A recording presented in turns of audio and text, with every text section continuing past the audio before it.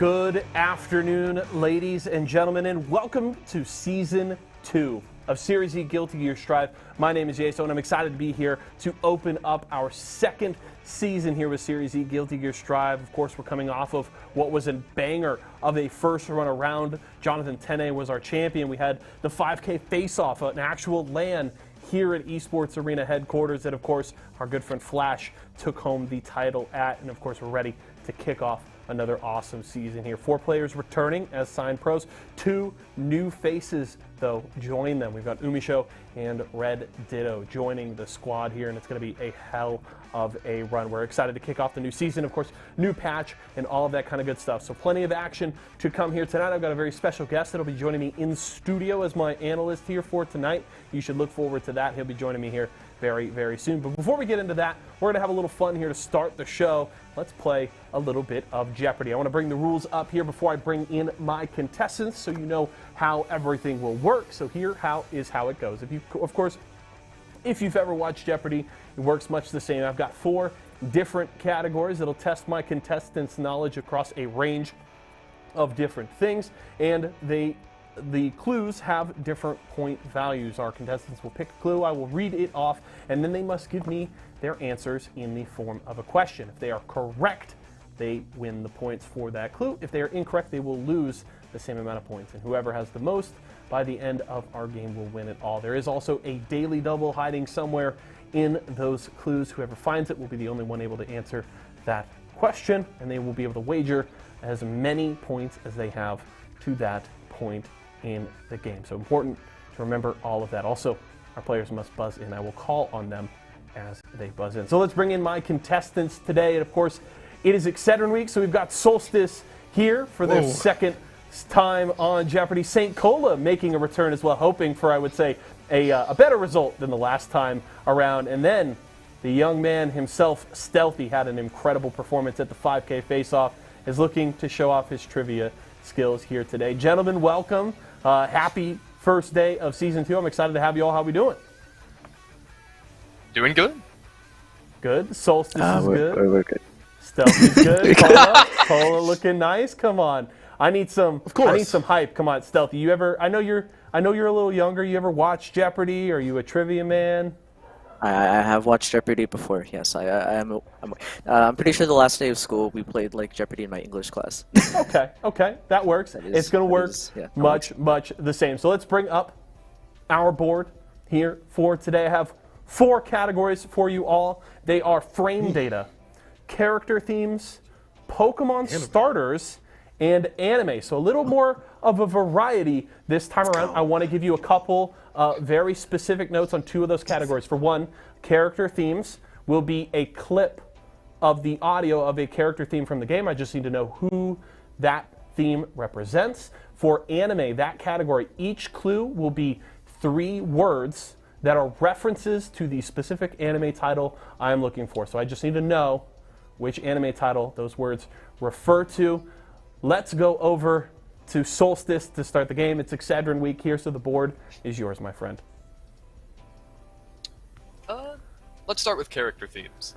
Let's start with character themes. Our first one, are we going for 100 points? Those have different point values in that category. Just want to make sure we, which one you want. Yep. You want to go for 100? Start at 100. Cool, let's go for it. Character themes for 100.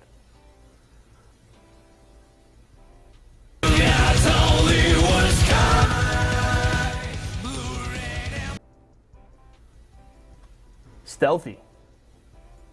Who is Faust? That is correct. 100 points for Stealthy. The Faust theme there. Stealthy, the board is yours. All right. Let's keep it going with character themes for 200. Okay, character themes for 200. Tell me which character.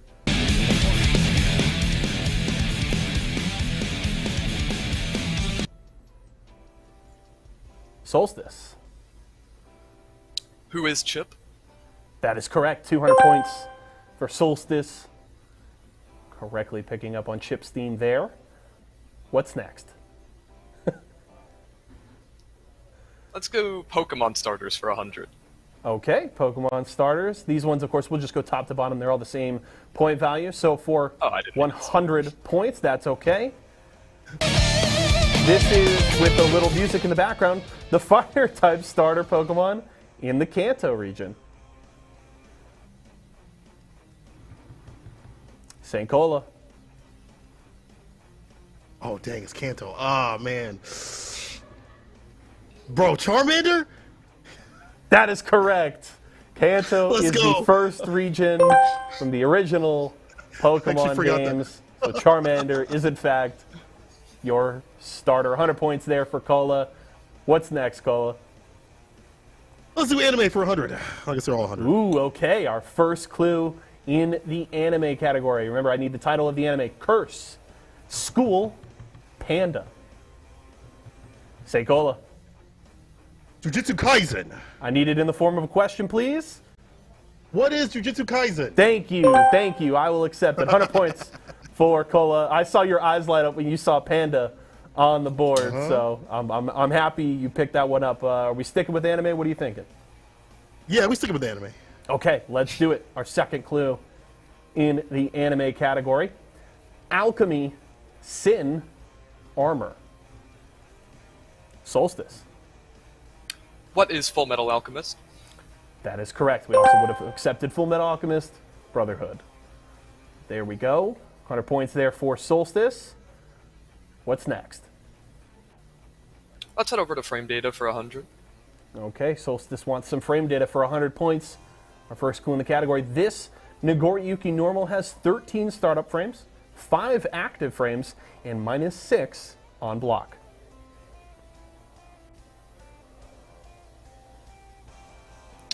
No Nago players here. Anybody want to buzz in?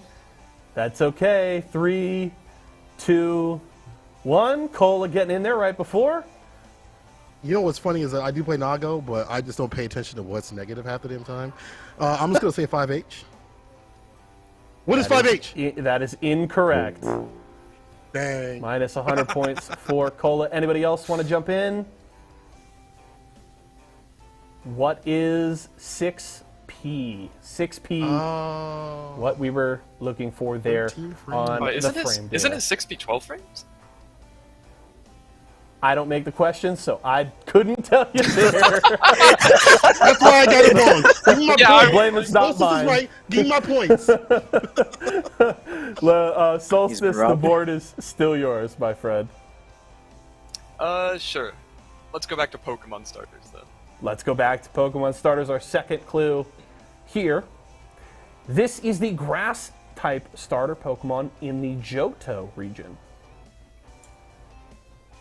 Solstice. Who is Chikorita? That is correct. Johto, the region you explore in the second generation. Gold, silver, crystal. Love it. OG. Okay, Solstice. What are we thinking? Let's stay in Pokemon starters. Let's do it. I'm all about it. Our third clue in Pokemon starters. This is the water-type starter Pokemon in the Unova region. Stealthy. Who is Oshawott? Correct. 100 points for Stealthy. Okay. Little guy. All right. What are we thinking, Stealthy? Let's end off Pokemon starters. Let's do it. Last clue in the Pokemon starters category. This is the fire-type starter Pokemon in the Hoenn region.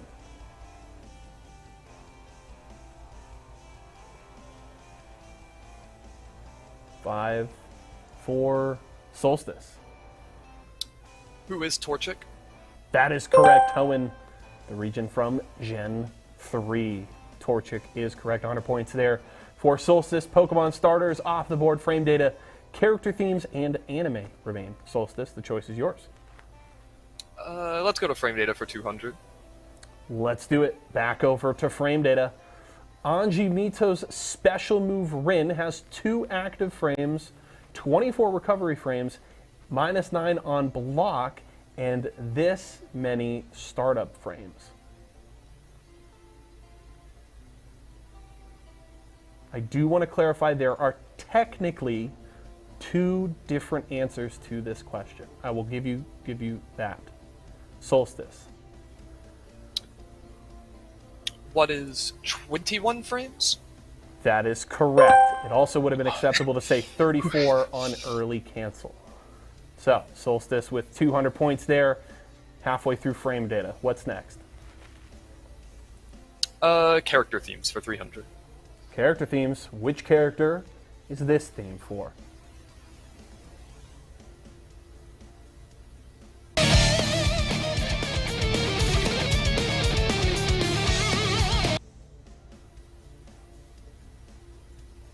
Solstice.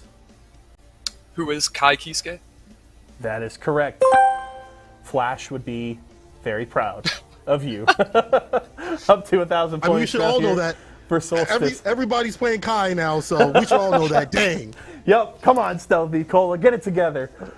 All right, sorry. Solstice. What are we thinking? Let's close out character themes. Let's do it. The final character theme here.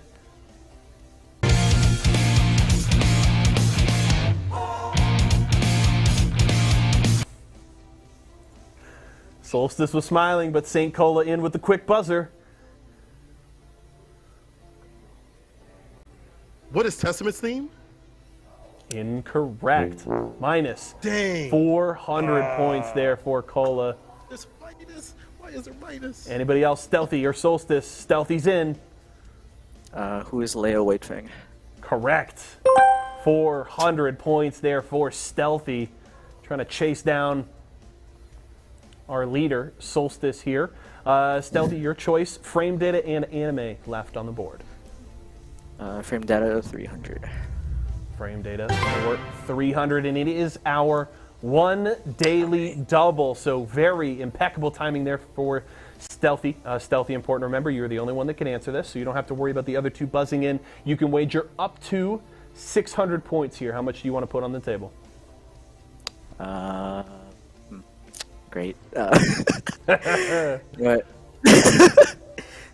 Do everything. Come on now. Do everything?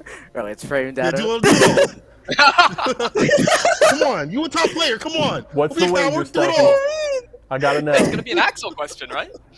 If it's an excellent question, I would be say, you know what, fine, all in, I don't care. Even if I do it wrong, I don't care anymore. Okay, Stealthy for No. 600 points. Does Cola's advice pay off? Testament's charged 5D normal, has 28 startup frames, It does. 3 active frames, and this difference on block for 600 points.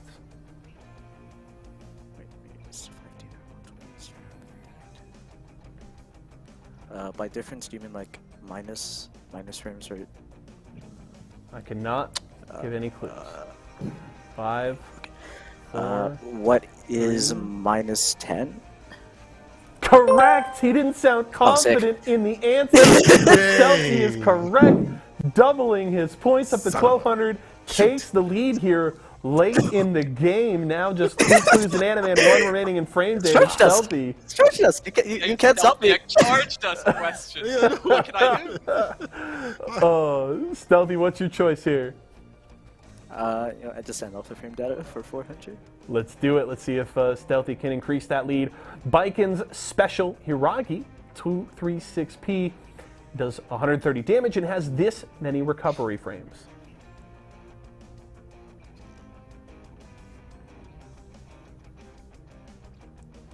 5, 4, 3, 2, 1. What is 32? 32 Sure. frames. I would never there. guess.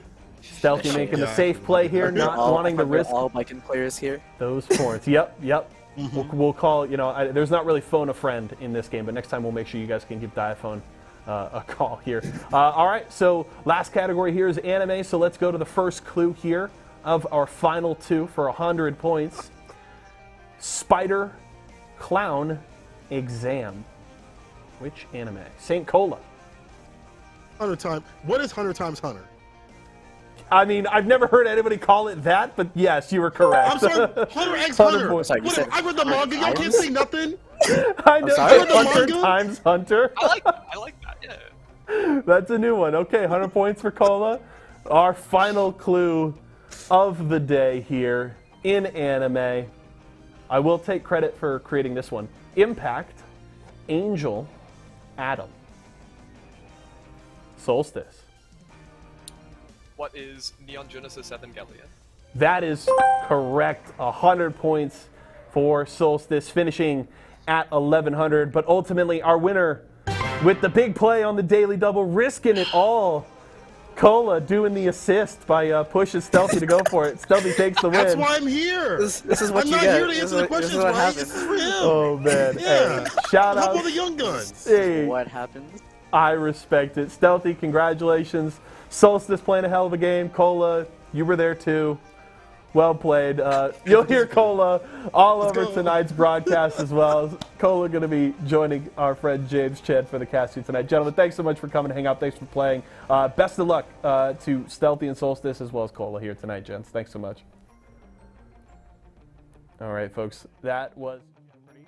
I hope you enjoyed it. I'm going to welcome my friend here, if they would like to join me in the studio here to start the show. A very special guest that I'm excited to introduce to you all, is hopefully someone in production can come and close the studio door for me, please. But I've got the based man himself, who is making himself very comfortable on the couch here today. I've got Jake Ryan here to start the season with me. Good to see you, bud. How are you? Yeah, doing really good. You know, I'm excited for Series times E, and, you know, I was excited for Saint times Cola. So I wasn't only me that was like Hunter times Hunter, right?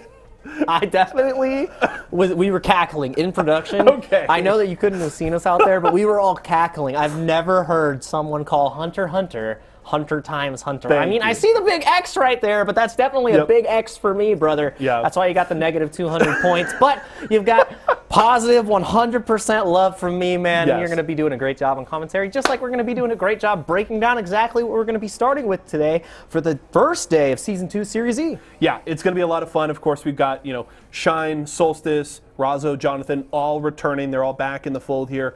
Umisho and Red Ditto coming in to join them, which will be really cool. And, of course, an awesome crop of pro talent joining them in tonight's bracket. We'll have 16 players competing in a double elimination bracket. Of course, probably the biggest thing to talk about, and we'll be kind of going through it all throughout the night as certain matchups come up. But off the top, Jake, I just want to kind of get your first impressions of the newest patch. That was the biggest thing we've seen. Everybody's been talking for like 6 weeks about June 10th, June 10th, June 10th. We finally got it. What are your first impressions? Well, everybody was hoping for June 10th, and there's a lot of characters that got really substantial buffs, and certain characters got those substantial buffs and actually moved down in the tier list, which is impressive to happen. I know everybody was like, oh, look at these Ramlethal nerfs, look at these Naga Ryuki nerfs. Ramlethal got nerfed from like top 2 to top 1. Happy Chaos is now Battle Chaos. Has pretty much infinite block strings in certain situations if you have the level of execution necessary to execute. There's a lot of different interesting setups and like unique scenarios you can create now with dash cancels, with different ranges you can create with like Geo and her dashes. So it's all up in the air. Again, it's day 6. Sure. It is day 6. It took us probably like 6 to 8 months to get to the solidified meta that was Season 1. So I'm excited to see how Season 2 begins to evolve. And we're just scratching the surface right now.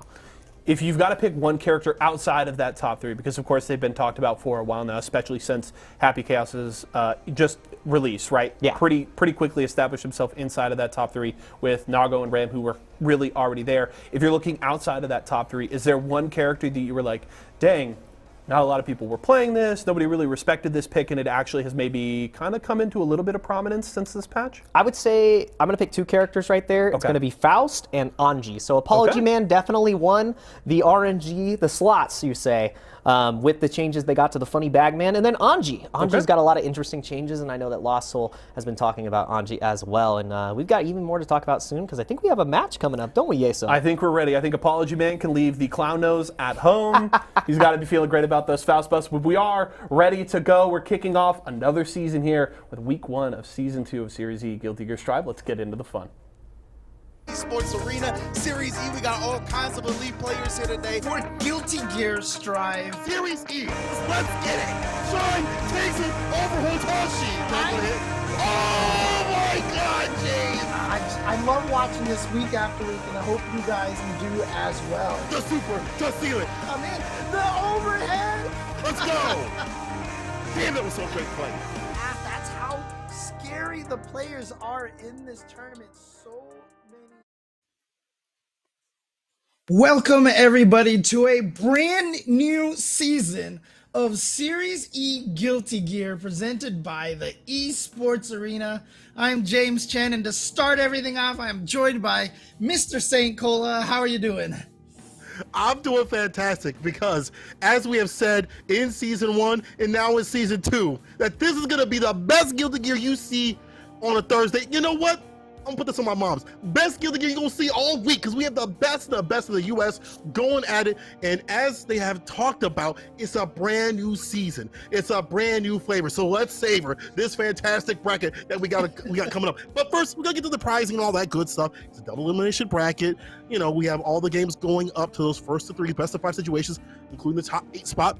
And you, of course, must keep your character if you're the winner. But if the loser may switch, that's that's fine. Random stage select is on there too as well. And overall, they're playing to keep them top spots, to stay the top spots, I should say, so they can keep those sponsorships in play. James, talk to me about what stacks are on the line for these savages.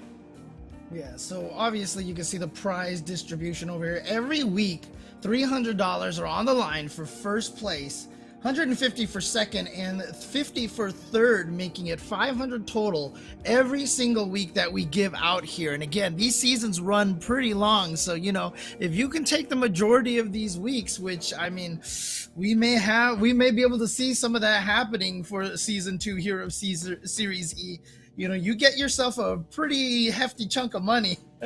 And of course, that all leads into the finals of the season where the stakes get really high, just like Stealthy's double Jeopardy $600 win there earlier. Oh man, to take the lead and to win it actually. But again, you can see here last season we had 6 sponsors. We have 6 sponsors once again. It is Vizio with sponsoring Jonathan Tene. He's going to be able to stay with that one. Intel's Razzo, Excedrin Solstice. Right now, actually, if you see, Umisho sponsored by Razer, and then Anytizers with the new player Red Ditto, and Nerf still with Shine. You also saw a list of the other players that are going to be competing. But we're starting in the first match right away. It is going to be Umisho versus Yurikov. Umisho, our newly sponsored player from Team Razer, who was basically doing tons of damage. Second place at Combo Breaker. Let's see how this plays out. You know, Umisho was one of those cats that was, when they saw the patch notes, they were like, this is fine. I got the mix of the deck. He had a folder for the mix. He's like, if they nerf this character for the long range gameplay, that's fine. I'll get close range with it. And honestly, Happy Chaos still a threat. It's more about that mid-range gameplay though. There have been nerfs of the character, but there's still a lot of ways to put the pressure on to stand. And Yurikov on the other side of things, very accomplished melee player in other games too as well. And she got some pretty big buffs. You might see some of the Capel long range with it, or close range. You might also see like the mix off the her tandem top being a lot better. So she still has to put you in a lot of situations to put the mix for the damage on it, but it's still a lot more consistent. Yeah, and you know, it's interesting because, you know, I think Happy Chaos is the theme of this patch, not the character. I'm just talking about the game, because there's going to be some definite Happy Chaos going here, because a lot of characters did get buffed. There's a lot of crazier thing, and what's interesting, you know, with the dash cancels off of, you know, 5K and close slash and everything into BRCs, you know, there's just going to be the offense is more potent. I know a lot of players were hoping for better defense, but not what we're gonna quite get here. So let's expect some chaos. Yeah, I agree. It's more offensive sort of defense. You can RPS a lot better, but Umisho, I feel like again, Umisho did not read the patch notes as he gets the win, and he's fine with these close range. I remember talking to Kudo Gio, who's another Happy Chaos player, even Umisho has said this.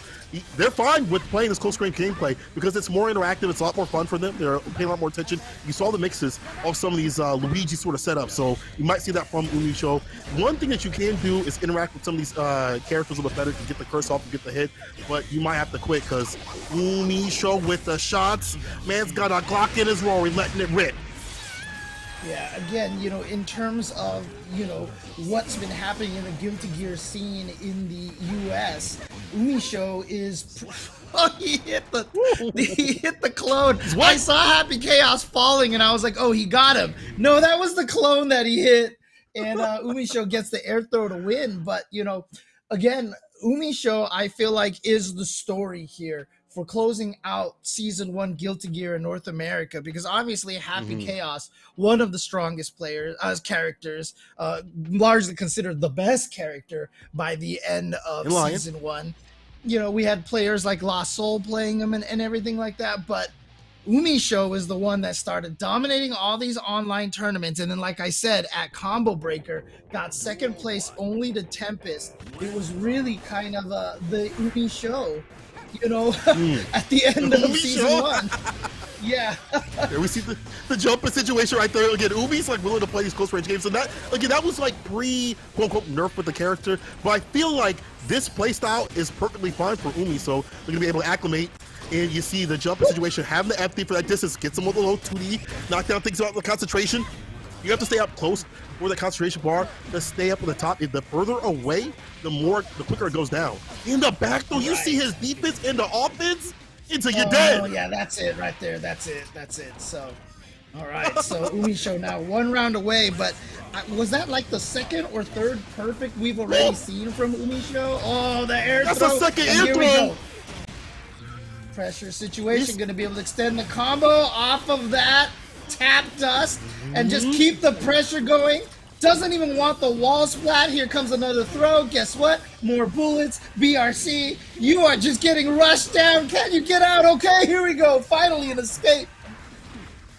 Try to find a knockdown with the 2D. No go. Should have went for an air throw in the situation, but Yuri just trying to check the size. TK bad move misses. But recovers the time. Close slash 5H into super. Break the wall. Make it fall. But this isn't too bad. Even though it's a super situation, Oki, it's reset for the neutral. Umi back at that distance. Even long range is so strong. You can't burst at that distance, my friend. And that's the win. Oh. Yeah, Yurikov was running in there. He was hoping to get the gold burst. He really wanted that meter, so he dashed in to go for the burst. However, Umisho just happened to backdash in that exact same situation. So we got a whiff on the gold burst. Easy punish for Umisho, and he's going to go up 2-0. It is 3 out of 5. So obviously Yurikov still with an opportunity here to be able to try to reverse 3-0 Umisho. You said a whiff. Smells like the game to me right here of Guilty Gear. Yeah. And yes, made by Filth. Yes, this bracket is bonkers. This bracket is insane, but that's the way it is for Series E. That's a typical Series E tournament. So, and that's how it be. You have the best of the best in the U.S. You have people showing out like Umisho, who's got, as you said, second at Combo Breaker, but had a lot of top 8 spots, if not winning tournaments before. Previously online, he just got that shine when he went offline to Combo Breaker. He'll be doing some right here. Now Yuri getting into him a little bit. Hair car makes him go far jump H, but as soon as I said the defense was good, he gets opened up.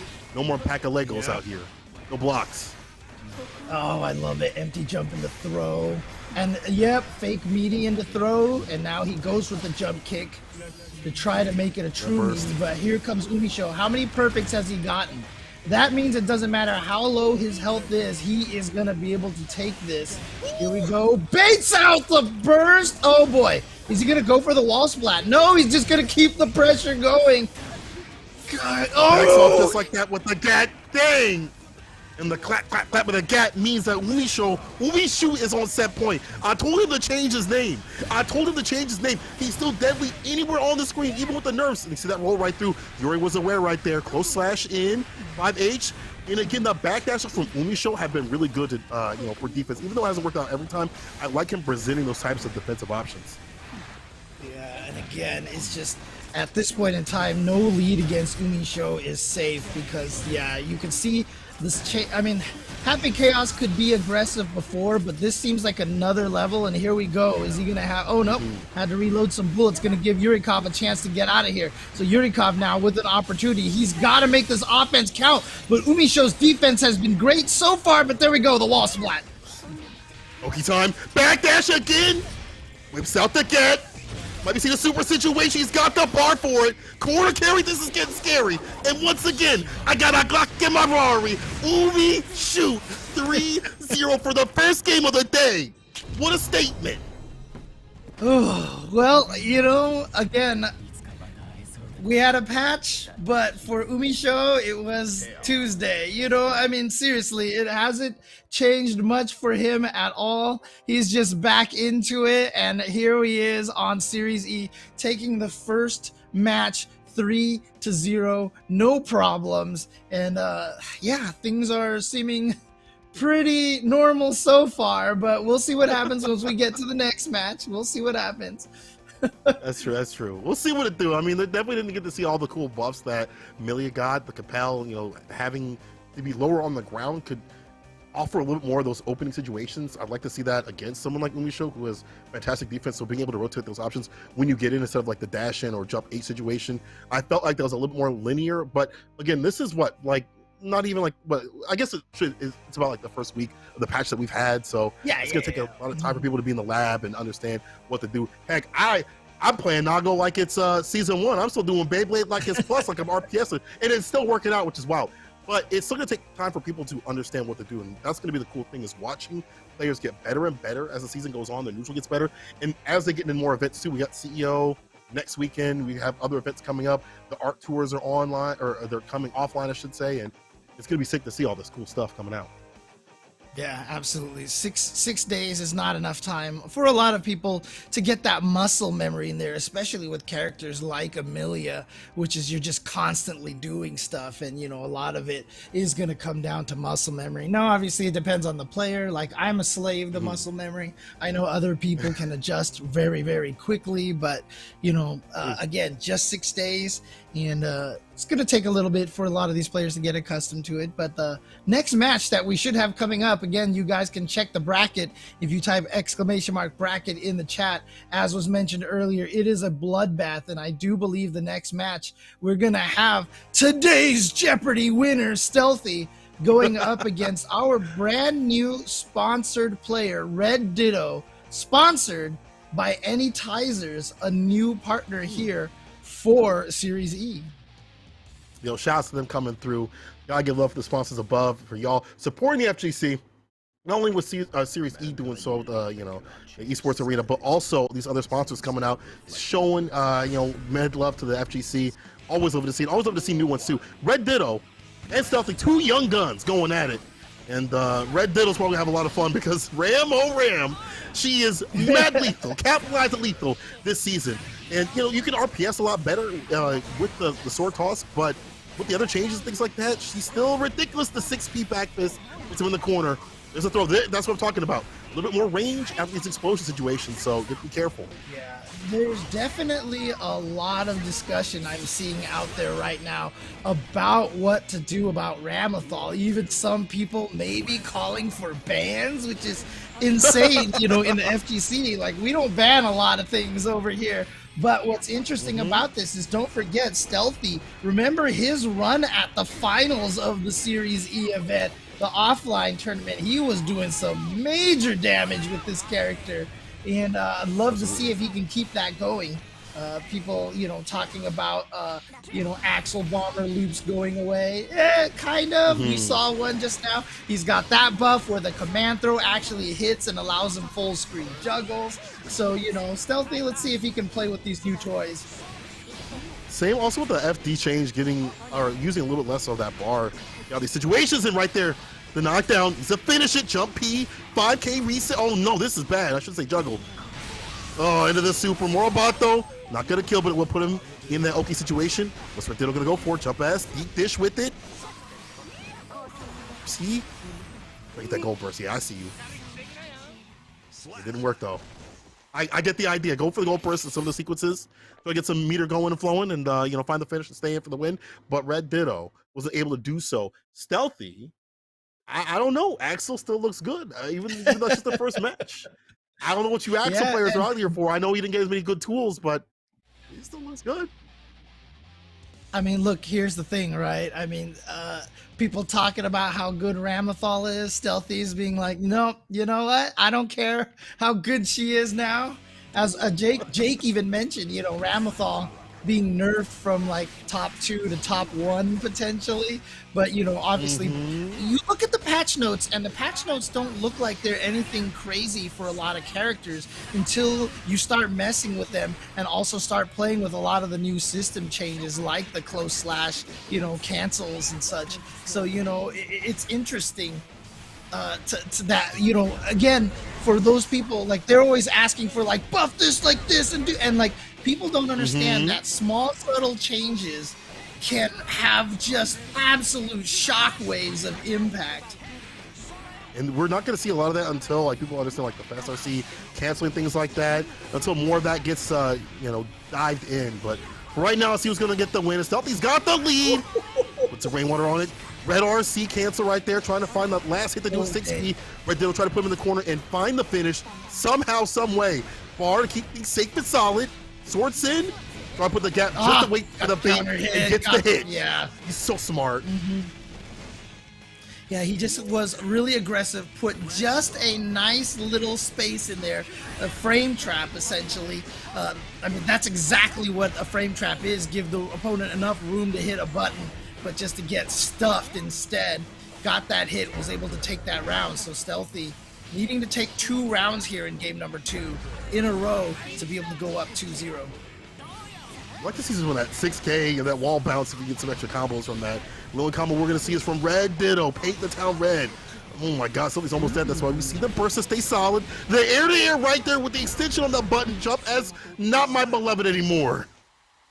All right, so Red Ditto now getting his first win as a sponsored player by Anytizers here on the Series E tournament, you know, trying to make sure that he does the sponsor proud and has a great start to the season again as these players continue forward. The 6 sponsored players will continue to earn points during the course of the season. This doesn't apply to anyone else. Everyone else is just playing for money, okay? Oh yeah, that's a good reason to play. That's a good reason to play. Yes, $300, 500, yeah, 500 total, $300 for first place is a pretty good reason to play. But again, the players who do finish in the top 2 in terms of the sponsored players are guaranteed to keep their sponsors for season 3. Good reason, and also it's a good reason to perform your best up in these tournament spots. Even if you don't have a sponsor, that's just more of the you know, sunlight on you, or sunshine I should say, on you, and maybe get a sponsor later on. So that may not even be some of the 6 that are out here. Stealthy in the lead. You don't think that Umisho got that Razor? You don't think Umisho got that Razor sponsor because of how he finished off the Series E season last year? So just because he wasn't sponsored doesn't mean he wasn't playing for the sponsor. Ooh, the side switch. Nice. Stay solid. Sword situation explosion. Well timed from Red Ditto. Studious. Very studious student right here. Red Ditto, yeah, trying to find the right moment off the far slash in the explosion for the finish. In Red Ditto, you see him back up a bit, knowing that there is that nerf, that gap like that, and playing around it to let Stealthy whip a button and get the hit. Super smart with it. Yeah, and you know, obviously, you know, I'm sitting here hanging out with the people in the chat. Thank you guys, everybody watching. If Yurikov, who is I see in the chat, is listening here, really curious what he thinks about the Milia changes, and if he thinks that Milia got a lot of the tools that she needed to be competitive this season, because he's saying that he feels like the patch is pretty fun so far. So I'm curious to how he feels about the Milia changes. I like a patch that's fun. I don't like a patch that's boring. They can fix the bugs and things like that. They can tone some small things down, but give me the fun stuff. That's why I'm playing video games in general. 2D, try to get the knockdown, burst, offensive style to keep in the corner for a while. Jump Pete, and you see that Red Ditto will cancel some of these buttons a little bit, like the fadeaway jump slash, as much as possible to jail Stealthy in to get that win. But Stealthy, FD, breaks out of there. Again, Red Ditto back to mid-screen, trying to find a way to push him in the corner. This is going a good way with the throw.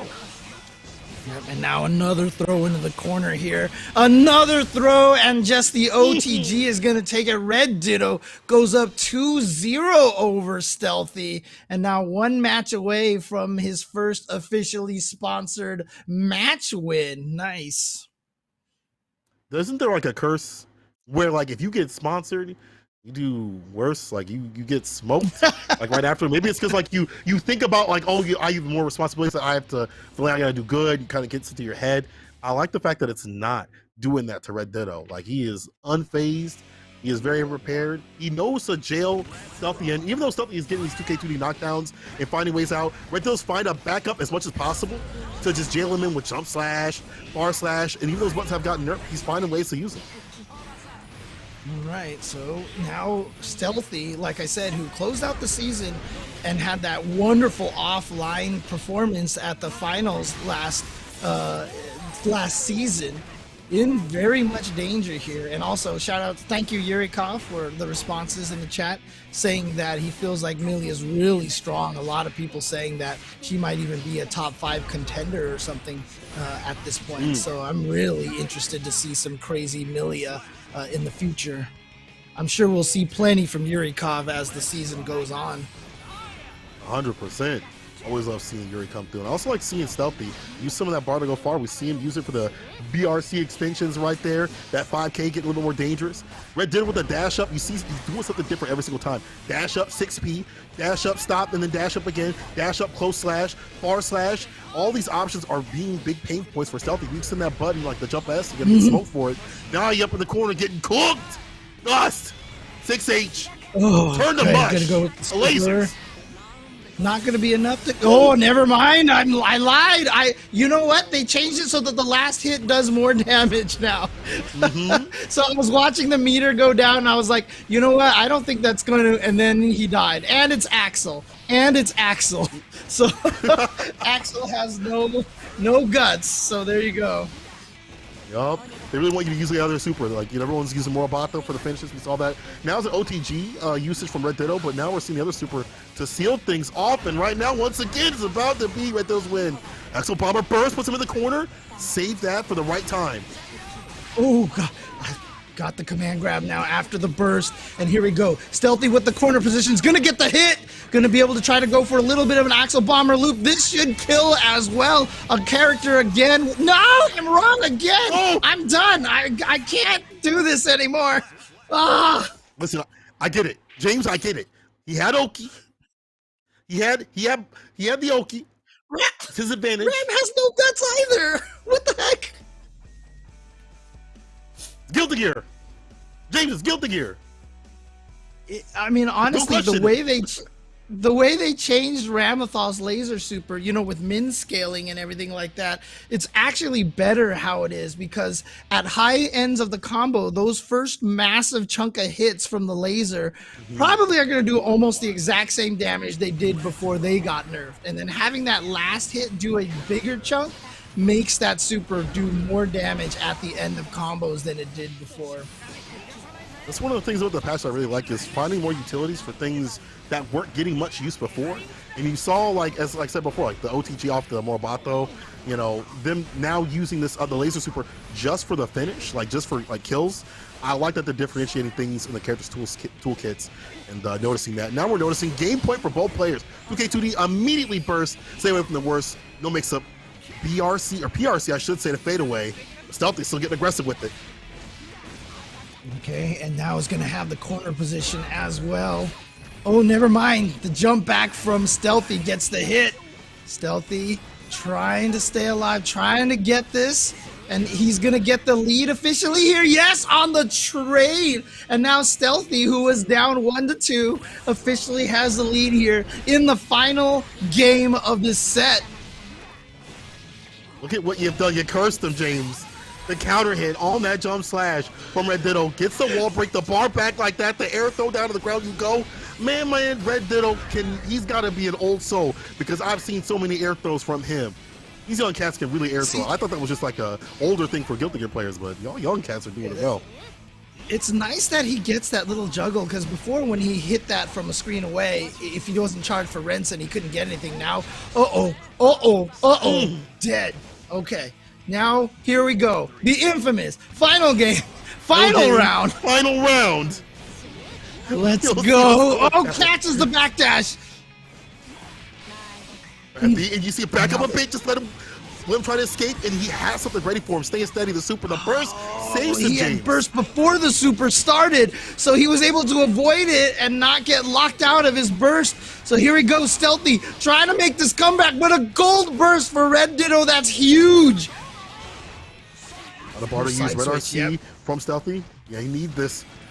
Backs away, jump slash, and you see him peppering it in every so often. Doesn't want to get counter hit and smoke for it. Counter hit comes through on the ground. Super, he's going down, the 6-inch. Didn't combo into the super. Tried to go for the tap, does Stealthy blocked it, but then he got caught low. Red Ditto is going to take it 3-2 at the last second. Whew. Dang, Red Ditto. So you just an appetizer. You just an appetizer. Gobbled him up and doing it for a sponsor, but you saw how smart Red Ditto was in terms of locking down Stealthy continuously when he had him up in the corner. Backed off a bit, doesn't win no dash up back throw, because Stealthy's been known to get aggressive with it. Really buttonsy. When you compare him to other Axel players, very aggressive in all points of the screen. So to avoid that meat, he just backed up a bit, and as soon as he saw him in the air throw. Back down on the ground you go, and then the usual Ram stuff happened. Yep, the corner pressure from Ramlethal took effect, and unfortunately for Stealthy, does go down to the losers bracket, but Stealthy obviously still going to be in there, so we're probably not going to see a lot of the losers bracket matches. We're going to stick to the winner's side over here. Again, you know, make sure if you guys have a chance, I'm sure a lot of these players are streaming their runs as well, so if you're a fan of Stealthy, check to see if he's streaming his own run so that you can watch the losers bracket match if you feel like it. But otherwise, thanks for sticking around here on the Series E side of things, and we're going to be moving to the next match, which is going to be Excedrin Solstice going up Daze, who is arguably the strongest Giovanna in the country right now, and a lot of people look, I see people talking in the chat about Giovanna players trying to downplay Giovanna even last season, maybe trying to downplay her right now, but we'll see how this goes. y'all are gross for that. She's still good. What do you mean she's worse or she's bad? Yo, if you say that in the chat, can you time them out for 30 hours? Because I don't want to hear it. She's ridiculous. She's still good. You've had dash cancelable breaks and things like that. Your footsies are better. Yes, your throw distance is worse, but part of that is because of the dash cancel change right there, right? You can alter where you dash in, and these makes the footsie situation for the character even better. Yeah, they're minus on the flip kick and things like that, but you have a real mix off of it. And with the bar, some of these situations where you have like full tension or even half tension, you do a ton of chip. So let's see how Daze uses the new Geo. I mean, honestly, with this patch, nobody should be downplaying their character because they're all wrong except for Potemkin players, right? Because obviously Potemkin needs more buffs. Time him out. Time out, James. Time out, James. Time out, James. That's ridiculous. Get him out of here.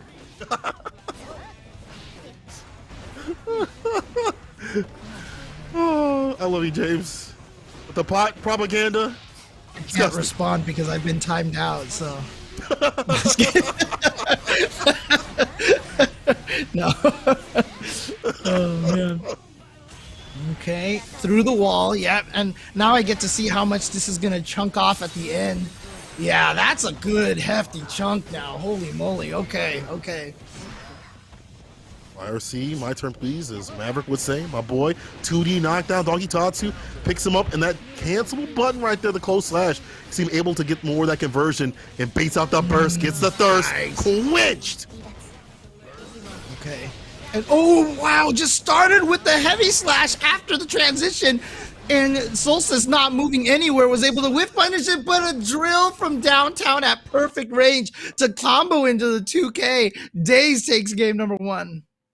He's on fire. That doggy arrow coming through, getting the extension too, like, she's still good. What are you talking about? What are y'all talking about? You Geo players, you can't do it for another season. You really cannot downplay for another season. I will not allow it. Y'all did it season 1, and who took Arc Revo in Japan? That's wild. It was a Geo player. So stop capping. Stop the cap. And just like that, I feel like this character does really good against Ram, just in general. Being able to get that close range and put the pressure on the character. 6P also good in these matchups too as well. You just have to get that win, and being able to RPS a lot better in these corner situations because of the throw having gaps, the sword toss having gaps, means it's even better for Geo. Yeah, honestly, you know, people are saying this, and you know, even as I joke about it, it's nobody can really talk about their character being, you know, underrated, or, you know, all the characters got a lot of cool new toys. And like I said, this season so far, like I said, the theme feels like it really is chaos, because I feel like a lot of the characters got buffed really well. Yes, even Potemkin. And so, you know, I really do think that it's too early to talk about downplaying characters and stuff, because people are finding all sorts of disgusting tech with their characters right now.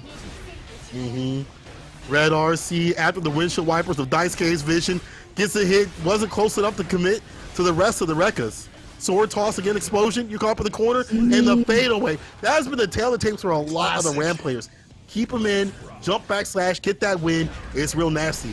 And maybe 2D being, I was going to say it's a bad, it's still good. Never mind. Don't even let me talk about it. It got nerfed. Mago, it got nerfed, dude. huh?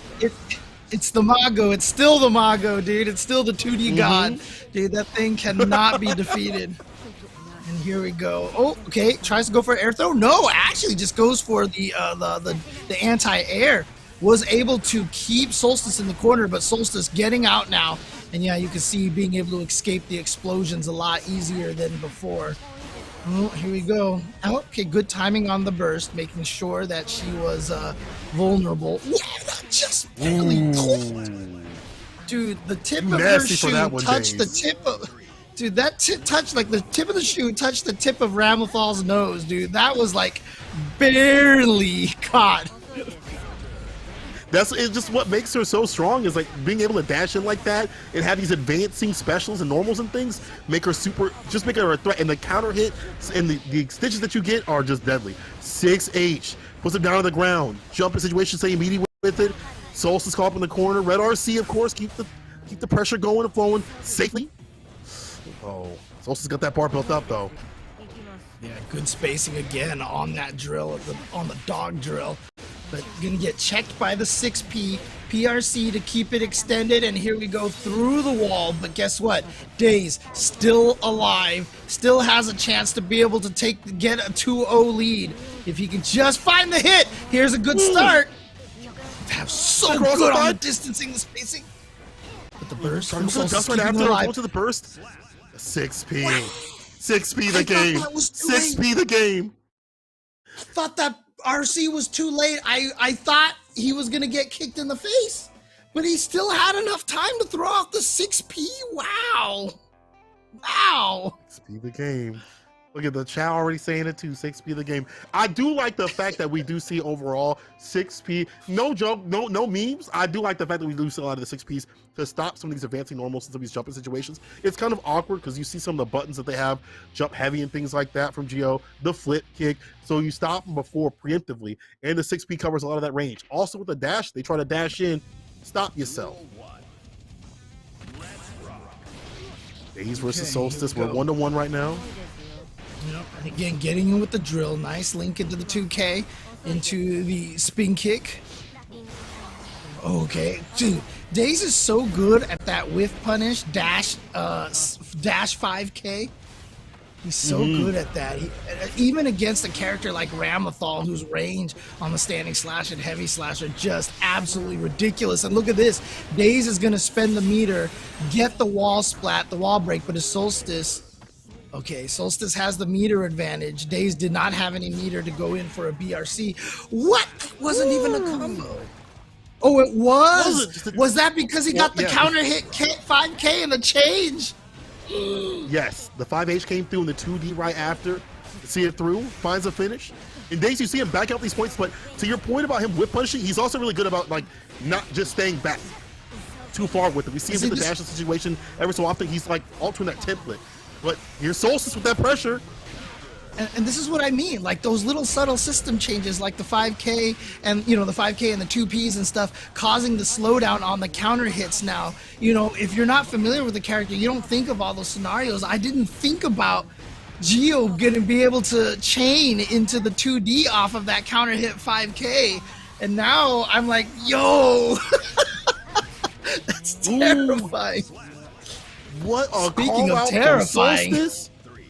Did you see the fact that as soon as a bar ran out, he read the rhythm in the rhyme of the room right there, and as soon as Daze jumped out, Solstice was ready and steady, clipped him, and got the win. That was so smart to watch the other person's bar to kind of get the tell of what they're going to do.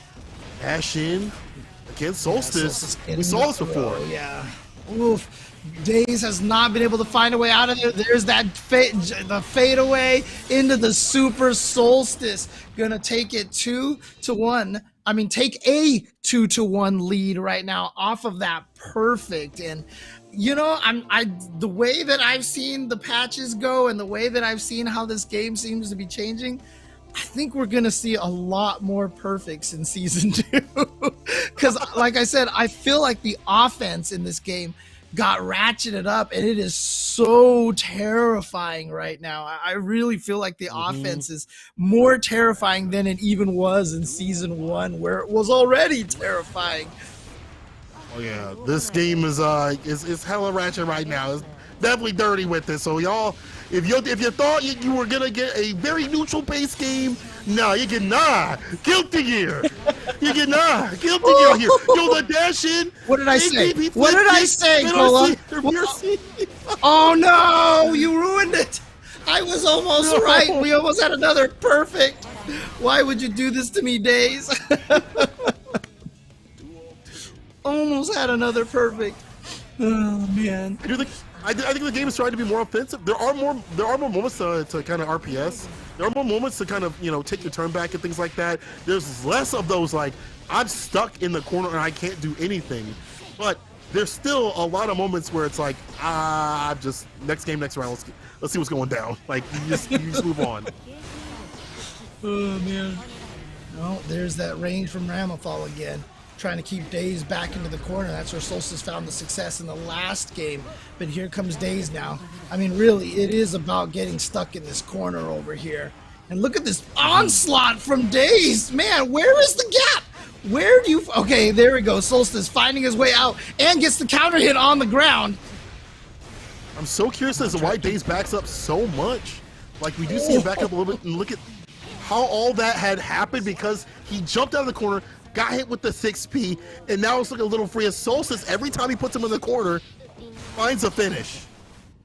Yeah, I mean, I think the reason why he backs up is because, like I said, he's so good at that right there. Get right outside of the far slash range. So exactly illustrating, you know, he likes to do the dash 5K for the whiff punish. And again, because we have a dash button, you don't even have to respond with the buffer on the forward, right? You just instantly blink 5K. Dash into 5K. So he's trying to get outside of the slash and heavy slash range by backing up like that. And so obviously sometimes it'll come back to bite him. Ouch. You know what came back to bite him was the whiff throw right there. There you go. Solstice 3-1 over Daze. You know, you're right in terms of him backing up and looking for these buttons to whiff punish and get in and start almost like a little bit of a mix with a strike throw, right? I would have liked him to stay in a lot more. Get that bar. The tension was just drained. So go for that chip situation. Build up all that bar, and even more so because if she's at 50 tension now, she has a ton of chips. She has a ton of chips. So you open these moments up for Solstice to be like, cool, I just caught you with 6B counter hit, corner carry, and now things are getting scary and wary. Now Solstice is moving on in the bracket, but I'm sure Daze will not be super confused when he's up the loser side to be able to make his way through there. But some sharks. I see the fins up in the water. I see the fins up in the water. We were talking, I mean, we heard Yeso and Jake talk about some characters that were some of the big winners. Well, Jake mentioned Faust. And coming up next is going to be Apology Man and Razzo going up against each other. Razzo, of course, a top 8 finisher at Combo Breaker as well. They've been just doing damage all season long for season 1 here on Series E. But Apology Man obviously running with the Faust, and you know, for a long time Faust was definitely an uphill battle. He kept getting buffs and stuff, so he got better and better. But now with this new season here, I'm really curious to see what Apology Man can pull off with this character. They gave him normals, James. They actually gave the character normals. You actually can press a button, and then you don't just get 6 speed or counter hit all the time. They actually let him use his buttons. So it wasn't just about, oh, cool, I got to counter it, kind of get the knockdown RNG. And plus, the RNG also got better too. Little mini-me, able to attack with consistency, with immediacy. I love the fact that we have a character now that is false, that was like just so weak before, and it felt like you were just kind of struggling, to now as a threat. We just saw RF win a tournament in Japan recently. I've been seeing a lot of other false players just be like, and my time has come. Like, just when someone's character gets buffed and they're not whining online, that's how you knew the character's good. And false players are happy. I've never seen them grin like this. They have a new glow about them.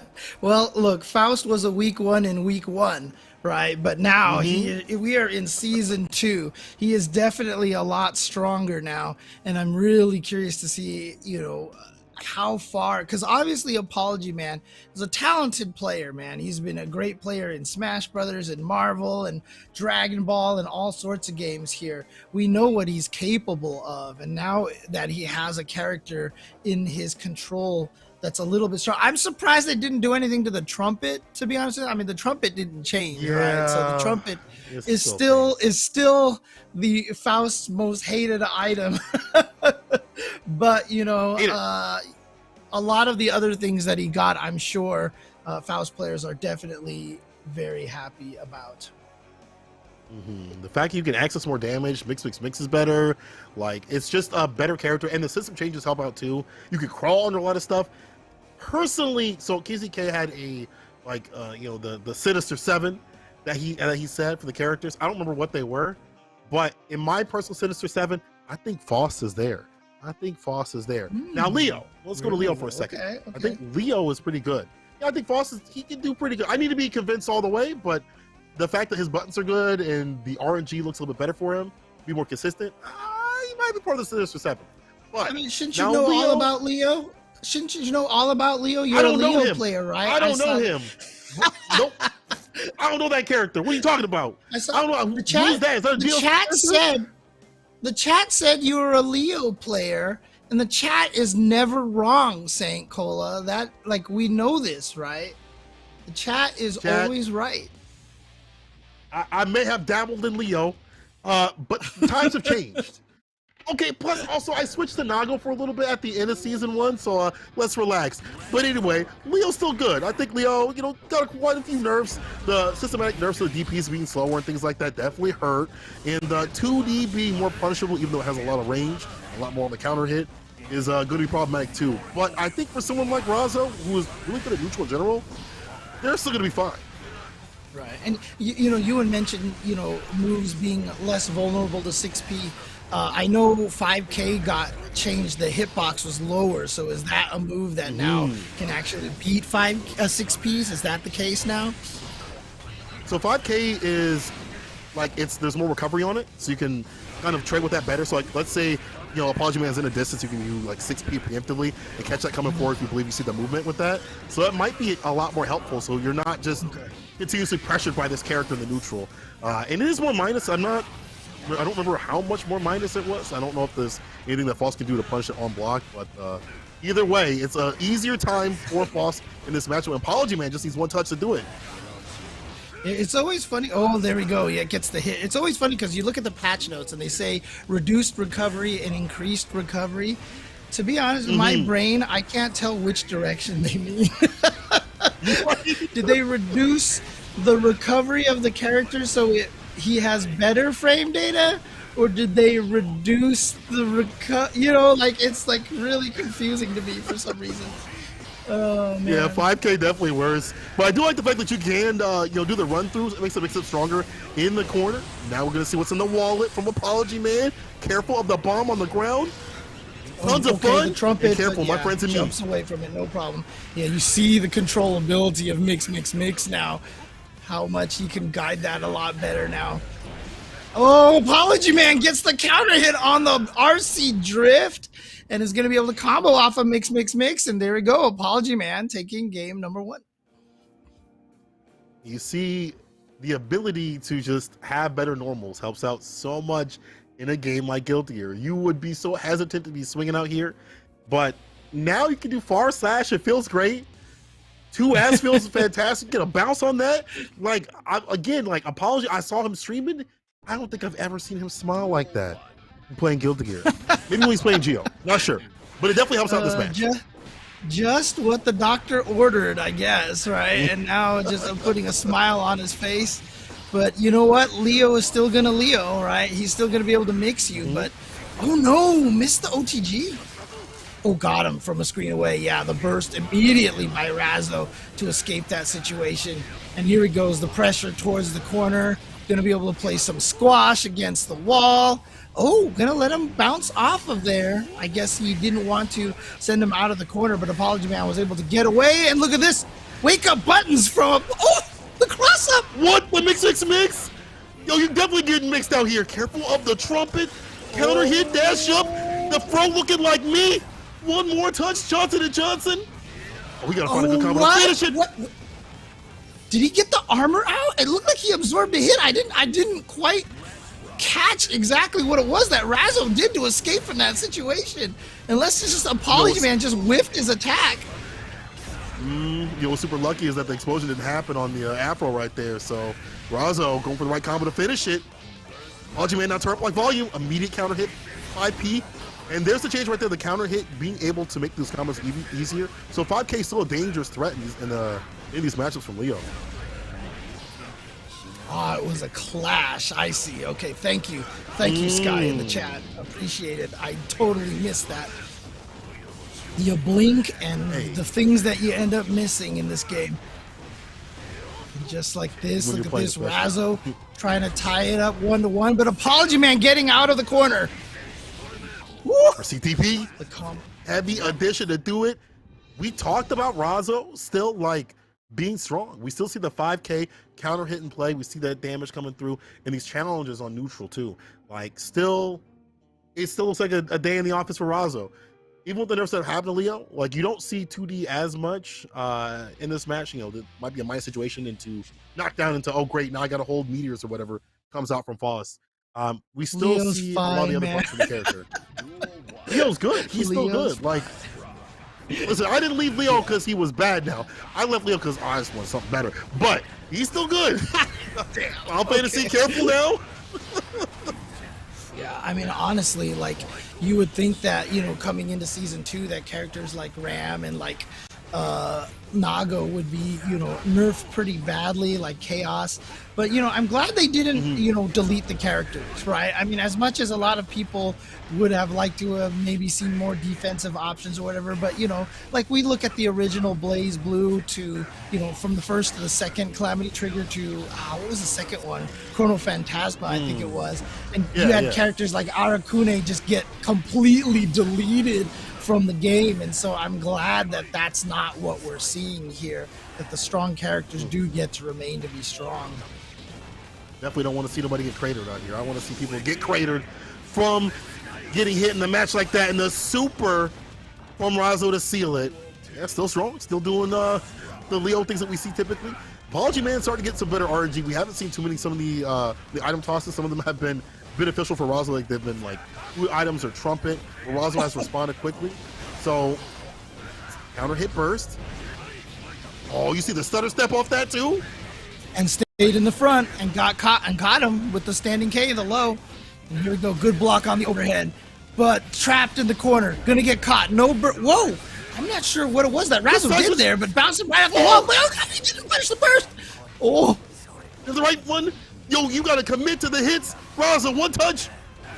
Your seat just needs one good 6P. 6P the game, even 5P has been fantastic. On counter hit you so much this season. 2D could have come through 5P again for the win with the quickness. We see it from Razzo. I think Apology Man was just trying to go for that jump 2K, maybe hope to get a counter hit from the air, was expecting Razzo to actually hit a button, but they did not. And so he was able to block, they were able to block and punish in time. The dive kick was too high up in the air. Listen, people in the chat paused. Listen, the character's still good, but someone like Razo's not letting those good RNG moments happen. There have been many knockdowns, and like a lot of times for Apology Man to capitalize on some of the items that would come in play. Now we see the dash and throw. We're going to see close slash cancel into, yes sir, jump B. DP though from Razo, waiting for a little bit. And every so often these defensive tactics are coming through to put things back in Razo's favor. And yeah, gonna get the wall splat. That was a nice combo. Razo now, just one hit away. Apology Man won game one, started off well, but Razo was like, you know what? Hey, look, I think he was one of the top two they were one of the top two finishers for Series E last season for a reason. It was Razo and Jonathan Tene, if I'm not mistaken. Ooh, the jump dust and the Afro caused a blow up. He was trying to bait the burst, but Razo held onto it. So Apology Man didn't finish the combo. I love that they believe in their defense like that. The backdash, spy P, and now is looking for the finish. Set point. Stay at burst, stay alive. Sit on the fireballs, trying to get the win explosion. That forces Apology Man to stay in the air because of the marching band right there. Man, Apology Man just not getting too much off these item tosses. Yeah, and he just really haven't had a chance to throw the items out at all. You see this? He hasn't tossed an item in forever.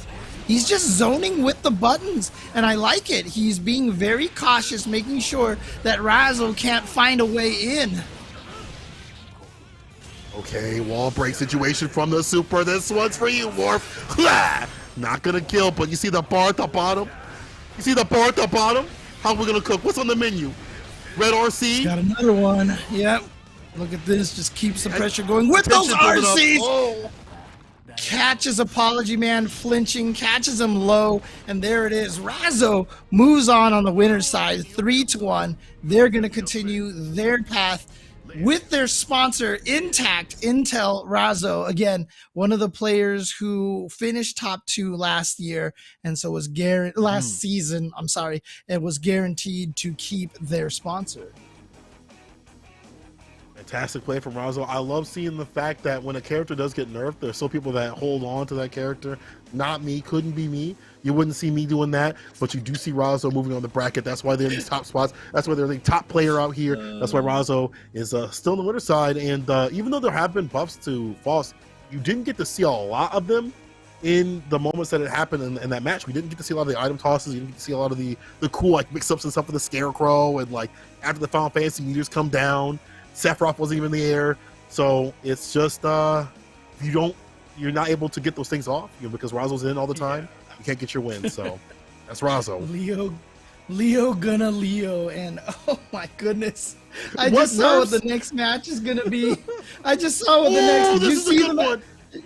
Dude, yo, okay, talk to me, James. Tell me. So just as an FYI, before I get to that, we have SQ, who defeated Flash on winner's side, and Yurikov also defeated Stealthy 3-0. So that Milia putting in the work. But the next match coming up is Hotashi versus Peppery Splash. Oh my lord. But you're going to have to wait just a little bit longer. We have to do some analysis. Let's throw it over to the CSI department. Hang tight. All right, 4 sets in. Plenty more action to go here tonight. Yeso here with my friend Jake Ryan, of course, kicking off the season here with Season 2 of Series E Guilty Gear Strive. And 4 very interesting matches off the top, I would say. Not super surprised about at least our first result, so let's just go from the top down. We started with Umisho and Yurikov, and it's a 3-0 for the Happy Chaos player, and I would say I really expectations. Yeah. I would say expectations were met, and it's also a situation where if you were watching Wednesday Night Fights yesterday, you actually got to see Kazam versus Umisho. So Umisho already got that high-level Milia experience and practice the day right before, and it went very similarly to this. Obviously, double eliminating Kazam yesterday. So already had the Milia warm-up. Umisho is one of the favorites to win the tournament. I already had said that before. If you go to the Instagram for Esports Arena, shout outs to Luke. He actually asked us who we thought were going to be top 3. So that one went all according to plan, I would say. So no surprises there from the side of Umisho. But Yurikov still put up a strong performance, even though they weren't able to get a game. Right? 3-0 was close, though, right? Sure. Yeah. Let's go with that. Close. The other new player joining the fold here in Series E was our second match, Red Ditto and Stealthy, and this one was really fun. Honestly, they went the full 5 games. We got the final game, final round. You know, James Chen's favorite, and this was a set that I know, like going in, we were watching, and you're like, I remember after the first game, you're like, wait. Stealthy won the first game. Like, okay, this matchup's actually was supposed to be really rough for him, but Stealthy forcing it all the way to 5 games. Of course, the final result, a little rough, because ultimately I can report that Stealthy does finish 0-2 on the day, falling to Yurikov in the lower bracket, but really gave kind of Red Ditto all he could handle in that first set. Yeah, and maybe gassed out in that first set, and unfortunately not able to keep that same kind of momentum going into the second set, almost pushing Red Ditto, who's one of the strongest RAM players out there. You got SQ, you have Red Ditto, you have Solstice, and then you have like Super Noon as some of the like top American RAM players, right? So having Red Ditto be able to overcome Stealthy on that comfort pick that is Axel after Ram got even stronger, like that's I would say it's kind of expected, especially with how Axel's sitting right now. I feel like we need that one to simmer a little bit more to see how Axel shakes up for the rest of this patch. But yeah, Red Ditto with able to close it out at the end, and Yurikov closing it out on the lower side, sending Stealthy home. You may have won Jeopardy, but you're not winning anything else today. Yeah, right. You got to go back, get your homework done, do some free reading. Read another book. Yeah. Meanwhile, one of those other RAM players you already mentioned, Solstice, our third set up against Daze on the Geo. And Solstice looked pretty good there, honestly. Really solid set. Takes it 3-1, denies the 5th game, and seemingly kind of carrying some of the momentum that we saw from Solstice at the end of last season. Also looked good during the offseason and kicking it off with a good set to start it off. Yeah, a lot of great changes to RAM really showing up as well in that set. And even though Daze was able to keep the pressure going, almost was able to even it up 2-2 in that pivotal last game, really utilizing the change that Geo had with the dash cancels and the different dash lengths that you can utilize. But Solstice kept it together, stayed consistent, and really showed the power of RAM and shutting down that Geo. So going to be able to see them even more in the bracket, and hopefully, I'm not exactly sure, is Daze still fighting it out on the loser side? That's what as of right now, yes, is going to be matched up against the loser of our last set. So let's talk about that real fast. Oh yeah. Razo versus Apology Man. Razo, of course, on the Leo. And we were talking about it as we were getting ready for the set. You were talking, saying, hey, Apology Man already felt pre-Season 2 patch pretty comfortable in this matchup against Leo. Yeah. It's only better now with the buffs that Faust got. Despite that, though, still it was a bit of a rough set. There was a lot of bad RNG. There was a lot of bad RNG for Apology Man there, and it's you live and die by the trumpet, and I'm pretty sure he died by the trumpet. I'm pretty sure there was 3 or 4 trumpets that there was one where he bursted to try to stop Razo from getting the trumpet, but then Razo got the trumpet anyways. And also Razo, one of the strongest players in the U.S., just recently winning a DreamHack Dallas right before the patch, the last big tournament before the patch, and showing up strong in online presence, getting second at WNF last night, only falling to Umisho in the grand finals reset. So, Razo coming out on top isn't that surprising, especially after they also got top 8 combo breakers. Exactly. So, yeah. It's been a really, really good run for Razo. And I know that even when you go back to the end of last season, Razo was certainly, and I spoke with them during the 5K face-off, was disappointed with their finish at the end of the season. Of course, it looked good in the 5K face-off. It has really, I would say, caught a ton of momentum. Huge win, like you mentioned there at DreamHack Dallas, and definitely going to have my eyes on Razo as tonight continues and, of course, as the season goes on. Jake and I will be here. Of course, the rest of tonight's show, we'll be breaking it all down. We'll definitely have some replays to look at as well later on in the show. Right now, we're going to do a quick break. When we come back, though, we keep it rolling here with our first night of Season 2 here for Series E Guilty Gear Strive.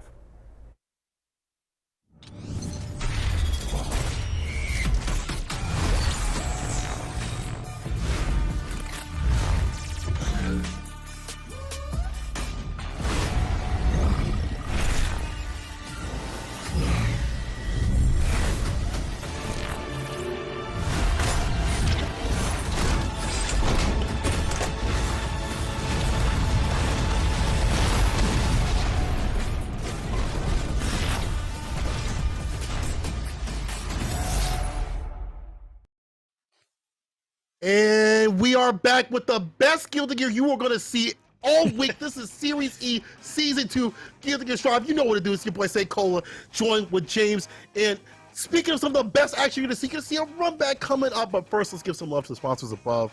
Shout outs to Razor, the homies. Look at them, Umisho out here as he moves with the bracket. And also Excedrin, you know, for when people got headaches about Season 2.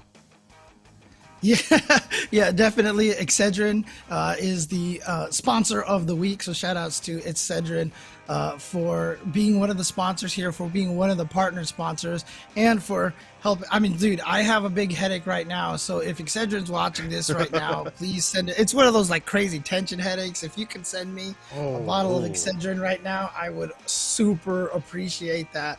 Would definitely make. That's why I'm like loading up on caffeine right now. I'm like trying to fight this thing as best as I can right now. But again, we hinted at the match that was coming up here, which is going to be Hotashi versus Peppery Splash. And you know, for those unfamiliar with Peppery Splash, I don't think we saw him much on Series E in the first season.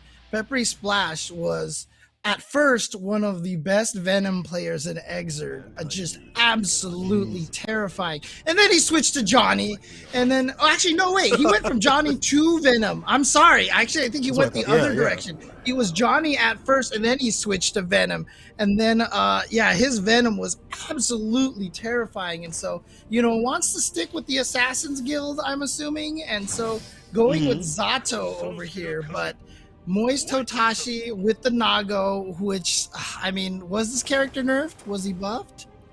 You know, he's good. I've seen him delete I'll people. say that.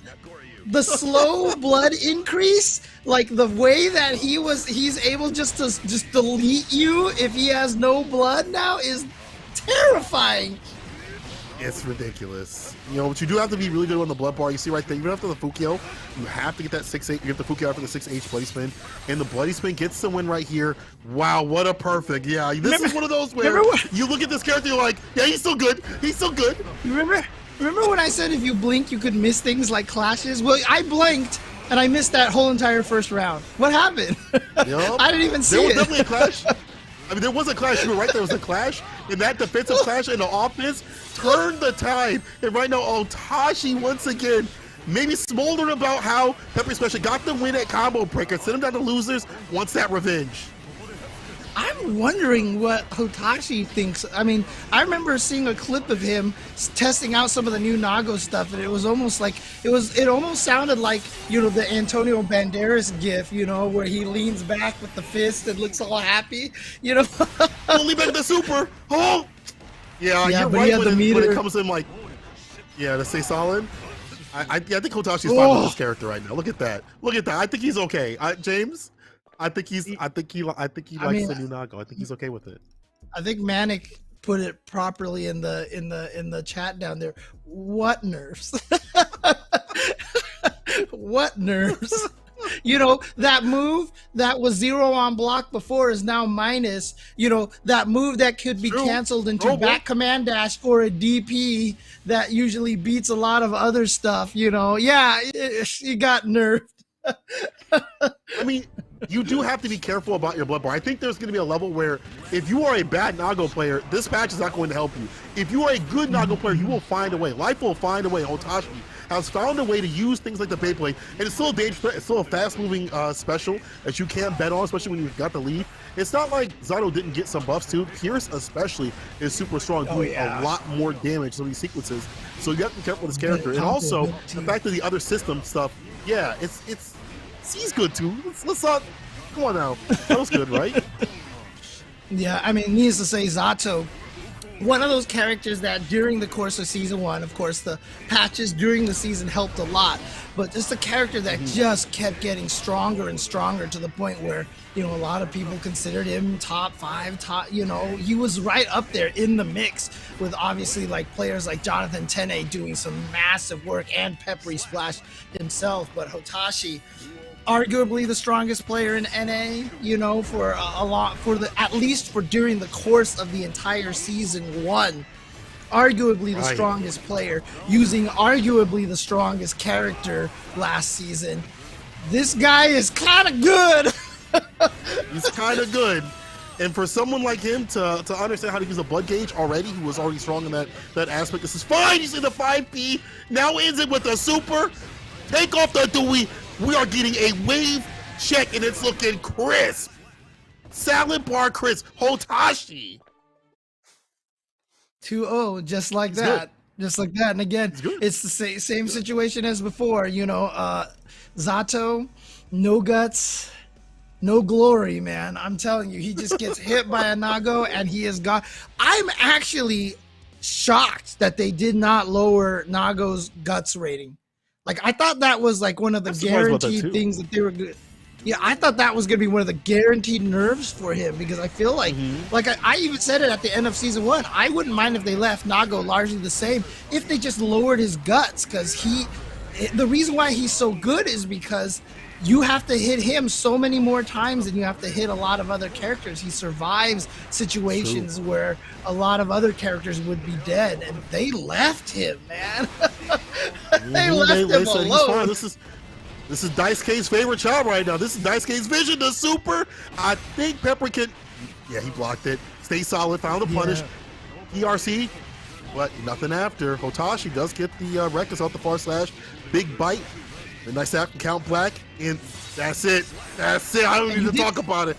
That's it. And you did see the change a little bit, though, when he blocked the super in the air. He landed a lot faster. I don't know how punishable that is. I haven't experimented with it. A lot of things that used to launch you on air block are now less advantage like this. But, oh, that's it. I can't. What? That's it. What? Yo, Hotashi, I wanted more games. Man ended with the perfect KO. There you go. Yo, Hotashi, chill. I wanted more games. We didn't even get to. We didn't talk about Zato. We didn't even get to. You got somewhere to be, Hotashi, or was that just revenge for Combo Breaker? That looked personal. I apologize to the people who have just tuned in.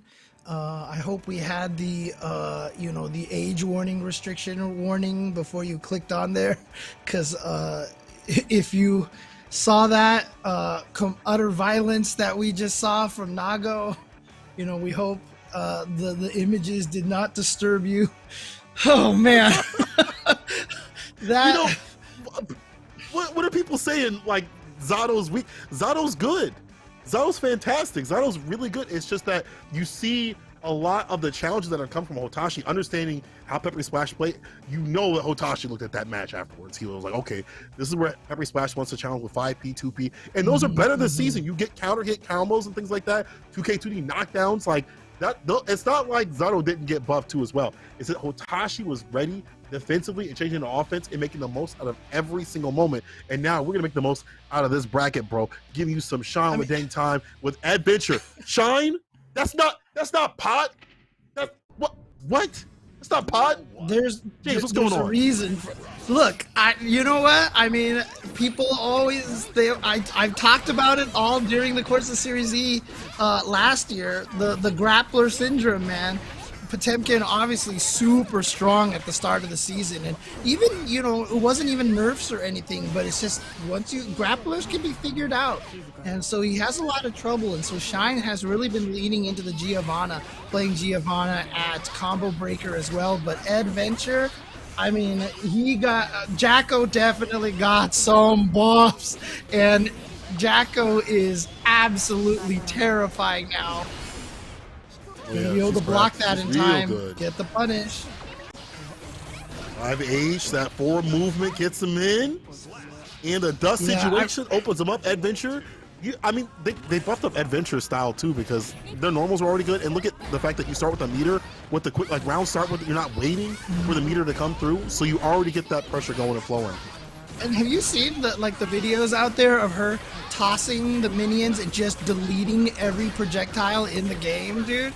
Like, it's ridiculous that those minions have so much durability when she throws them and kicks them now. Oh, and Adventure gets the wall splat. Gonna get the positive meter bro. Shine never even got to build any gauge in that situation. Didn't even have the option for the BRC. A perfect. Now I understand why Shine doesn't want to go Potemkin, because Potemkin versus Jacko can be kind of painful, but that still looked painful. That looked horrific. that look expeditiously, Adventure was on the Grizzly. And Adventure, I better not see you up on this chat saying, oh man, I gotta fight this and that character. Do you see how good Jacko is this season? Like Jump D, also the fireball being cancelable, the minions being better, doing damage when they hit you. Like even on the shield version, like she's so good in round start. Having a good round start situation leads to things like this way early. I will be honest with you, you know, with all the changes that we've seen from all the characters, you know, and just reading all the patch notes, one of the players I was most terrified about was Adventure coming into Season 2. When I was looking at those patch notes, he was definitely one of the first people I thought about, because I was like, oh man, he was already terrifying in Season 1 with this Jacko, and now, oh boy. See right there, even more of her toolkit's stronger. The shield minion takes damage when they bounce off people. It's more active.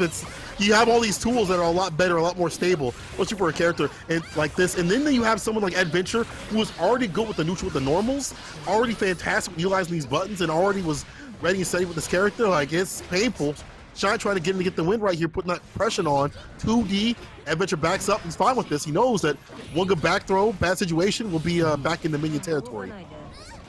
Yeah, and honestly, you know, someone in the chat was mentioning, you know, like, oh, but Jacko dies in like 3 solid hits and such.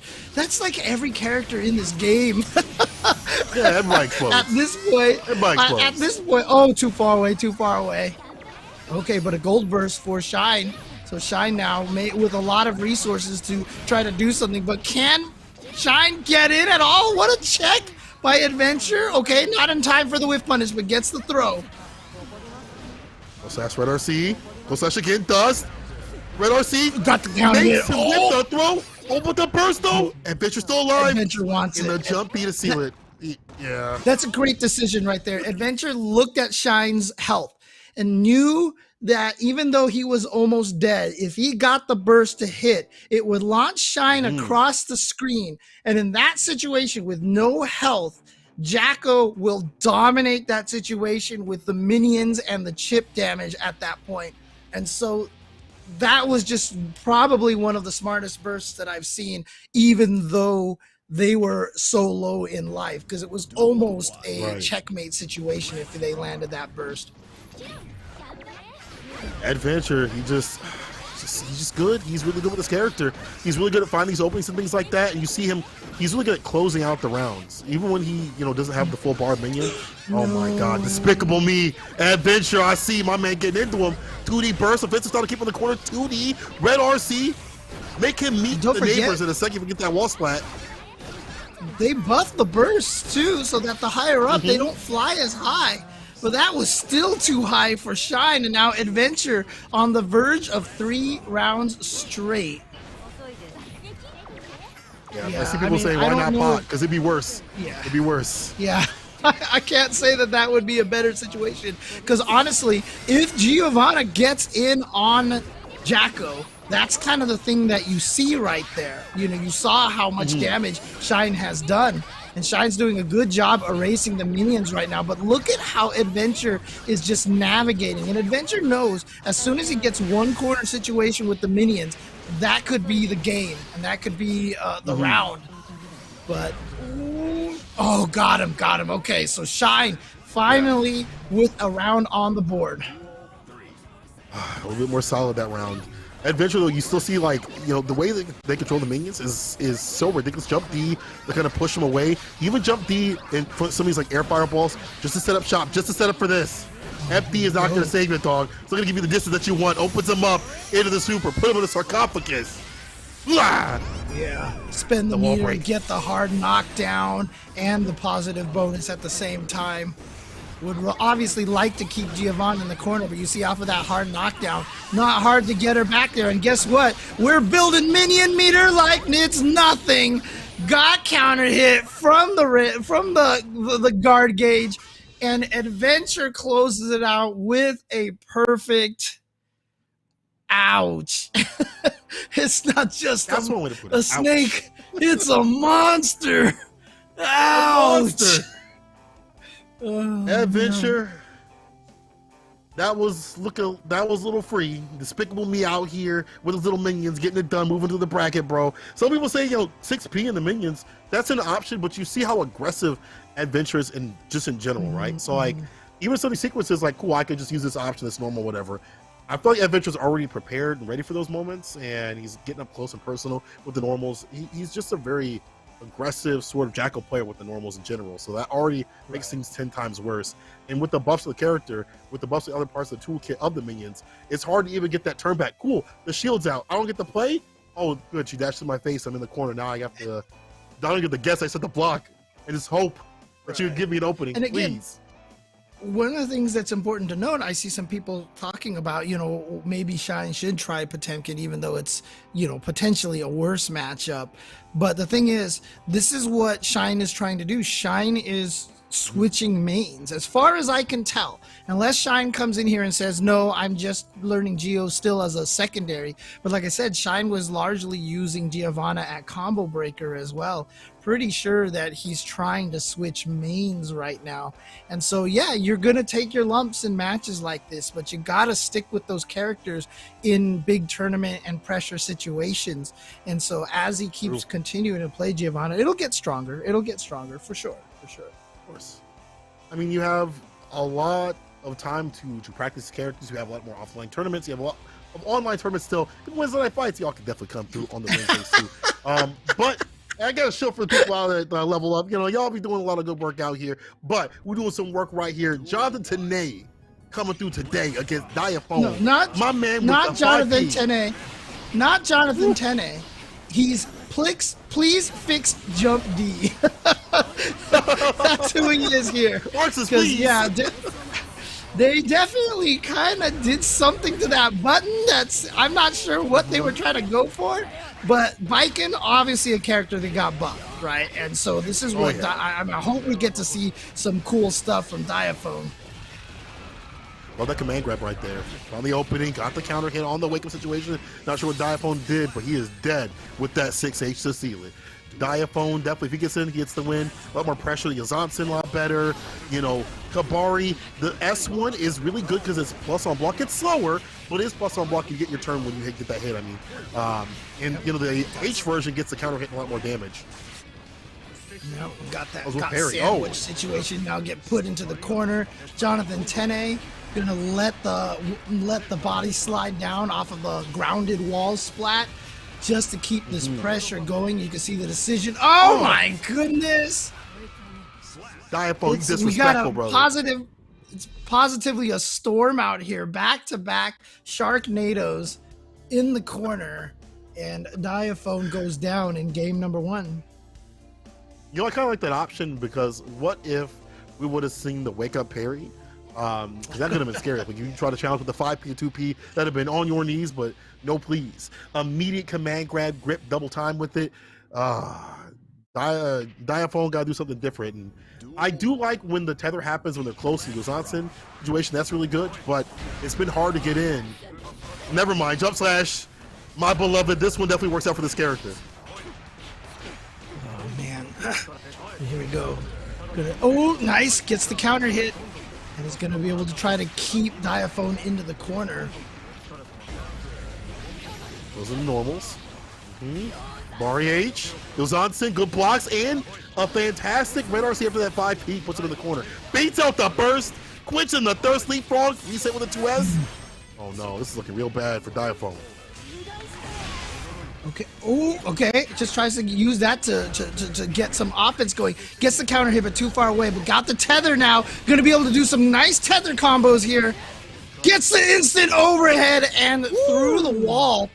There, well, I mean, sorry, didn't even get through the wall. Just killed before the wall break even occurred. Man. Do some damage. Do some damage. That far slash has been really big. Has been really buffed this season. So you see it being challenged against some of the 5Ps against Jonathan today. Right, and now the pressure situation, the PRC to keep the pressure going. I like not even trying to go for the air. Oh, there's the counter though, and that damage off of that. Here we go, tethered combos back again, and the smart burst by Diaphone. You see right there, Diaphone trying to use that jump gun to keep the to find a way in and close the distance, I should say. Oh, man, gets but opened this up. got The opened Pierce up. with that extra damage. That extra damage on the Pierce is so good.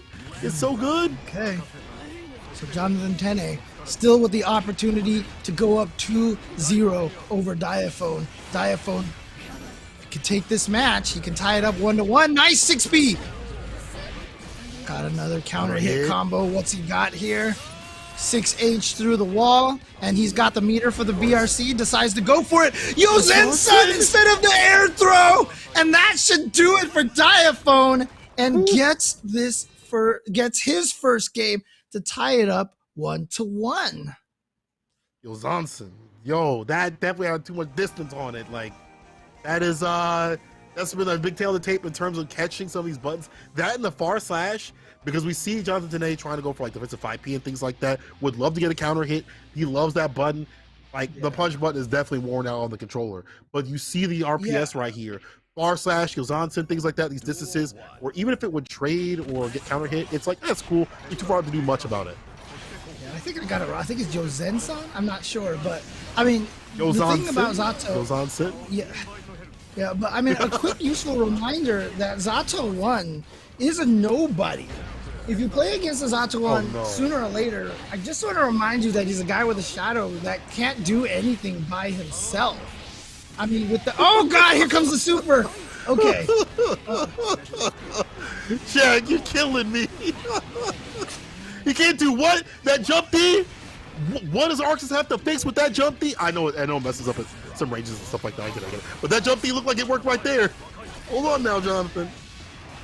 All right, here we go. Look at this combo here. Yeah, look, just sandwiching and just constantly bringing Viken back in for more damage. And here comes the pressure situation. Jonathan Tene, 1 round away from trying to, gonna spend the sword just to keep the eddy pressure going all the way into the corner. That's something that you see Jonathan do a lot. He likes to just use the sword super to push the opponent all the way into the corner.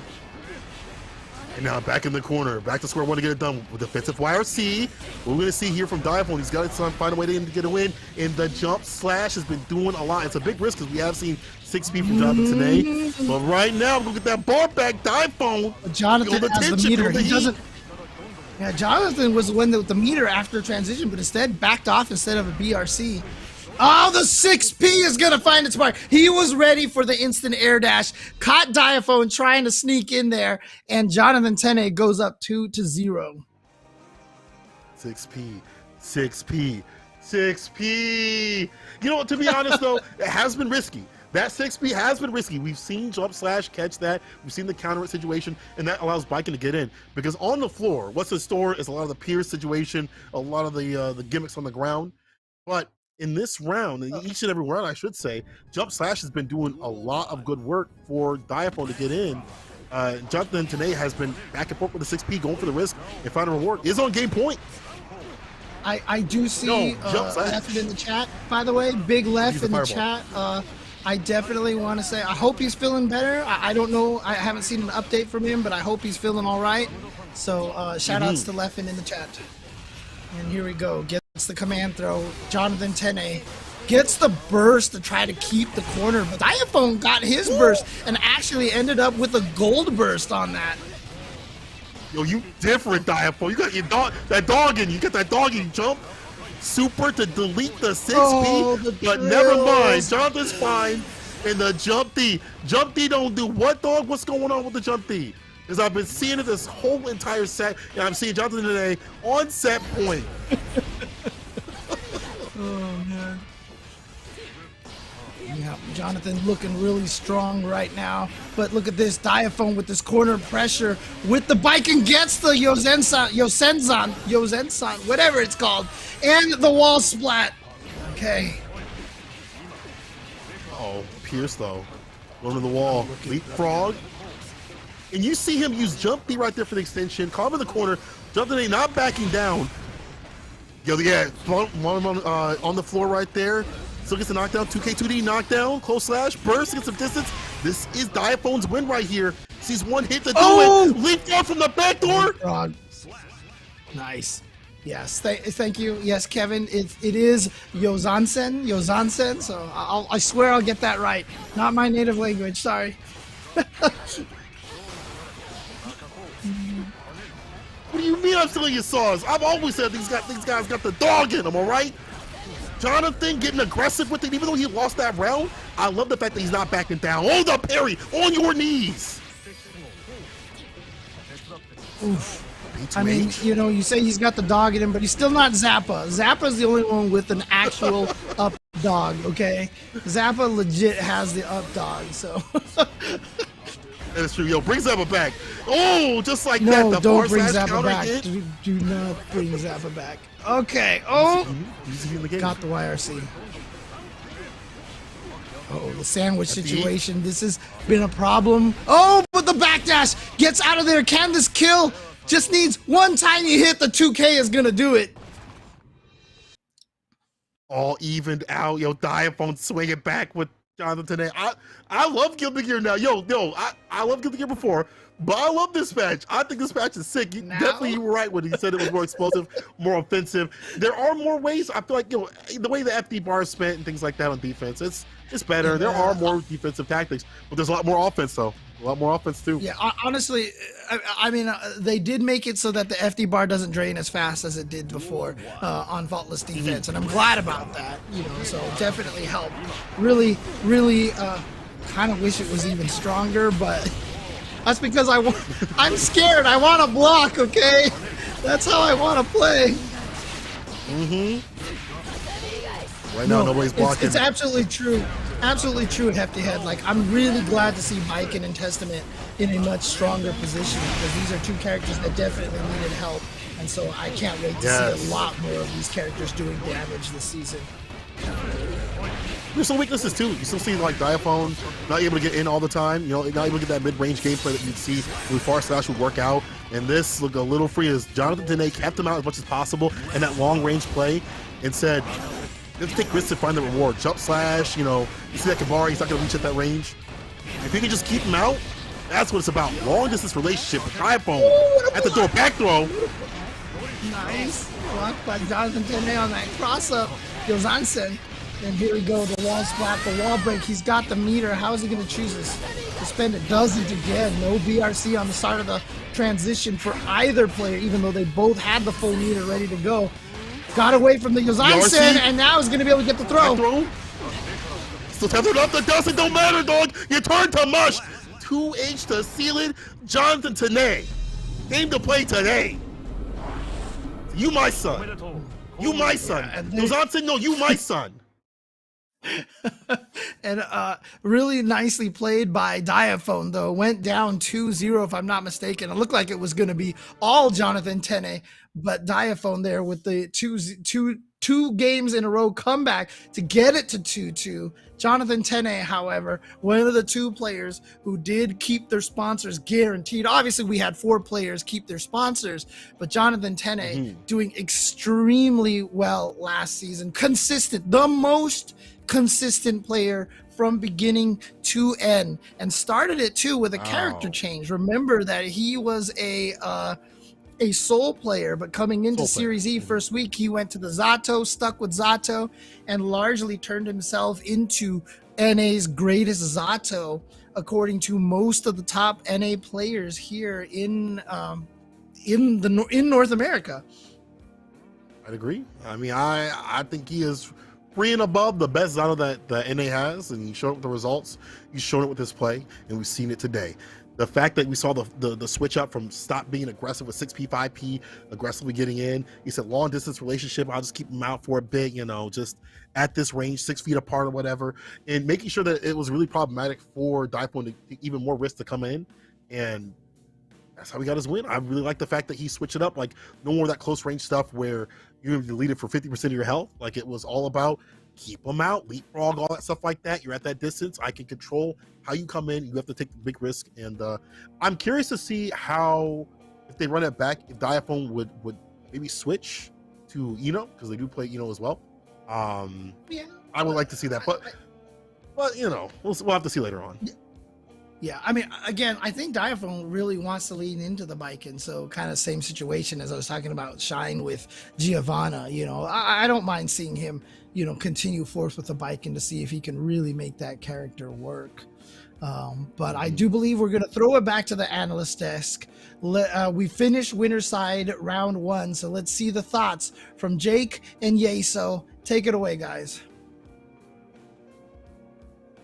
Thanks, gents. That is, of course, the end of winners round 1. And if you stood up to go get a drink or to go to the bathroom really fast at any point during that last block, you probably missed an entire set because Hotashi with a little speed run there, Adventure with the same, both getting 3 O's in their sets. Let's start over there because Peppery Splash got peppery clapped by Hotashi in that first set. That was rough.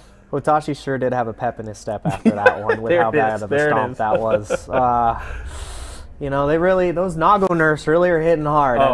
He's struggling. He's really struggling out there, but the only one not struggling in that match was definitely Hotashi. Hotashi looked pristine and in control the entire time during that set. It just felt like Pep didn't get a chance to play. And Hotashi definitely got to play his game. He was extra moist after that one. Extra moist. Okay. We'll move on from that. Adventure up against Shine. Of course, this is Shine now playing on the Geo. Of course, we saw him on Potemkin all last season, making the switch. Still kind of dealing with some of the growing pains. Also the fact that, and you were talking about it earlier, the Jacko looking really good, really loving all the buffs that she got. Certainly showed it in that set, right? Able to put on pressure really right off of the start of every round with those minions, and Adventure really using it well in that set. Yeah, and I mean, Adventure was able to really capitalize, especially on buffing up the minions as well. It just felt like after Shine was put on defense, Adventure just got to run an onslaught of offense. There weren't really that many gaps, and if you don't have the Jacko experience, and I'm pretty sure Shine has practiced the matchup, but it's only been 6 days. It's only been 6 days for a new Jacko, and we are already seeing the menace that Adventure is, and already strong on the character, and with buffs in the pocket now, I don't know. Shine has been putting a lot of time in the Geo, though, had decided to play the Geo at Combo Breaker in most of the matchups where Potemkin wasn't going to Shine. I know, funny play on words there, but still liking to see Shine on the Geo. We're going to be seeing more of them in losers, so stay tuned for that. We'll keep an eye on that for sure. Of course, then our final set there of that block, we didn't get the sweep. We got the full 5 games. It's Baiken there for Diaphone, and then of course Jonathan Tene, our Season 1 champion, bringing in the Zato. New skin. Same old Jonathan, though, and a really solid set. That one was back and forth. Diaphone's Baiken is really terrifying, but Jonathan able to hold his own. Yeah, a lot of the things that about Baiken that changed, and I was actually watching Diaphone stream. If you want to learn anything about Baiken or Eno, that's the place you need to go. And Diaphone was really happy with the Baiken changes. She's already a strong character, and they just gave her so much more damage in the tank. Her conversions are easier. She's got more options to utilize, and a lot of different great changes as well. So great to see Diaphone show up with the character. I know the Eno is still in the back pocket. Eno's still a great character. There was a lot of people on Twitter that were dooming and saying, "Oh my God, Eno's trash. We don't want to. Yeah, we're not gonna play Eno anymore." And Diaphone's like, "No, I'm kidding. She's great. Just keep playing her." Yeah. But Baiken is definitely the main squeeze right now for Diaphone, and I'm excited to see how that continues to develop. And Jonathan on the Zato, still, there's a reason they won the first season, right? Definitely. I'm going to pull up really fast. I just want to take a look at our round 2 winners matchups. I'm going to just rattle them off really fast here. Tell me which one kind of jumps out to you the most. We got Umisho and Red Ditto. That'll be fun. Solstice and Razo. Hotashi and Adventure. And then Jonathan Tene and SQ. Oh, yeah, that's right. We didn't get to see the SQ match between SQ and Flash, which means Flash did get sent to the loser side. I am excited to see how Jonathan does versus SQ with the new RAM changes because, oh, man, that matchup is not fun for Zato. We'll definitely keep an eye on it when we go to winners round 2. I can also update everybody. Of course, we talked about Stealthy out 0-2, Apology Man, and Shine.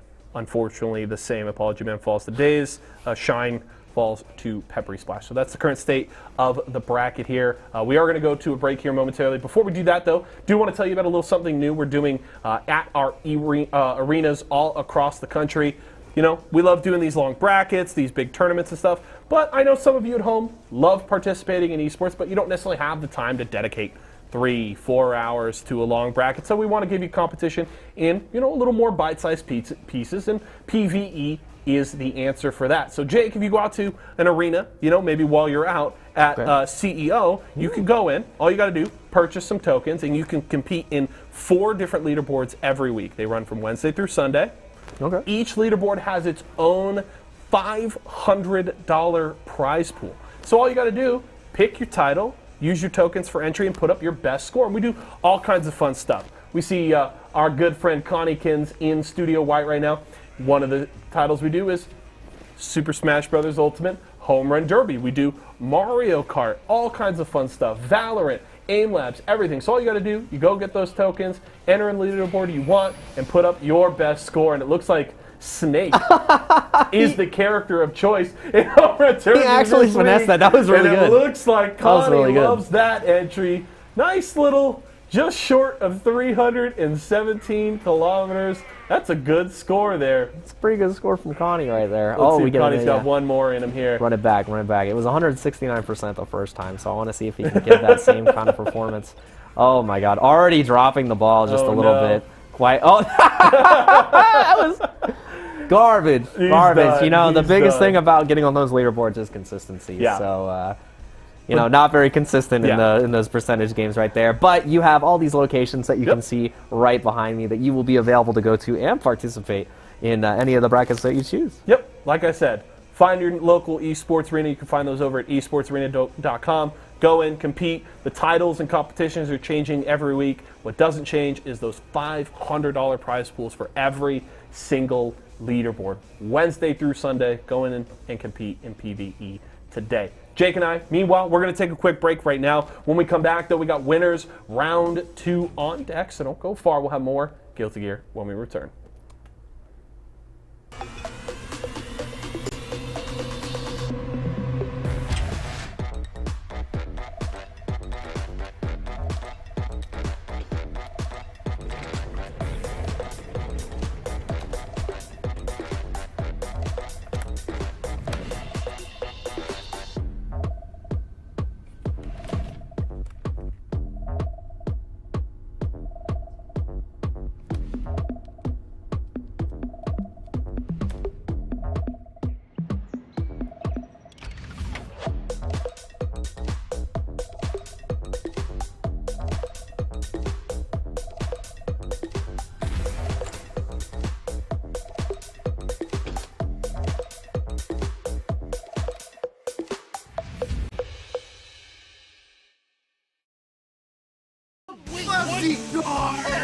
Hey, I'm Solstice, and I play Guilty Gear Strive for Team Excedrin. That was so nasty. That was so sticky. That red RC off the backboard. This should actually steal it. Blah.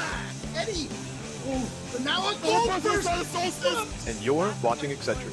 I don't know what changed for Solstice, but it is looking so good. He's gonna get the lasers through the wall. I don't know what that was, but that was disgusting. Oh my God, Wake Up Super RC has the ability to side switch. Wow, Excedrin. you were not Game over looking for at Headache. all. The explosion actually put him through the wall a little bit earlier than I think. I'm fading. One bad headache can crash your entire game. Excedrin relieves headaches fast. Excedrin, game over for headaches. It is definitely game over for headaches this week here on Series E. Shoutouts once again to Excedrin for being one of the partnered sponsors here. If you guys are not aware of exactly what these partnered sponsors do, it's not just a fancy tag in front of their names and such. These companies are actually funding these players to travel to tournaments like Combo Breaker, like CEO, like Evo, and giving them a weekly stipend as well to be able to, you know, help support their gaming career. So shout outs to Excedrin as well as all of the other partners that we have here for the course of the season. Again, a really, really cool thing. Shout outs also to Esports Arena for setting that up. But let's get into winners round 2. What do we got here, Cola? Umisho. And I said Umisho versus Red Ditto. There you go. We're gonna see these two cats, young cats, played out. Yumi just one of those that just exploded even before Combo Breaker, even before Series E was doing a lot of work in like NLPC and stuff like that. Damn near most service that they had entered, really exploded and found a good method of playing this character. And even with the changes, I don't want to say nerfs, the changes to Happy Chaos, it's fine to scrap like that mid and close range. It has had mixed with it. Like the jumping situation is a lot more difficult to deal with. Red Ditto, on the other hand, super strong RAM player. Unfortunately, wasn't able to compete in a lot of tournaments because they have school, but now they back in business, baby. Yeah, and not unfortunately because they have school. Stay in school, kids. Stay in school. Yeah. You know what I meant? Stay in school. Man, I can see the articles online now saying Pola does not approve of students going to school. No, I'm just kidding. Here we go through the wall and to your... Dude, Umisho is definitely playing the top tier, because look at this, man. Just one round perfect already. No delay in these perfects. Absolutely. I like that back though. As soon as I saw the yellow flash right there, got the duck, throw down the ground. Again, we saw that Red Ditto is really good about the corner pressure, letting you kind of fall to your own mistakes. 6 speed right there was a weird dash cancel. The tech though, Umisho now has him in the corner. My turn to party.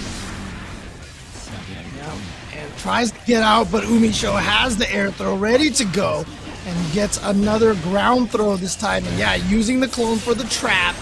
Gets the wall break. Doesn't have to beat it for a BRC, however, so backs off a little bit. Red Ditto definitely has a chance to still take this, especially with the kind of damage that Ramethal can dish out, especially in this corner situation. We've seen Umisho's fantastic defense. As soon as I say the commentator's curse, because this is the worst. No pickup off the OTG explosion. Red Ditto. No, that's 2D. Burst. The burst worked. He wants the round and he gets it with the tap dust.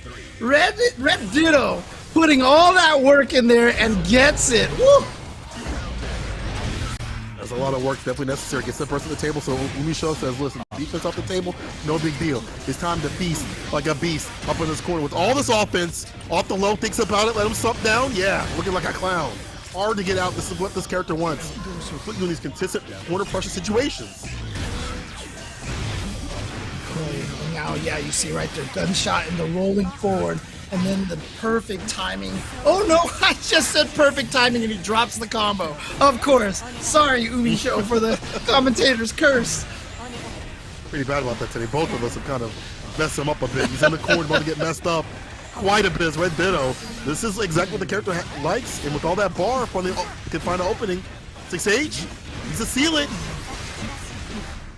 Us. And just the pressure going, gets the sword backs, continues the pressure. How much chip, the jump punch, not going to escape. He's been doing such a... Red Ditto, his job of keeping Umisho in the corner has been immaculate. The sequences, the reads, but he actually got picked up and Umisho just needed one read of his own on that burst. The backdash cancel and the punish.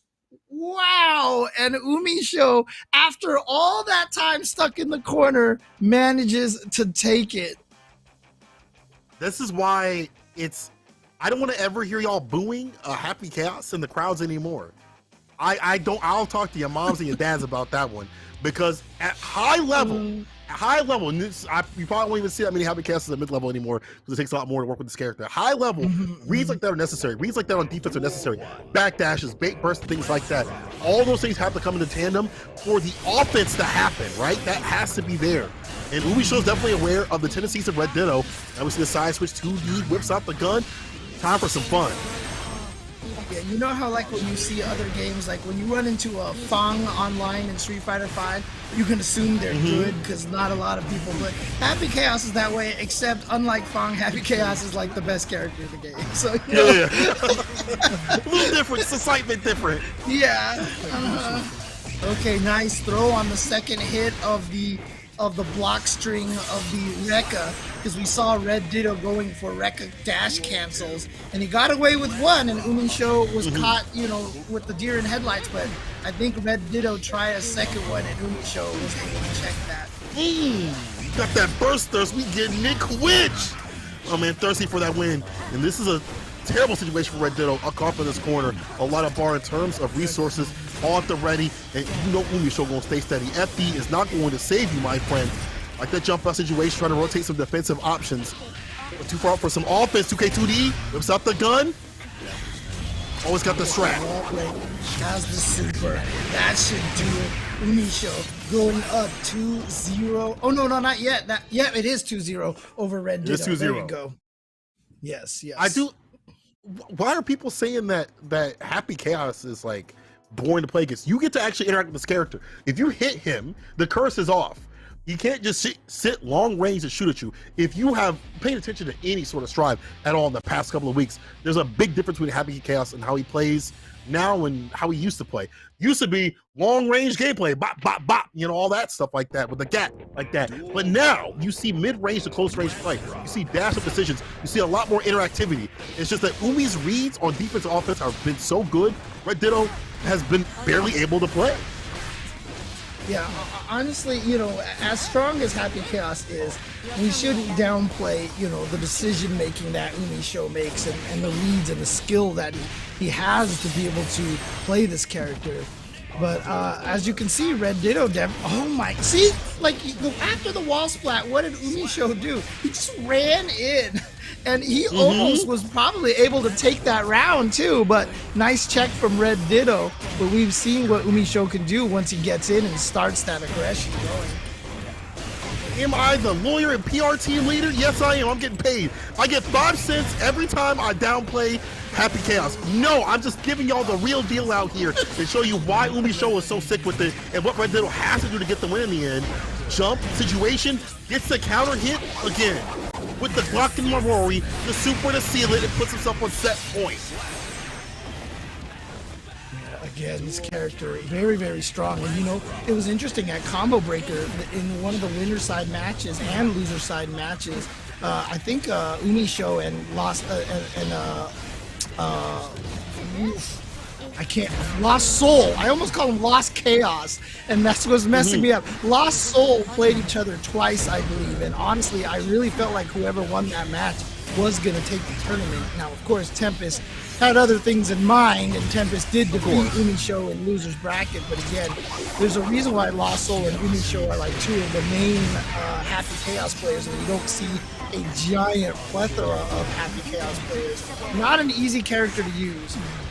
No, it takes a lot of execution work, and one good drop means a lot of big boy damage or big girl damage coming from Red Ditto's character right here, because this is still Ram lethal. We're in a timeline where people are rooting still for Ram, because she can still dish out that damage, and Morabato seals it. Staying alive, Yes, Red Ditto. Yeah, Red Ditto definitely with the capability to make this comeback. Our newest sponsored player here, Umisho and Red Ditto, both of these players are our newest sponsored players. Razor picking up Umisho, and Anytizers, the newest partner for Series E, picking up Red Ditto.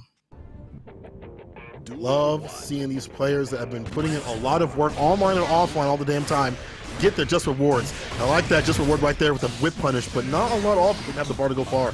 Burst for Umisho early in the round, get some distance with it, lets the shots rock, not a ton of damage. That concentration meter does go down faster though. The longer range you are, so you gotta get in to get that win. They're trying to force you to not play in one area or one state with them. Here we go. And you know what? Red Ditto has done an amazing job blocking these fuzzy guards as well. You see that Umisho has gone for the fuzzy so many times, and Red Ditto has just stayed stand and blocking. Oh my god, the run up into the throw! Okay, from downtown! And Red Ditto now 1 round away from trying to tie this up 2-2. I like the change of pace right here from Red Ditto, getting aggressive with it. You don't see many of these dash situations. Yeah, Umisho has to stop these dashes. He's got to get ready and prepared for that, because it's been Umisho has been going through dash situations. Red Ditto taking a page out of that book, but let the slump come down a bit, hit him with the lefty. Now gets him with the throw, keeping the mix-up going, yep. And now charged up, gonna have better concentration. Keeping this pressure going, catch the opening. Should be able to finish it off at this point, yep. Just a shot through the wall. Shot through the wall, and you're to blame. And Umisho is about to take this game. Anyway. Those bars, let's go, James. Hold on now. That better be in your reel. That better be in your commentary reel. Right? Back throw right there from Umisho. As soon as he saw the gap like that, got the positioning. Use a little of that clone, a little bit more in terms of resources. Well, Umisho is looking like Umisho. This is looking like a different game, James. This is looking like some Time Crisis style of stuff. It was starting to almost look like Season 1 as well. Umisho playing kind of a far game. There we go, punches through the wall. Just needs one good solid hit, but knowing Red Ditto and knowing what Ramlethal can do, but the clone getting in the way, Red Ditto tried to eliminate it with a dashing 5K, hoping it would recover fast enough. But Umisho, with those FPS reactions, as Umisho is from the FPS scene before, seeing the 5K hit the clone and immediately with the gunshot to punish and take the game. All I gotta say, chat, look at me right now. Look at me in my eyes. If Umisho is so carried by happy chaos, listen to me. Why don't you pick up that character and come through these brackets, bro? Be up in this invitation. Let me see you get with all that heat. Oh yeah, I'm carried by this character. Why don't you pick up that character? Why are you still stuck in 4-5? That's wild. That's crazy. Anyway, moving on. Umisho taking down another player and just still staying strong with the character. Carrying themselves all the way to the bracket, with their skill. Carrying themselves. That's right. That's how it works. That's how it works. We all don't got, a Samwise to help carry us. Sometimes we have to carry ourselves, okay? Oh, man. But I believe we're going to get to the next match. This is a classic right here. Excedrin Solstice going up against Intel Razzo. Again, shout outs to 5 of our sponsored players here. They all did make it into the next round. So Umisho, Red Ditto by Razor and Anytizers, Excedrin Solstice and Intel Razzo, and of course Vizio, Jonathan Tene making it all through here. Yeah, good to see them buffed up, because usually, again, when you have a sponsor, your hands get sweaty and shaky. You're like, dang, I gotta show out for my sponsor and stuff like that. And you get smoked, you get absolutely clapped up in the brackets like that. So, it's good to see them do the opposite of the curse that has befallen other players. But let's see who's gonna fall on the losers. What is a stronger curse, you think? What is worse? The commentator or the sponsor curse? Commentator for sure. More consistent and a lot more deadly, because it's during the actual action. That's why.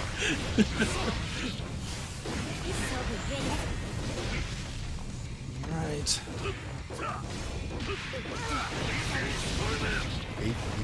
Yeah, this is a classic, but the great thing about this classic is there's been a lot of changes for both characters. You can RPS a lot better against Ram up in the corner, but at the same time, Leo's still strong, still puts on the damage. The 2D counter hit we could see that come through against some of these goals preemptively. You get a lot of benefit off that. But there's a counter hit right there, Red RC, quarter carry.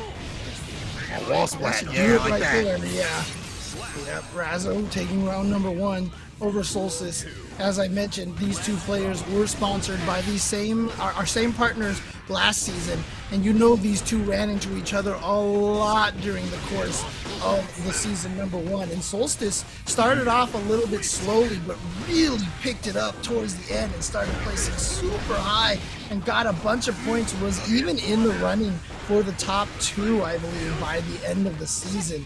So Solstice definitely, I felt like, was most improved over the course of season 1, and now definitely 100%. A threat. But Razzo has just been this dominant since the beginning. Even with the quote-unquote nerf Leo. I mean, there have been nerfs to Leo, but you don't see those coming into play right there. The fireball, swinging through the neutral at that distance where it's hard to react like that, caught in the dash, you may not pass. And Razzo, you see some of these almost like player tendencies that they're playing against each other. Like it's a couple floors up because they play each other so much, they practice so much, they've seen each other in tournament. You're seeing decisions like, oh, 5K, 6K in the DP, right? Risky, but it's like, well, I know you press in this situation, or I know you would stop blocking the situation. Like, I'm doing it because I know you. Maybe that wouldn't happen against other players, but they're doing it because it's like player tendencies they're playing off of. And Razo's stealing the first one. Let's see if Solstice come back. One of the improvements that Solstice has had as a player is the defense. Their defense has been way better than when they started. They have to bring that sort of same sort of energy back. Oh my God. I mean, James, it's like, you know, playing those Marvel games, right? I mean, your defense is so much of your life in this game. If you don't have that defense, and again, defense is not something that is easy to do. Like the way that the characters are designed in this game, you're supposed to get opened up and destroyed. But if you can survive, you know, in certain situations, that just gives you that many more opportunities to live and make comebacks like Solstice is trying to do right now. So here we go. The pressure in the corner. Solstice. Oh, never mind. When in doubt, throw it out. Flash kick for the win. That's something that Razo it will be always, no matter how much you play Razo, it's always going to be damn near impossible to understand when they want to let that DP land. Even with the nerfs, it's like you would never, Razo. Razo's like, got him. Did you shake my hand? But it's not over yet, bro. No. And it's a charge move too. It's not like you can mash it. He knew exactly where in that string to throw it out. Stop blocking. This is unfortunate. Squash. Ow! Ow! And Razo continuing forward. They are up 2-0 over Solstice. And again, as we mentioned, top 8 at Combo Breaker and one of the most consistent players during the course of Season 1. I mean, the story of Season 1 really was Shine dominating, you know, Shine and Jonathan doing really well early on. But again, as I mentioned, Potemkin gets weaker over time, and Shine just had a couple of weeks where he actually went 1-2 and 2-2. But then Razo, one of those players that has just been getting into like the top 8, top 4 consistently all the time, and put themselves into the position where they were in the top 2 alongside Jonathan Tenen. Absolutely. They've been fantastic. That's also didn't read the patch notes. The doomerism that you see on Twitter didn't get to them. In the end, right here, Razo is on game point. Does a fantastic job. 5K has to do the burst to stay away from the worst. And Solstice with the bar. Red RC for the extension. Sword sit situation explosion. Does. No super. Wants to save the bar. The RC. Oh, from Razo's side. Oh, you know what? Razo's like, I got 2 of these. Doesn't matter. Solstice. Oh no! Did I get the kill? Oh boy. Oh, this is terrifying. Run! Oh, run. Okay. After you save your life. They don't have any bar. Oh wait, never mind the RC, but it don't matter though. No bar left. No bar. And that was smart for Solstice to run up and even add the punches in there as well to drain the tension gauge even faster. There was pretty much nothing that Razo could do in that situation. I love it. I love the way that Solstice is coming back like that. But again, in this core situation, how's your defense? Overhead, ground pound. Look at that slash. 5H back fist, 2D burst. Razo has him in the corner. Gotta play this nice and safe and solid. Supposed to get some bars. It's gonna be a wrap. Yeah, Razo was just waiting there to see how Solstice was going to try to get out. Solstice choosing to drop the combo to let himself get a meaty sword toss, but going to get caught. Here we go, big combo. Can Razo finish this off? He doesn't have the meter for a super OTG, which is going to give Solstice the opportunity, especially with the side switch, because he's going to get the sword through here. Doesn't have a meter for a super, though, so he decides to keep the corner, and that is going to kill Solstice. Tying it up 2-2. Like the FD fast fall to put the mix on him a little bit, looking like a bartender. Good stuff to Solstice, and some of that also came from the better parts of having just better like defense in general, not getting opened up. And you see even some of these back dashes and stutter steps within the normals to see if there's going to be a DP every so often. These gaps, well, even if someone's like Razo who might just throw it out, like you can't really make a read on them, it'll make them still think about, oh dang, I can't just throw this about. You know, I got to be really careful. And now Razo's still on game point, but Solstice with a fantastic round start and get some momentum in him. I see that in the chat, Alpha. Like, so we need to do like a GoFundMe to get Lost Soul a good PC so he can play on PC and join us here. Because I definitely would love to see some Lost Soul. Yeah, I definitely want to see some Lost Soul. Or if there is, you know, the good old crossplay. Let's see what it do. Arxis, you can hurry that up a bit. We'll have to wait a little bit. That's right, the crossplay, yep. All of you are wired. Let's put it that way. Okay, throw into the corner. Razo. Okay, so Solstice's win last one got into game number 1. It was not 2-2. That's my bad. They were too fast on the score updating, so. Speedy it out here. All right, sword toss. One on the deck, 2K2D connects. Okay. Of course. I like them catch some of these dashes. There's a fear of like the 5K, but you can't let that play come through. Like you gotta present the option of 2K2D knockdown right there on the swing dashes. Counter hit, burst off the table. Unfortunate. Now a little more defense in terms of that bar, and sends the super out. Wall break. This is so good for Solstice. Nice. Dash canceling the super, and now in the corner, close enough for the swords to connect. Yes, through the wall with another super, and now with a perfect, Solstice ties it up 2-2. So we are officially 2-2 now, and Solstice looking really strong and kind of exemplifying Solstice's entire Series E season. You know, starting off a little slow and then, you know, coming in here. But of course, Razo hopes that story can continue, having Solstice fall just shy of the top 2. So, you know, hopefully for Razo, they can make sure that Solstice falls just short of advancing on the winner's side. Yeah, man, I see that DP right there. I hate fighting Leo players so much. The players are not the same in the game. Most people, when they play Guilty Gear, are concerned with risk and reward or consequences of winning. Leo players have none of that. Okay, we'll stop. Copy pasta too strong up in the chat. Oh, man. Oh, you. Oh, splash! All right, look at this damage. That's a favorite vegetable right there on the Guilty Gear players right here has been squash.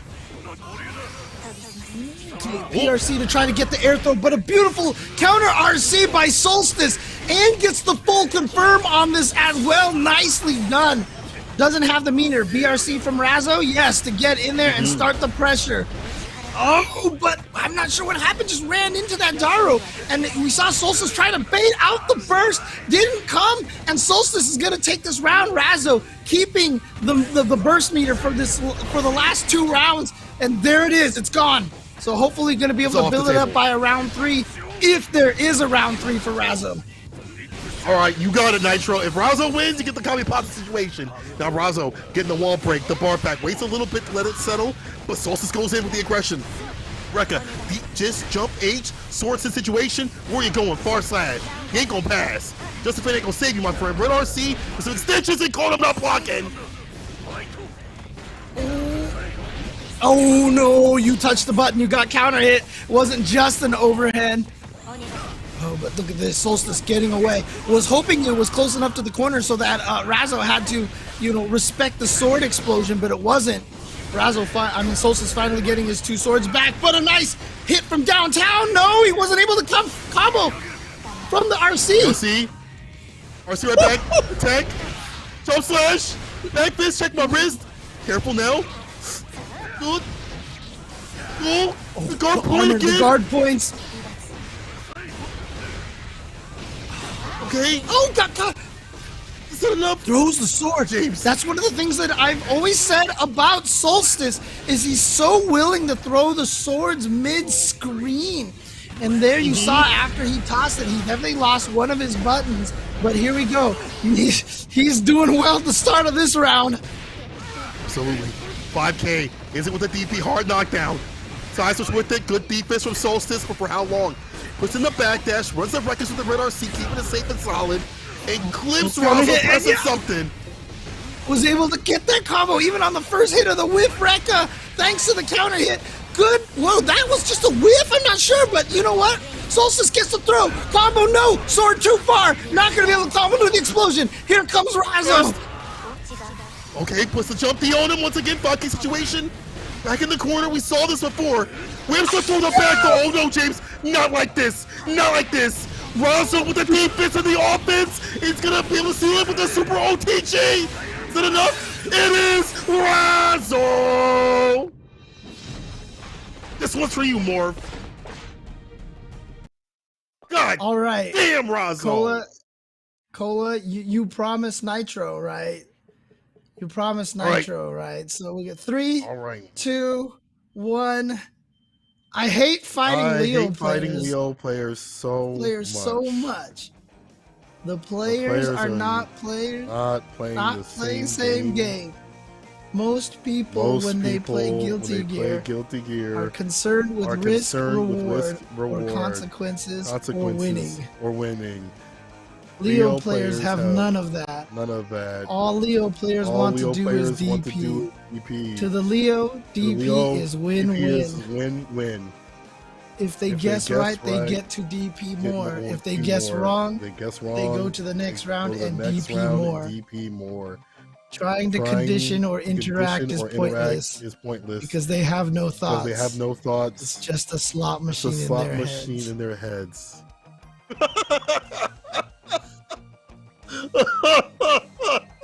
Man, sounds like we're in church, but you know what? Praise be to Razo out here, because they are saving the Leo players and putting them on their back like that. I done heard so many Leo players, it's over for the character. You see how Razo's working out here?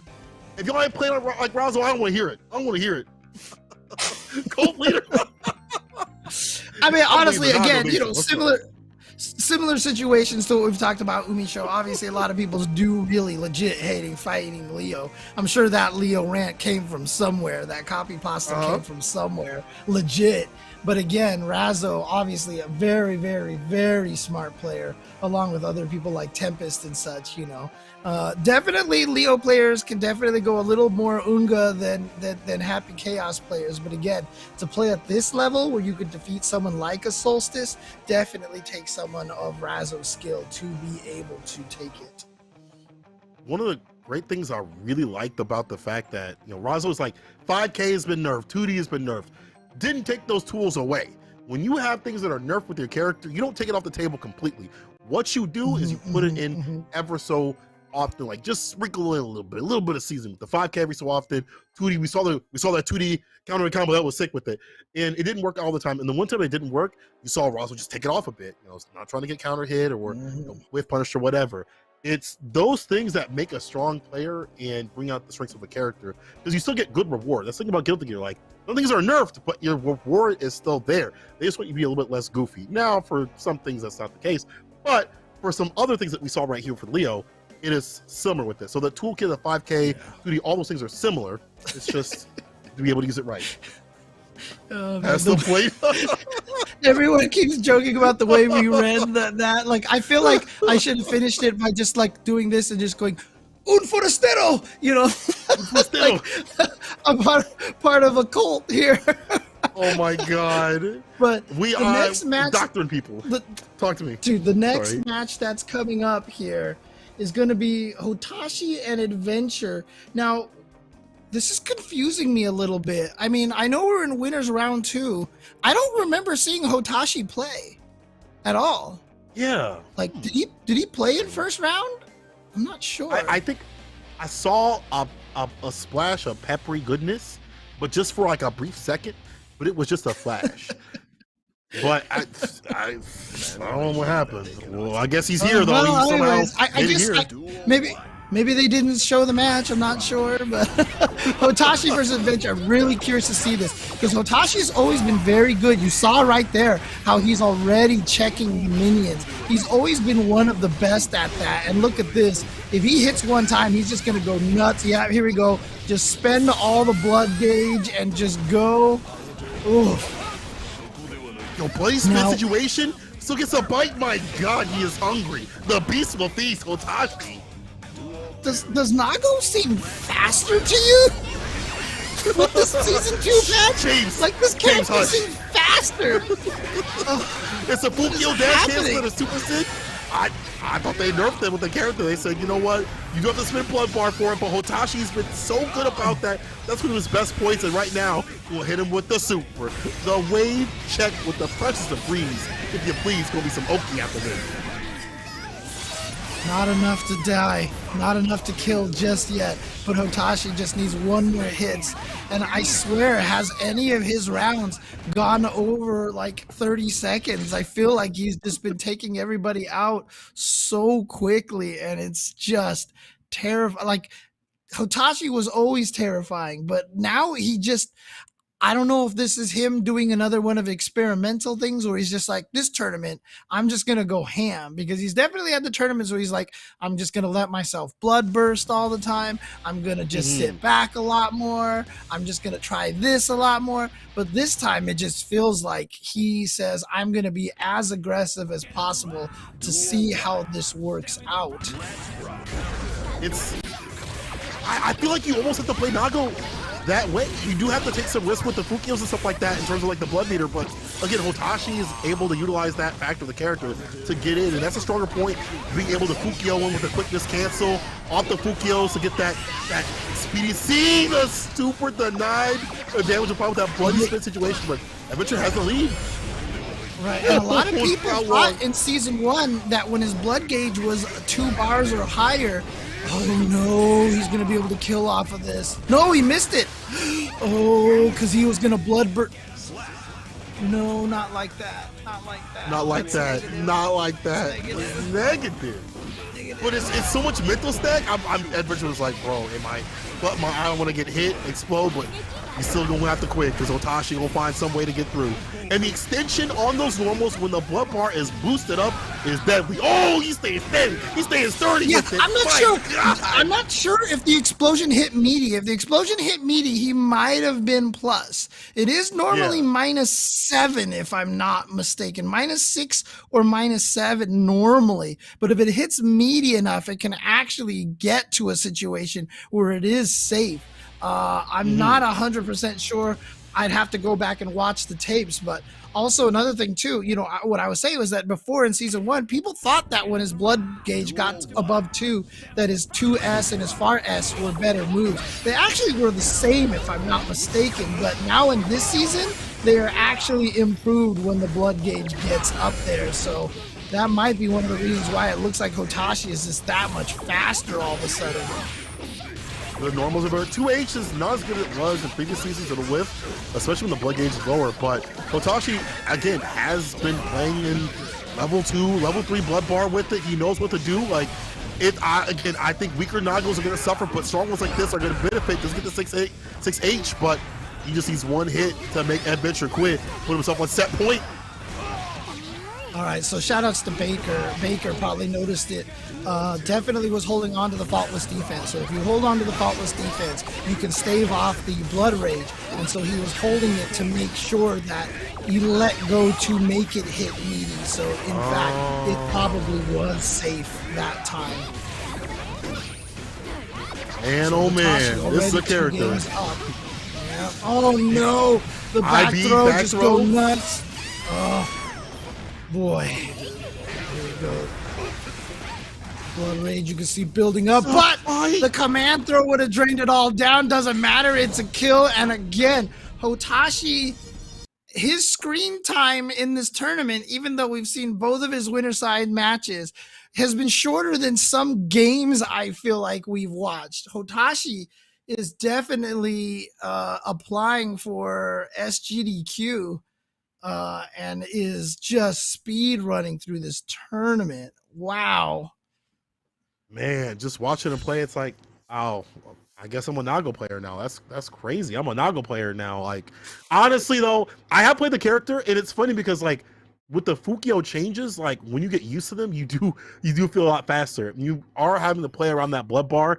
The normals are faster. You got the extended range on the jump normals even more so this season.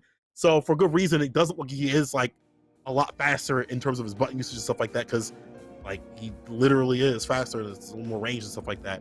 So man, it's going to take some time for I think Nago players that aren't like at that level to get used to these changes. But for someone that is able to, work around that blood gauge like that and be like level 3, level 2 fine, this is where he lives. This is how he wins anyway. Yeah, and again, to Shambles' question, does the bite hurt more with the mask? He doesn't have access to special moves when he loses his mask. So I don't even think he can bite with his mask off, if I'm not mistaken, unless that's the only exception. But after he loses his mask, he does not have access to special moves. So there really shouldn't be such a thing as a bite without the mask. But it's going to be Jonathan Tene going up against Squirrel. We haven't seen her play on Series E, right? She hasn't been on Series E Season 1, has Squirrel? I don't think so. She has. It hasn't been on when I've been on or on stream. But now she's showing out. She did some pretty good work out of that Gala Breaker. So great to see her more these tournaments with the premier ramp. I mean, just from her streams and stuff like that, you could definitely see how strong and and from a lot of the tournaments as well. Very, very strong player. So I expect her to do really well, but she has to fight against Jonathan Tene. We didn't get to see Squirrel's first match in round 1 that was played off stream. But again, Jonathan Tene, very, very strong. So, obviously it's going to be a difficult match for Squirrel. Yeah, it's really hard. You see the reversal 5P right there previously in the round, the side switch Red RC. It's those moments that you're really looking out for when he has got bar, and he loves to get defensive with it. Even more this season, the fact that you get so much more off like the counter hit off the 5Ps and things, that benefits a player like Jonathan today. But right now, it's all SQ right into the soup where you know what to do. Big damage. Oh my God, James. Oh my God. That's too much dip on that shit. Delete it and delete it. I was like, yes, I know it's Zato, but this is it's not gonna kill, and it definitely did. Moat. I have a grimace on my face so bad right now. Oh boy. Hold on now, Jonathan Tene is looking like a menace. Like, look at this dude. It's the other side of things. The oppression and approach of this character is you gotta pressure them or you get cooked. That's just how it is. And Jonathan Tene gets the win. And that's the other side of things. You don't have defense on the side of Ram in terms of like a DP. You can like reversal 6P in some of these instances, like when they're far away, but when they got in the corner, it's like now you get to make them feel that heat that Zato's about.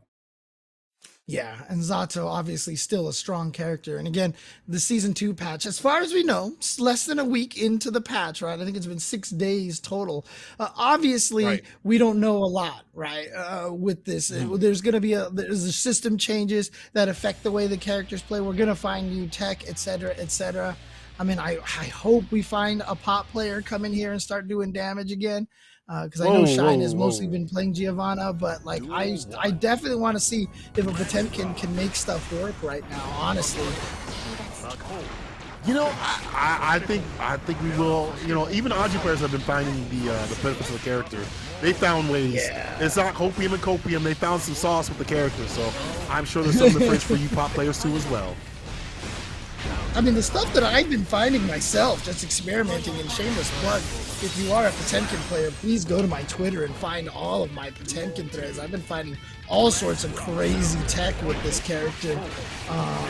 So check that out. But I mean, I just know in general, it's a tough life for grapplers, man. It is. It's a tough life.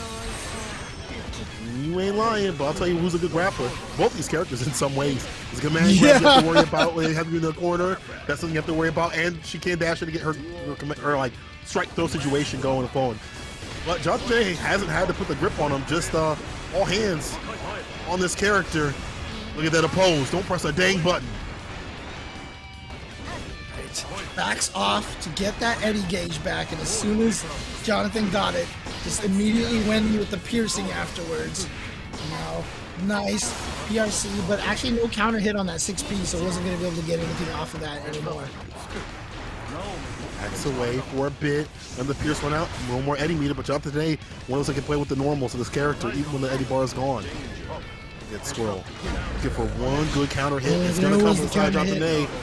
Yeah, one person though. I'm surprised he didn't just let the the gaping maw just rock, because doesn't that cause like the slide situation? If it hits, maybe you knew the second hit was gonna miss or something. Not sure. And here we go. Squirrel now, she has the opportunity. Oh no, I think she might have thought she was going to go, or maybe she had committed to a button already. Wasn't sure. Gets the YRC, dashes in. Jonathan tried something, got hit, and now through the wall. It doesn't kill Zato. I can't believe it didn't kill. Dude, Zato ties to everything. Oh, the post! This is a chance to come back. We find a way, but the 6P says no go. You know, it was in the betas. She had one of the worst 6Ps in the game, and everyone's like, "You need to buff that 6P." Do you see what you guys have done? Do you see what you've created? You guys were the ones who created this monster here. In the beta, her 6P wasn't this good. I remember she was losing to Mega Fist. Her 6P was losing to Mega Fist. And now, look what you guys have created. Look at what you guys have created. Man. This is, oof. What a character. But, you know, you definitely saw Jonathan Day try to rush in to get that win, but it's so hard when you have the long normals, and 6P is one of them. So, SQ... Y'all should also, this is just a side, check out what SQ is saying on Twitter and on Twitch. They definitely stream quite a bit. She has been putting out, like, talking about like the anti-ram tech, you know, like when the sword tosses has the gap. She's like, well, I can also present these other options. What if I do close, or I do like crouching slash or whatever? What if I do something different with it, or if I delay it a bit, you don't get hit. So, like, she's very studious and studying, so make sure you check out them streams. I don't know if you're gonna learn some anti-ram tech. You might learn some anti-ram tech. What did you? Jonathan today has something for him. Don't forget, guys, Mega Fist is minus on hit, too, so if you do get hit by it, it's your turn. Yeah. But I also get gripped up. Oh my God. Hit up is Jonathan today. 6H to seal it. Dang, SQ is getting aggressive with it, and round start has been perfect. I think she's got some of the best round starts in the business. She labs that out quite a bit with a lot of the characters, so I love watching her interact with the first part of the match. Now Jonathan got the tap dust. You knew it was coming. That is definitely a staple of his. That jumpy looked like it worked pretty decently right there, huh, Jonathan? Huh? Not too bad, not too bad. Jump D has been doing a lot of work. Hold on now. If we could come all the times that Jump D did work, I think Arceus would ignoring it, but you can't ignore the fact that he has been dealing the damage back and has been slugging it out with a character that will smoke him for 2 bad decisions. And this is the start of 1. Okay, springs off the wall, so does get out of the corner, but Squirrel got the hit. She's trying to go up 2-1 here. This is winners quarters match, and here we go. That is definitely going to be a combo. There's no way Zato's living through this one. And there we go. Squirrel goes up 2-1 with a perfect. We've seen, like I said, we've seen so many perfects today, and I think that's just going to be the nature of Strive in Season 2. Unless of course they change some things, if they change some stuff. But right now, offense in this game is terrifying, and I believe we're gonna see a lot of perfects. To be fair, I do think with the new FD changes and the other elements, everyone learns offense first. No matter if it's a new game or if it's just like a new patch, everyone learns their offensive tendencies, tactics first. Defensive stuff comes later. Will that come? We'll see. I hear people saying June 28th. I don't even know if that's gonna matter, if they're gonna be like, yo, we changed stuff after CEO, but I just have to kind of rock with it right now. What is this June 28th? What is the precedent for believing something's gonna change on the 28th? Hopium and copium, James. Opium and copium. Oh, because the DNF duel? Oh, because that's when DNF comes out. Got it. I see. Too. Dude, have you played the beta of that game? Wild. What do you mean? Now, to be fair, DNF duel I think has universal, kind of DP move down in special for every character, like DB tag. Obviously, some characters it's a counter, etc., but that's not going to save you from the offense in that game, dude. It's not going to save you. See if you can stay safe in this corner. Jonathan Day eating a ton of damage. Look, I saw the trailer for Launcher, and I think that's gonna be the character I'm gonna have to go with in DNF Duel. Because in case the term Launcher, you know, as in like Marvel games and stuff like that. That's my term, dude. I'm the one who coined that term, so I feel like I'm obligated to use Launcher in DNF Duel. Better hope she's as top tier as Ram is in this game. We'd be feeling upset. Hey, she's got glasses already. That makes her top tier to me already, right there. So I'm all in there. That's how I gotta type. Hey, I'm with it. I'm with it. I agree too, James. Don't worry. Man, glasses. Give me my FF8 Keystis. Give me my FF8 Keystis all day, dude. That was my favorite one too. Let's go, James. As a man of quality. And right here I see Jonathan today with the super. I can play with the Okies, run them back. He just needs to not get hit. The tale is old as time. Don't get hit to make them quit. Oh, the counter hit, Squirrel. Look at that. Dude, another perfect to end the game. I swear most of the perfects that we've seen have been round number 3s, or at least the winning round number 2. It is wild how many perfects we've been seeing today. But like I said it at the very beginning, I think that's what we're going to expect to see at this point in time. I mean, the data has been present. We have been shown it multiple times. It's hard to refute it, hard to deny, as this damage has been applied throughout this entire bracket as people are getting smoked. But we still have 2-2. Let's see what it do. The final game, Jonathan Tene and SQ, who has been showing up and doing a lot of work. It's just the defense. Jonathan Tene, once he goes on the offense, he's been really good about making it count. But same side on Squirrel. As soon as she gets in, she gets that win and smokes the character for like 2 bad decisions. Okay, trying to chase down, and a good backdash by Jonathan to try to build some space. Tried to get the sandwich going over there, but Eddie is down now. You see the meter just building up. Finally has Eddie back, but Jonathan Tene does not have a good space to start the Eddie pressure. Stuck in the corner. Yeah, and there's that jump punch again, the standard Ramafall technique for keeping you trapped. Going with the flip there to pick up the sword and be plus on block. You have to challenge it, but again, Squirrel changing what it is that she's doing constantly, so Jonathan had never been able to predict it. He's out of there, though. He's aware. After he gets some distance. Yeah. But, okay, Eddie's off the table with the far slash. I like that.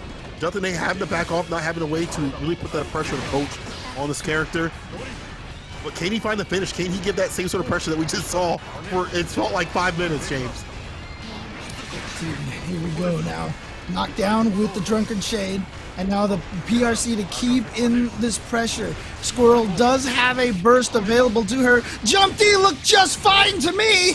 Did what it did before, and Jonathan now trying to get to match point, just needs one more hit.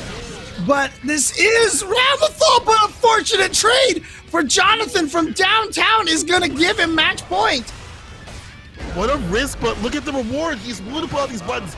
5P, 6P. Every so often, know that you can get smoked for it, but that is the thing that you have to do for your defense. You got to rotate those options. Squirrel, can she find the finish this time in the corner? She had such great sequences before. Jonathan had got out, had found the finish.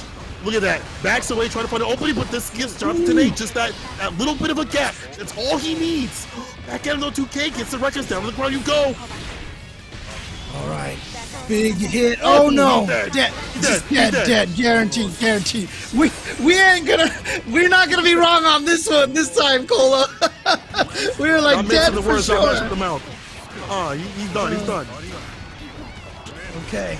But look at this, Jonathan Tene on the final game, final round. Nice block on the tap dust. Look at this defense from Squirrel. And you know what? Yes, with the Eddie gauge running out, she is going to be able to make it out of there. Now, Jonathan Tene going to spend a little meter to try to keep the pressure going, but a great back throw from Squirrel could turn this whole thing around. He's got burst on the table too, but that risk gauge is Soldier Boy Craig.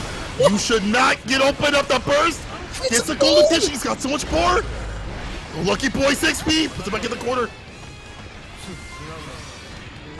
Man. Okay.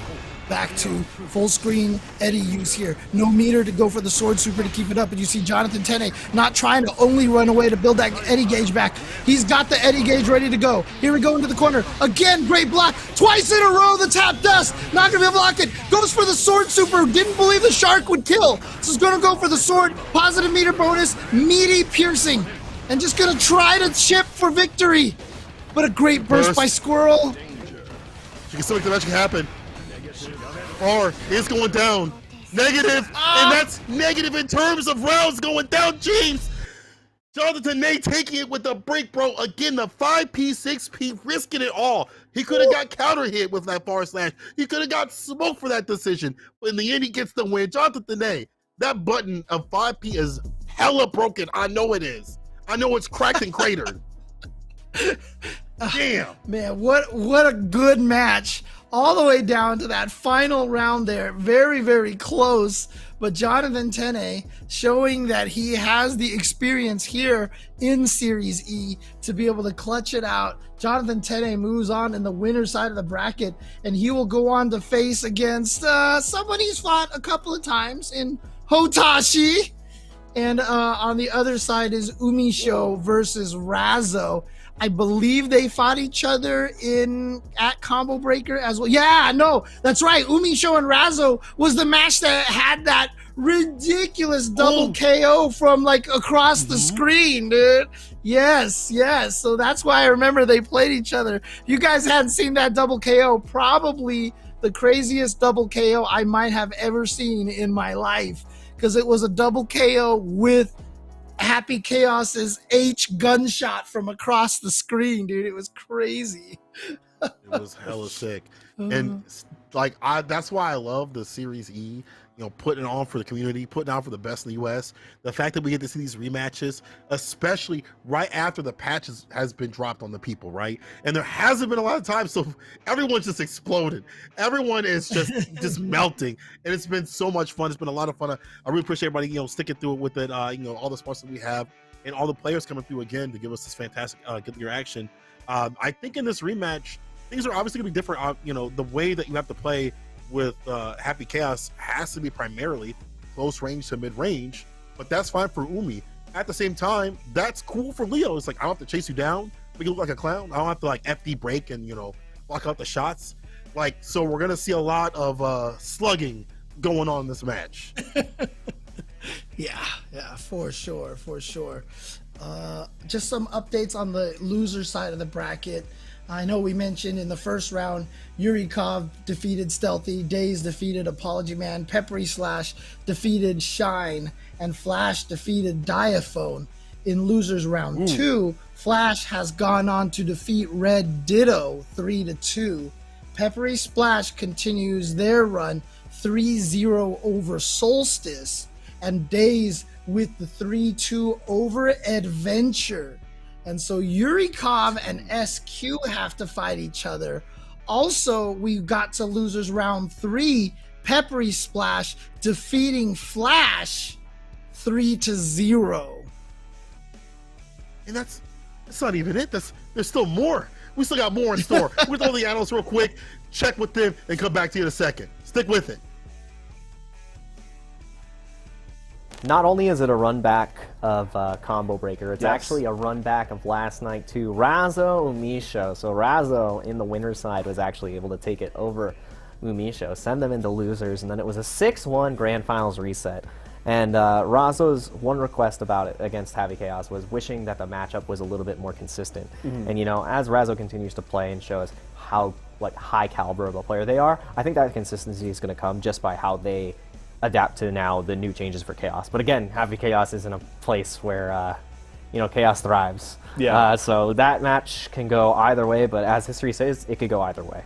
Yeah, and I mean, you throw it back to Combo Breaker as well. Like they were touching on, that was one of the best sets, honestly, of the whole event. Oh yeah, the double KO was incredible. I mean, that's one of those moments that you're going to be looking back on for years to come. So looking forward to that set. But let's run through what we saw here in winners round 2. We'll start off at the top. We do have one highlight we're really going to want to hit on in that Solstice Razzo matchup. But let's start with Umisho and Red Ditto. And this is really Umisho just doing Happy Chaos things. The 3-0 over Red Ditto. Yeah, it was Red Ditto was put into a position where if Happy Chaos gets on top of you, and this is for most characters, even if you have a reversal, like at least Razzo has a flash kick, right, on the Leo. Ram has to spend 100% tension to get out of this pressure situation, right?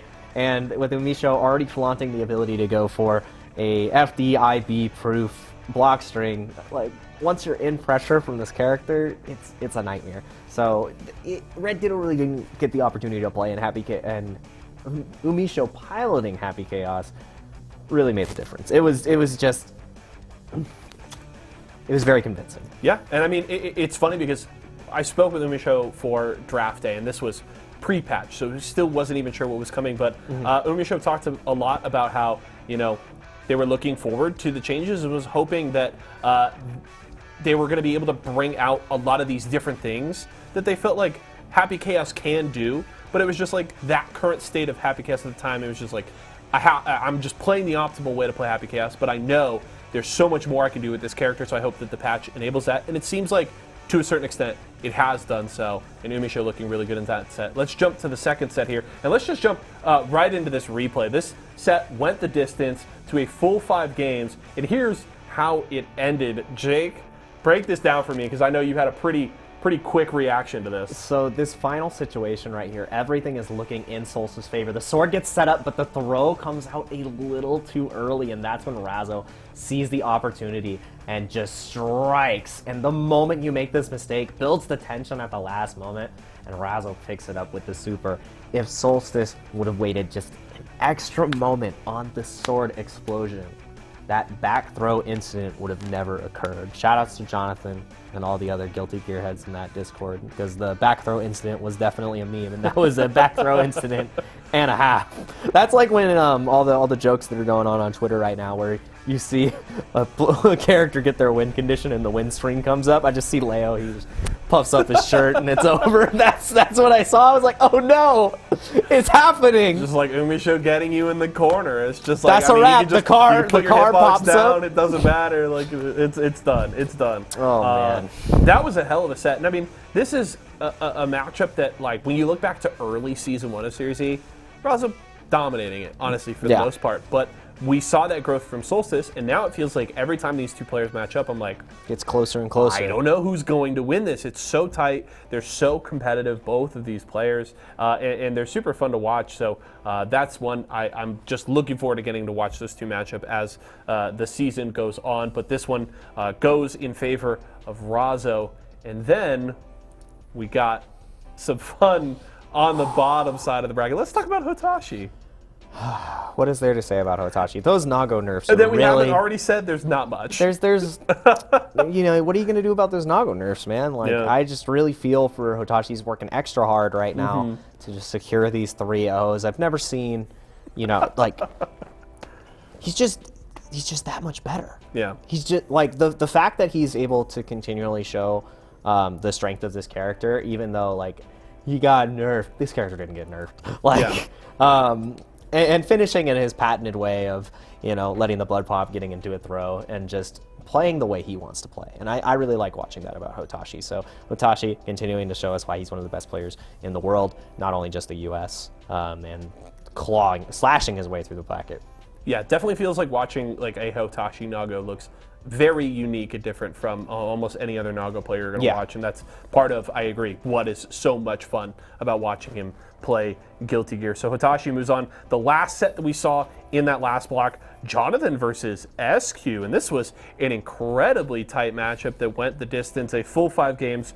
Jonathan comes out 3-2, but we saw a lot of really good things from SQ in this matchup. That was a lot of fun to watch. Yeah, and that was the matchup that I was talking about before we really got into it. That was the match I was looking forward to the most, and SQ really exhibited a lot of ways to control Eddie and really shut down any of the full screen Eddie pressure that Jonathan was trying to put on.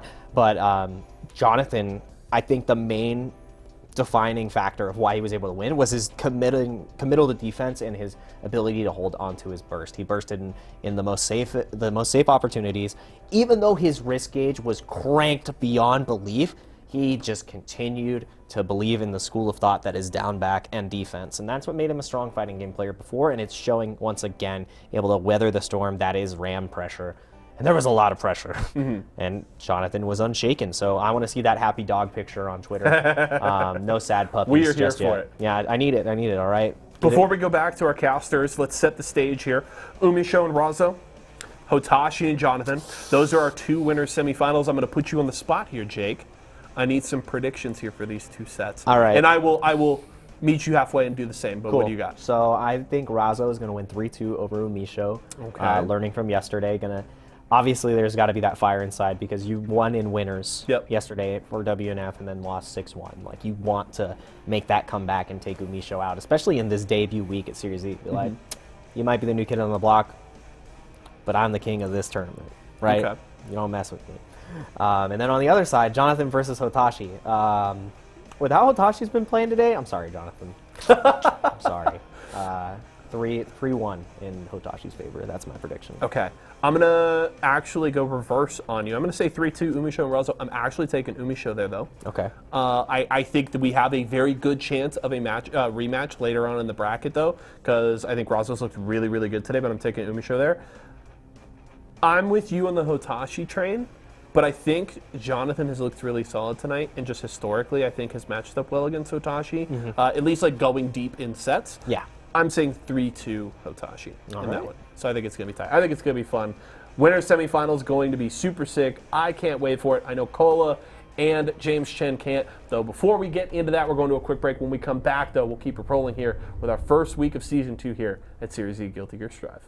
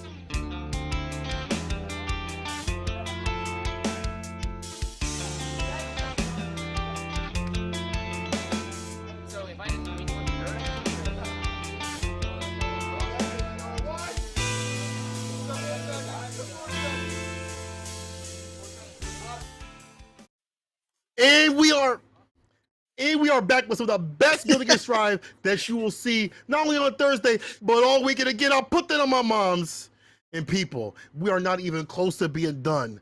But before we begin, again, my name is Seiko. I'm joined with James Chen. Brother, there's been some explosive action, and I mean that at like base level, because people have been melted. They have exploded. They have health bars have gone like this. And we've seen clean sweeps, have we not?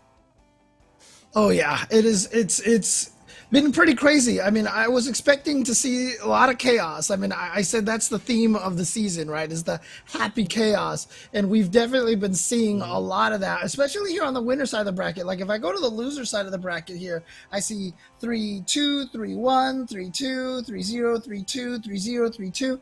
But on the winner side of the bracket, I see like 3-0, 3-0, 3-0. There's been quite a few 3-0s here, and two of them have been by the hands of Hotashi, who has literally just kind of slid right through Peppery Splash and Adventure, and will be going up against Jonathan Tene next.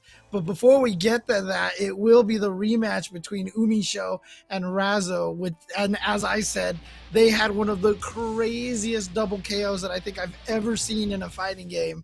And I can't wait to see how this match goes now. Cannot change society. Oh, I love rematches, and I especially love it where now both characters. I mean, Umi's gonna have to play a little bit closer with it, you know, and just sit back with a gat like that.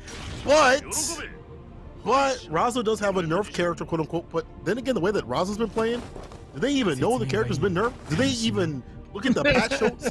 Because I do feel like they're interspersing the things that have been nerfed a little bit better about it. Yeah. But the still Razo play has still been the same tale today. Like you still see the DPs every so often, fantastic reads, and now we see these two slug it out. Look at that, the curse is off. The burst though from Umi, he's back in the corner. And again, you know, you can talk about how characters were nerfed, etc., but there were system changes that were buffs to everybody. You know, like the close slash run cancels, the counter hit light punches, etc.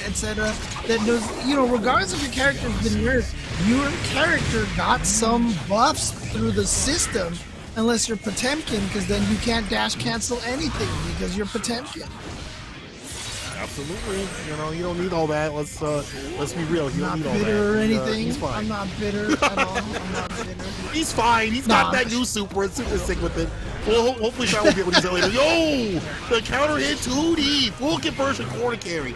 These are getting scary. YRC had to do it. Umisho again with his defense, rotate them options. Puts the clone out, put the fireball. I love the fireball into the BRC to take out the clone and to still be in neutral. And he Gatling off of the 2K that hit the clone into that 2D to catch Razo before to catch Umisho before Umisho had a chance to shoot him. That was genius. Hard stuff, but Umisho with the concentration at the curse. And now, this is the worst right here. Razo just has lost so much health, a lot of bar at the side of Umi. The pickup. Oh my God. My man's got the piece for all the problems. And if he's shooting, he's solving. Umi needs one more good sequence. He got so much bar for the finish dash of 2K2D. Are you kidding me? Who does that? This character has a DP. What are you doing? Ooh, that is going to be a good start to the round for Razo. Tries to go for another overhead. Does get the hit on the 5K, and then able to combo that into the flash kick and keep the pressure going into the corner. Slash in there. Yes, that's it for the not side swap aversion right there. Also just putting the pressure on. I like to back it up. No dash up backdoor 2K2D. Knockdown. No. You let them work. You let them work.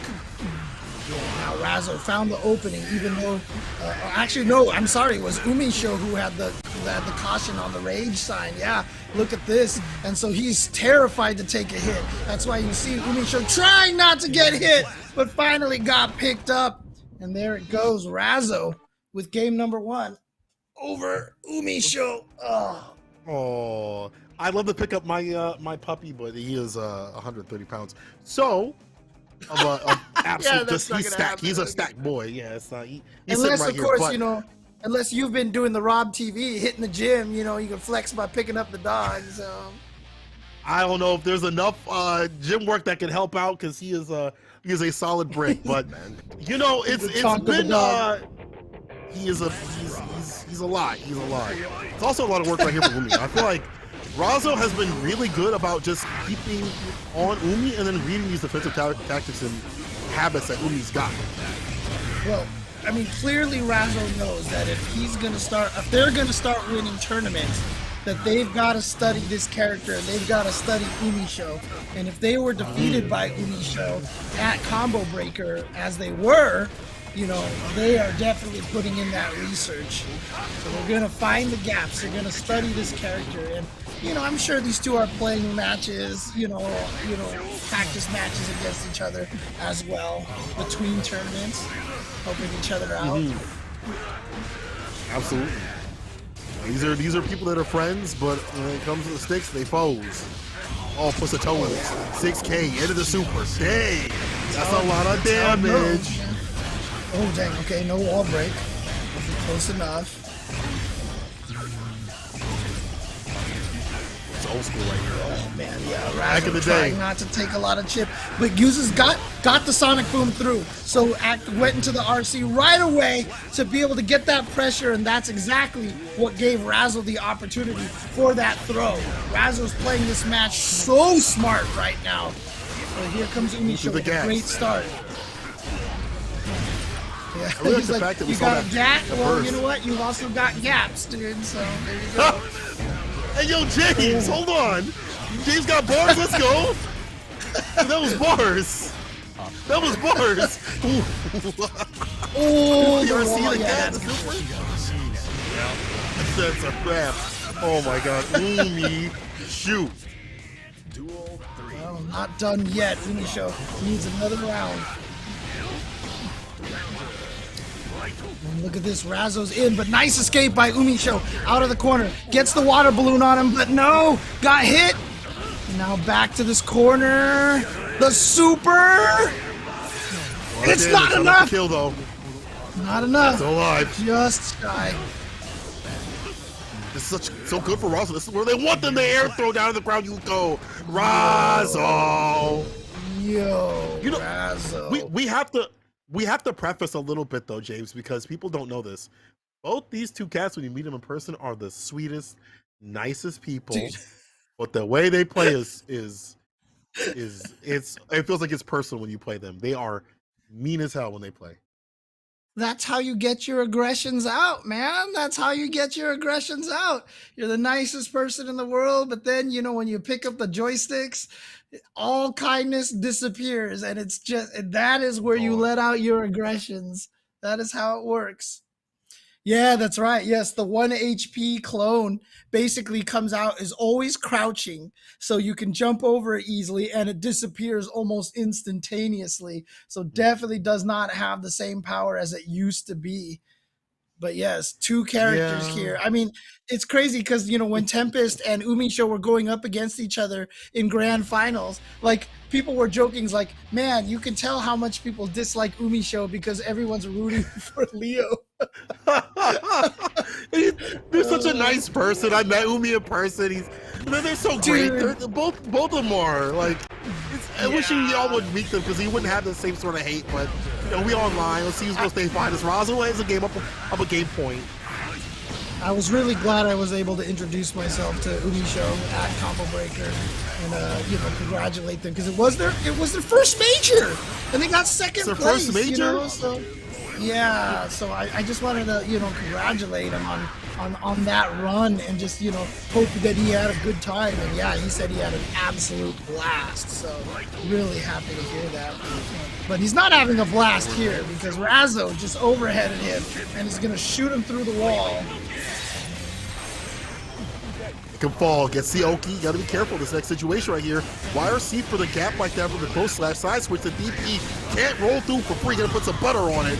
Look at the fireball. Every so often swinging that out and stopping when the shots are coming from the Glock. To not get hit and picked up. Try to 6P, no go. We can still take this back. Yeah, and that's it. That's it for the good clone. If he throws out another clone, it's gonna be the bad clone. Jumped over. Okay. Oh, and gonna have quick concentration. Yeah, you see the clone just disappearing like that.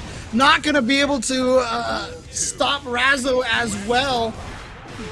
Razo, you can see the kind of studying and practice that they've put into this match.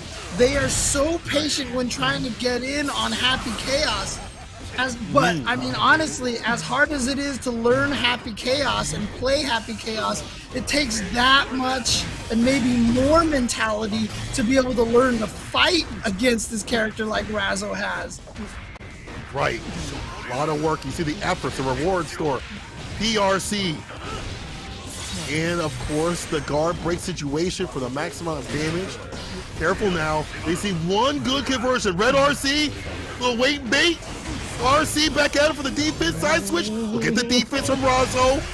Yeah, but again, remember, when you activate the clone, you lose a lot more of your health now. So every time Umisho is doing that, they're definitely hurting themselves more than they did in Season 1. Look at Razo being so patient. Oh no, got clipped! Okay, Umisho, still alive. still able to try to take this to at least a 2-1.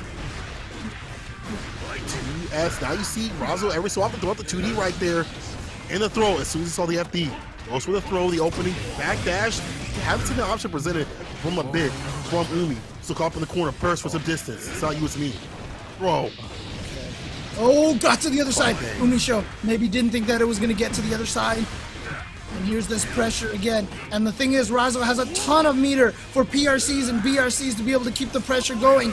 Nothing, no anti-air, didn't try to 6P at all. Spent both of those bars already, but look at the position that they're in. Umisho, down by a ton of life, has to find the way out, gets out. He's out. 2D, trying to find an opening. First, don't matter, because this is the worst. I didn't even use my first. Razo, 3-0. Take him home in a hearse, dude. There it is. Ooh, Razo is going to... Razo takes it 3-0 over Umisho, and you're going to tell me that Razo did not spend a lot of time practicing and studying this character and this matchup. There you saw right there, and that right there is the sign of a strong player. You know, not going to sit here and be too mad at Happy Chaos, going to study the matchup and figure out how to win. And Razo on top in winners finals, awaiting the winner between Hotashi and Jonathan Tene. Oh man, that's gonna be super sick.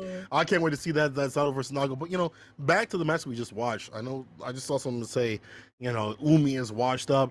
Bro, do you not know how fighting games work? People study, get prepared, get better. You see the level of play. You probably don't understand because you probably floor like 5 or 4 or whatever, but you probably don't understand that players get better. They study players. Nobody, these top players, none of these are people who are washed. Is that people get better and people learn these tendencies. And next week, it might be a different way. It might be defeat for Razo. Like you, so say y'all don't know what wash really means. Like it was a good match because Razo understood how to play. So all y'all say, ooh, Umi's washed, bro. You could get washed. You ain't even in his brackets to get washed. Let's put it that. We all even need brackets to get washed. So hush. Remember, whenever Daigo loses a matchup, he's washed up. Whenever Punk loses a match, he's washed up, dude. That's chat, man. That's what it is. That's everyone's chat. Washed that's up. See, look, if you want to call anybody, look, this is why I'm here in the FGC. Because then you can call me washed up and you're correct. And so there you go. I'm here for you. That's my role here, is to be the washed up player. So just call me. If you need to call someone washed up, I'm here. I'm here and I won't fight it, okay? Because it's true. James, you know what? Listen, you've had accomplishments. Most of these people talking a lot of mess haven't done so.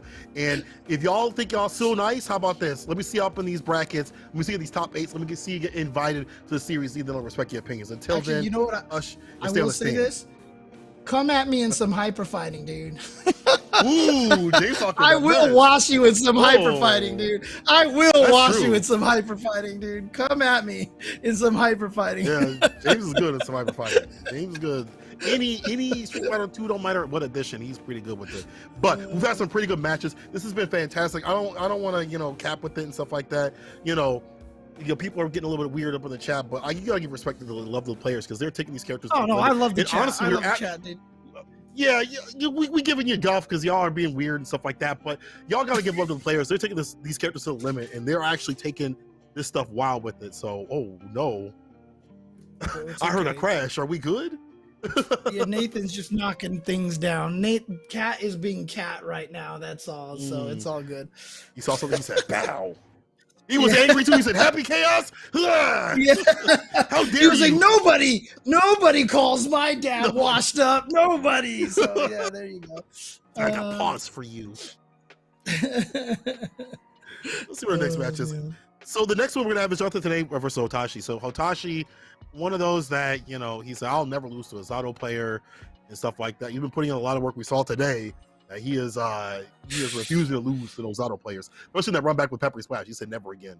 My man said, "Never again." I'm gonna get never again.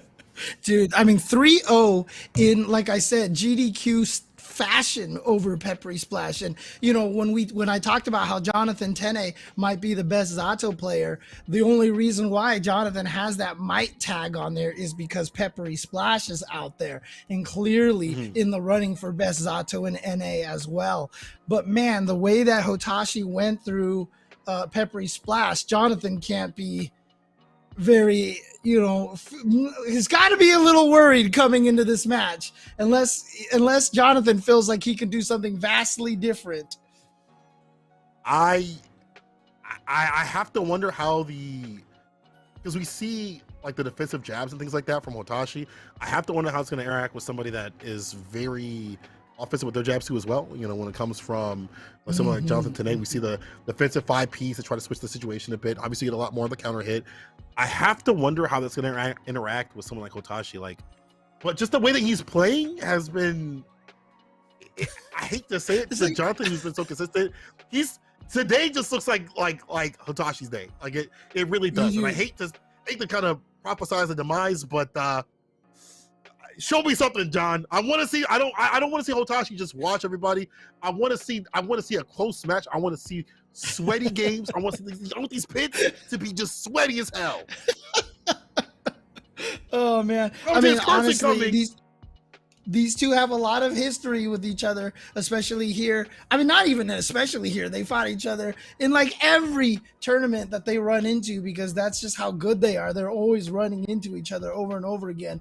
But as we mentioned, Hotashi just looking like a speed runner right now. So Jonathan Tene definitely has a lot cut out for them right now to see if they can keep this up. And what we saw, what Hotashi did to Peppery Splash, you know, and, you know, it's kind of going back to the Razzo match against Umisho, you know, when a good player says, I'm not losing to this character, I'm going to study this matchup, it changes things. And, you know, if Jonathan hasn't put in that same kind of work to fight against Nagoriyuki that Hotashi has obviously put into fighting against Zato, we might see another fast match. Let's hope it doesn't happen like that. I want to see some close games. I want to see blood being drawn from who has been the king of the scene right now in terms of today's play at Series E Season 2. Jonathan off to a fantastic start. Jump D, locking it down, close slash. Well, doubling down with it. Hotashi forced the block. Now he goes in. This round has already lasted longer than all of the screen time that Hotashi has had up to this point. I feel like... Oh, goes with an empty low. What a block by Hotashi, forcing Hotashi to go into a burst, but, oh, okay, Jonathan Tene matching burst with burst. Says, you know what, you spent yours, I'll spend mine. I've got the pressure going through the wall, not going to be quite enough to kill. Nago can drain all that health from Zato in one single combo, but the check from Jonathan after the slash Gatling gives Jonathan the first round we've seen Hotashi lose, I think, this entire day, maybe?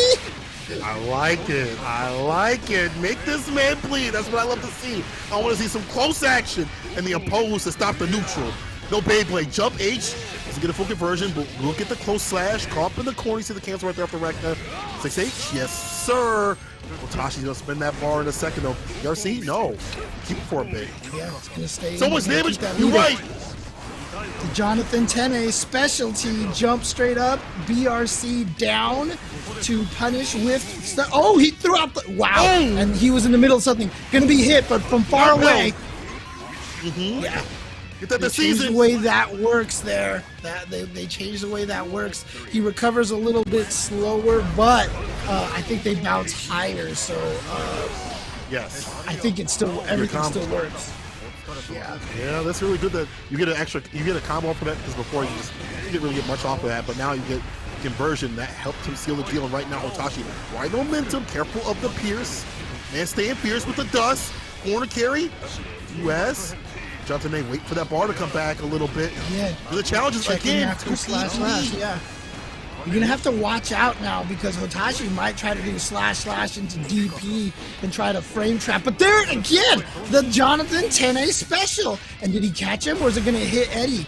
Okay, big punish. No, just goes for the quick because he didn't have much. He didn't have an Eddie with him, so he wasn't gonna be able to go for the big punish. But then there we go. I think that was a counter hit. 2K. because he linked it into the close slash, and I think that only works now because of the counter hit off of the 2K. I didn't see the counter message, but he definitely got that to combo. Yeah. Ooh, he found a way. Sure. He found a way. I thought that was gonna be Jonathan today. Like, okay, like, you know, making him sweat a bit, but it's just those gaps and those supers. I did like Jonathan today backing up and laying the block, you know, hit, because like reversing the situation is hard for Nago. I know people are gonna hate to hear it. He just had one of the best backdashes in the game, but he doesn't rely upon supers that have like a fast jab or a DP. So you see he's gotta run the super, things like that. Jonathan today baiting that out. That's just layer one. One of the things, I think one of the things that Jonathan might have to test out is to see how much long, I mean, I don't know if he already has, so I don't know if this is possible or guaranteed or not. But, you know, after blocking that super, maybe dash up into Sharknado would have been a good way to do it, because that eats up more time and builds up more of the eddy gauge. And Jonathan is going to use that burst because his risk gauge is just blinking. Oh my goodness. But actually, having it be slash, not as bad as it could have been. All right, Pierce situation puts him right back against the wall. Jonathan there gets some space up in this place in the super. Some extra damage in the leapfrog. And now he can threaten with that command grab. YRC, he was waiting. He's taking the burst too. But see, again, Nago doesn't die. And this is one of the things that makes him the strongest character. And yeah, oh, okay, he got the punish in time, okay. But see, one hit from Nago would have still killed Jonathan Tene in that situation, the right hit. And this is what makes Nago so scary, is that his guts is so freaking high. He technically has more health than Potemkin does, you know? He technically, mathematically, has the most health out of all the characters in the game. Mathematically, he needs it, you know? Daisuke said he needs it, and I agree. That's what he left it at. 2H right there. Jonathan Tene puts some pressure on, gonna get the bar going too, and flowing. Immediate challenge. I like that he's challenging on the Fukios. It's gonna be definitely difficult this season because the Fukio cancel, but you have to present the fact that you are going to stop that from coming through. No midnight stab from Count Black. The fade away after the RC with the 2K right there to leap Eddie off the table. Nice, and I love that when Jonathan Tene ran away from Hotashi's command grab and jump back, he did not hit a button in the air because he saw that Hotashi had the meter for an RC, so he just jumped back, waited. Hotashi did a delay RC, anti-air, and because he hadn't committed to a button, he was able to air block that and stay safe. So again, just really good awareness of what Hotashi's resources was, so that even though he escaped the command throw, he knew he was still in danger. Nice. That is what's necessary. It looks like not only is, you know, fighting Hotashi in this match, staying away from, you know, the pain points of this character, as you put it. Why won't the character die? Like, trying to survive against a character that will smoke you until he's put down to the ground. But we're only 1-1 in terms of games, so let's see what Hotashi's going to do differently, because I feel like, or maybe early game feels like it's kind of hard for Hotashi. He's losing so much health, and even though he does not die, he can still like smoke him in 2 interactions. It does feel like Jonathan today has a better wrestling neutral right now. So to explain it to people, everybody in this game has the same HP. They have a defense modifier that changes the damage of everything base. So if you have a 0.9 modifier, everything that does like 1,000 damage will do a little bit more damage, for example. Right. And then once your health gets drained down to a certain level, that's when the guts kicks in, and the guts is an extra modifier. And it just happens that Nagoriyuki has the highest guts, even though Potemkin has a default better defensive modifier. Nago's guts is higher than Potemkin's guts, so the last chunk of life is really hard to drain off of Nagoriyuki. So with all that calculation in mind, even though everybody has the same HP, Nago effectively has the most health technically because of the multipliers, basically. Anji has the highest guts. No, you're right. You guys are absolutely right. You're right. Anji has the highest guts. Yes, my bad. Okay, that is true. To be fair, James, we haven't seen Anji like a million years, so let's not act like the character's been well represented. So let's let's be real. Anji is he's been on the sand surface. He might come back though. I feel like Anji's better this season. But now Anji's Guts both games and rounds. Yeah. Anji's Guts is 5 and Nago's is 4, if I'm not mistaken. Is what it is. Okay, so we don't need to nerf Nago. Is what you're saying? It's good. He's fine. Good. Fantastic. All right, Nago can stay unnerved. He's fine as he is, and the blood is about to bust. Oh, okay. He's punished right here. Oh, the sleep fraud. Now look at that. All that health is draining away. Surprised he didn't do the Sharknado strategy again. Oh, but the back throw, and the chip is going to be able to take it for Jonathan, and Jonathan goes up 2-1. Oof. Oh. That's okay. That's what we want to see though. We want to see no clean blowouts, and you know they're gonna have some way to come back, all that stuff like that. But it just seems like a lot of pressure put on. And again, these round start situations seem like they're better for Jonathan today. So let's see what the play is for Hotashi. Maybe more auto zones for the clone to try to come through the neutral. This has always been a historically a hard matchup for Nago because of the fact of oppose, stopping all the normals and things like that. And the blood meter also has been a big pain point for Hotashi. He's busting. We don't need him. So here we go now. Jonathan again with this pressure. You said that. Hotashi said he was never going to lose to a Zato again. And he showed that with the Peppery Splash matchup. But Jonathan Tene, you know, again, this kind of, because I feel like these two have fought each other so much, we've already transcended past the Nago versus Zato match. This is a Hotashi versus Jonathan Tene match. And Hotashi just did one of his classic deletion rounds. Oh my god. Like, why are you guys worried? He's like probably talking to his chat, why are you guys worried? I'm fine. I'm good. Like, why are you guys worried? Yo, the RPS situation with the DP, that's new this season, and for good reason. You see him use that because it is -3 throws, so he commits to it, finds fat reward. Yeah, again, it is minus now, but he's always been able to do that. And so it's always been a terrifying situation to challenge after a Beyblade no matter what. Now you definitely have to do it. Like, you definitely are, like you saw with the 5 people at our seat, leapfrog, puts him in the corner, oppose, press the damn button, and Eddie off the table. I like that he's really looking for Eddie these sequences, but Jonathan today is tenacious with these buttons. That hit? Oh, it's too far. Yep, there it was. And see, this time, you see how much Eddie gauge he gained? That Sharknado is almost guaranteed a full Eddie gauge if you have 0 Eddie, which is why I think it's so important to go for that Sharknado option for Zato players like that. So that was nicely done. Jonathan Tene is at match point to send Hotashi to loser's bracket. Here's looks like it's even more of a problem against Far Slash, trying to come and eat some damage. Bad situation, gets the counter hit, get committed. He hit the bar also, solid with the back though. Yo, you so smart, Jonathan, today. Jump D still good, what are you talking about? Minus, there you go. The throw is a true punish now. The throw is a true punish. You saw the punish on the screen. There is the net. There is the downside of that move. And Hotashi. Eddie is dead. He's up the table. IP burst. Eddie's back. Eddie up the table. Got under. Got Eddie under the far edge. He got the hit. It'll be it. 2 ace to seal it. Jonathan today taking the Hotashi into losers. 3-1 to get it done.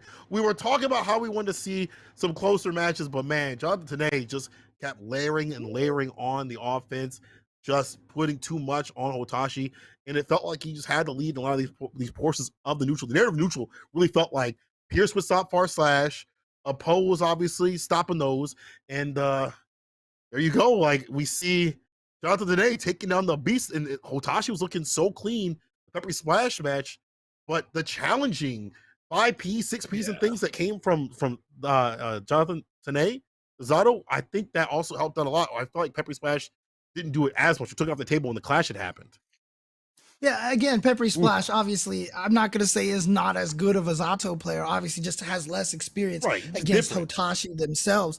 But, you know, again, look, Hotashi even said it himself. When they got into grand finals of Arc Revo West, Hotashi had nothing but praise for Jonathan afterwards. Hotashi, I've said this many times, his interest is strengthening the entire region because he's looking ahead at Evo, right? He wants to defeat the Latifs. He wants to defeat the FABs and everybody else who's going to be coming from Asia, etc. So, for him, seeing the other players be strong is something that Hotashi likes.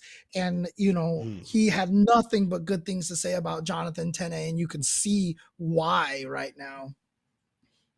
Yeah, that's a high praise from a high-level player right there. And Jonathan Tene definitely looked back at that and was like, all right, I got you, dog. You want me to step up, throw up like volume? I got you. Next time, we throwing down. So, Jonathan Tene moving on over Hotashi.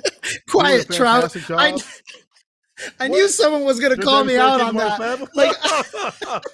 Wow. I was trying to dude, I'm so bad with names. I was like, think of another name, James. Think of another name. And I couldn't. And I was just thinking about Potemkin. Well, Shut up, Trout. While James tries to mold his head to find some more Japanese players that aren't pop players, we're going to take a quick break and throw the analysts. Stick with it. It's all right, James. You got a few minutes. You can figure it out. Quick Google search. I think you'll be covered. But Jake Ryan back here with me in the studio. Winners semifinals done, and two really interesting sets. We both were going into, of course, that first winners semifinal between Umisho and Razo, thinking it was going to go the distance. Of course, a really tight matchup when we were divided on who was going to win.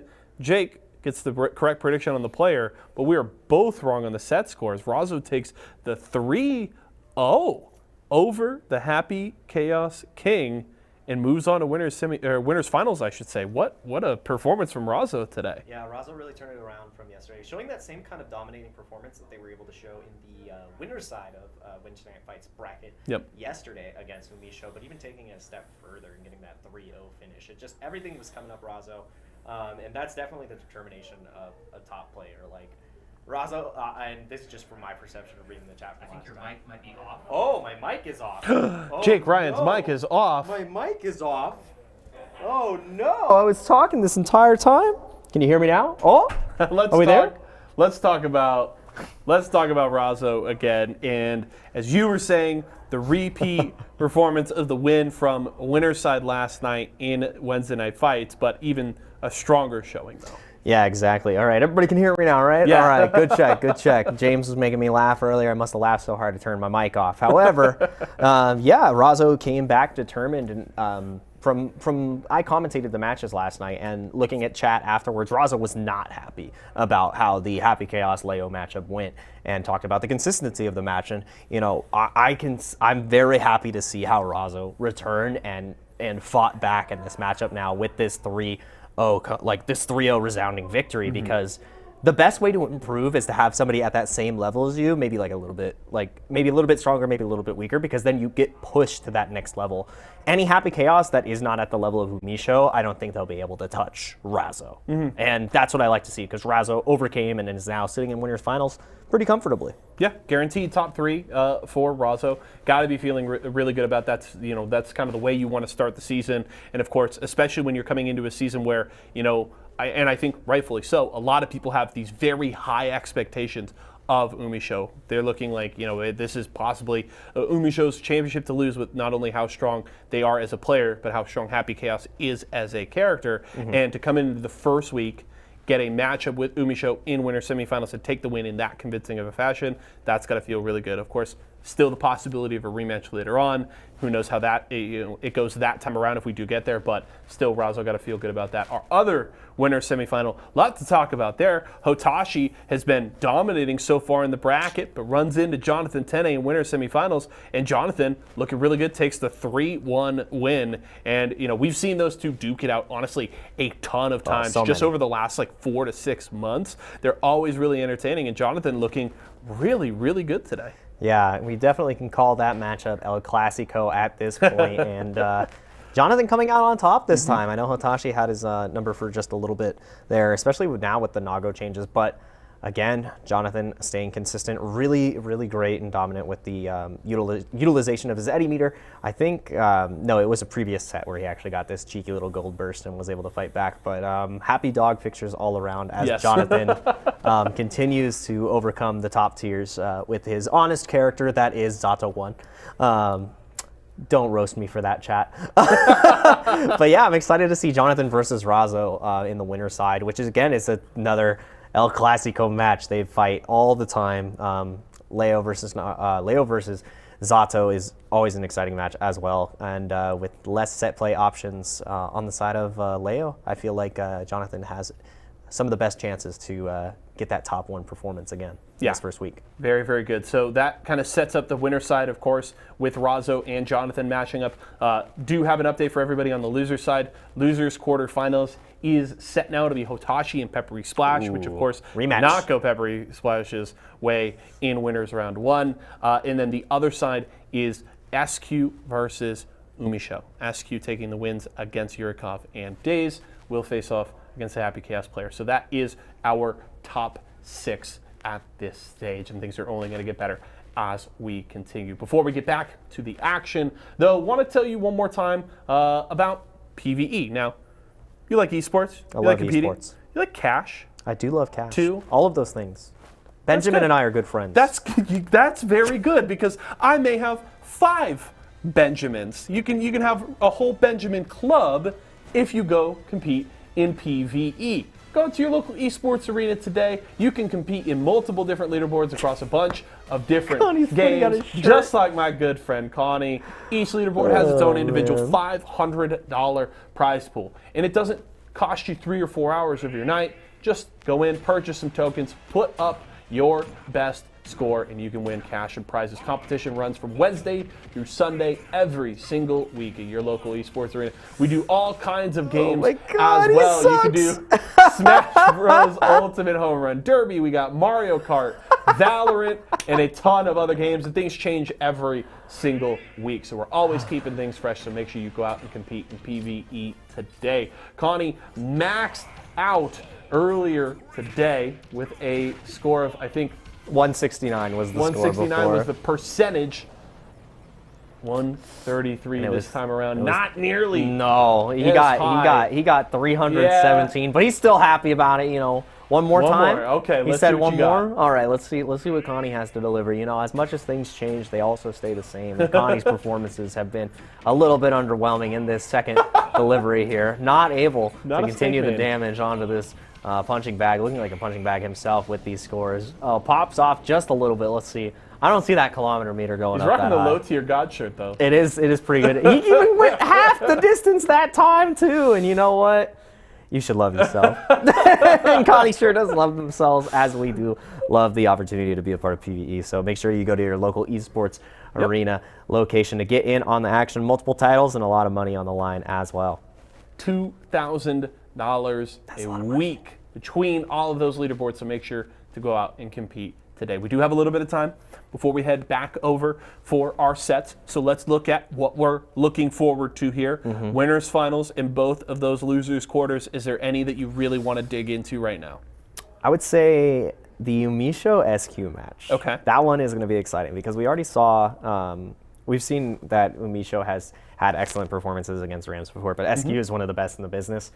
She is, I'd say, one of the strongest Rams in the U.S. as well, in that same kind of conversation as Red Ditto, Super Noon, Solstice, the whole 9 yards, right?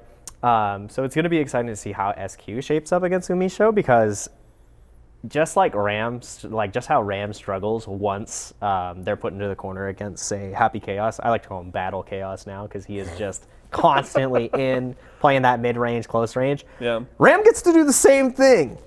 Ram gets to do the same exact thing. So I really think it's going to be a game of tempo. Whoever is able to get the tempo advantage and get that positive tension bonus, it's kind of lights out unless you have immaculate defense, which we have seen on the side of Umisho so far. But Razo cracked the code. Is SQ going to be able to understand that same kind of code? Yeah, we'll have to see. It really just feels like a matchup of...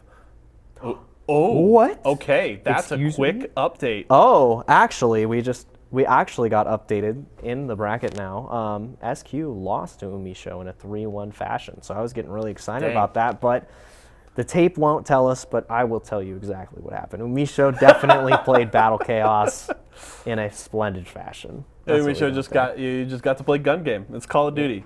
All over again. Reload. Yeah. Just Time Crisis. Is that going to be in the rotation for PvE? Got some right. Competitive Time Crisis. That'd be so much fun. Can you imagine the Time Crisis cabinets in Esports? Head-to-head Time Crisis cabinets? Bro. It's a great idea. If so, Jake and I are there. We're going to play. Immediately. I'm taking your $500. Hotashi and Peppery Splash. I feel like I kind of know where we both stand there. So let's go to Jonathan Razzo. I love how we're not even going to talk about. I think Peppery. Respect to Peppery Splash has had a hell of a run through losers. I'm just like I don't know that anything has changed for me between winners round 1 and now in terms of this matchup. I'd say the only thing that's changed since winners round 1 and now is that there has been a loss to Zato on the side of Hotashi. I mean, the armor has been cracked. That's all I'm saying, all right? That is a big difference. You just lost to the character. Give me a prediction then.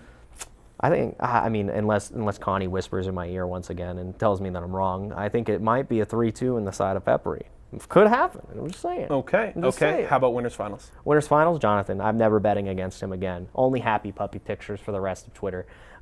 He's going to 3-2 against Razzo. Razzo 3-0 for me. Ooh, remember what happened last time we bet against Jonathan? All I know is I have actually looked at the matchup history between those two players over the last 6 months. It's pretty bad. It's fairly even in terms of set wins, but it's very straightforward. If Jonathan wins, the set goes the distance. When Razzo wins, it's over. Much shorter. Yeah. That's all I'm saying. So I'm thinking Razzo wins, and Razzo typically wins that matchup in 3-0 fashion. We still have plenty more Guilty Gear ahead of us, folks. We're going to a quick break right now. Jake and I are going to grab a quick sip of water and get ready for these next sets. Do the same, but don't go far. We'll be back with more in just a few. Tyson boneless buffalo bites have that tasty kick of flavor, so they're perfect for any get-together. If there are any left when your guests arrive. Tyson Anytizers Chicken. More kicks of flavor, more smiling snackers, more to love. Tyson.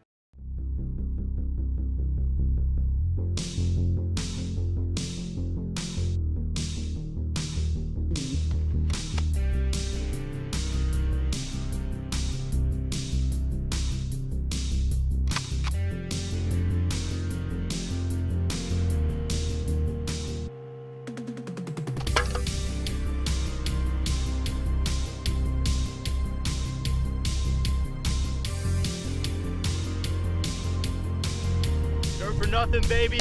Let's get in there.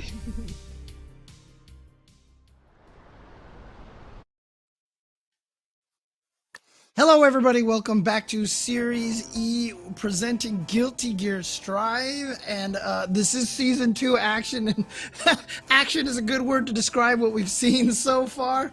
Currently, we have Razzo and Jonathan Tene waiting in winners finals, and Hotashi and Umisho waiting in losers finals. What do you think? Who's gonna take it between Umisho and Hotashi at this point? Well, after seeing Hotashi lose to Peppery, or I'm not Peppery, losing to Jonathan today, and then struggling, maybe not struggling, but like taking to the limit against Peppery in the 3-2. Like, I watched him on the stream. I can't call it. At first, when I saw Hotashi playing, I was like, bro, it's his day. It's his day. Like, he gonna walk away with some more lunch money. But it ain't funny because everybody out here is super serious with it.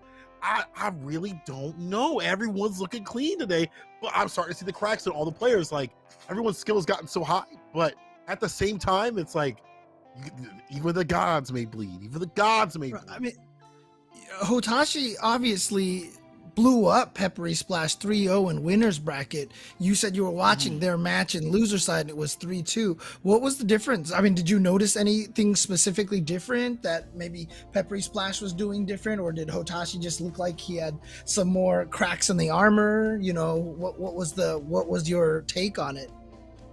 On the bits I was able to see, just there was a point where he didn't get the reversal super that he wanted, and it just did seem like Peppery was a little bit more active with the buttons, so kind of the style that Jonathan today was playing, so kind of maybe put off his paces.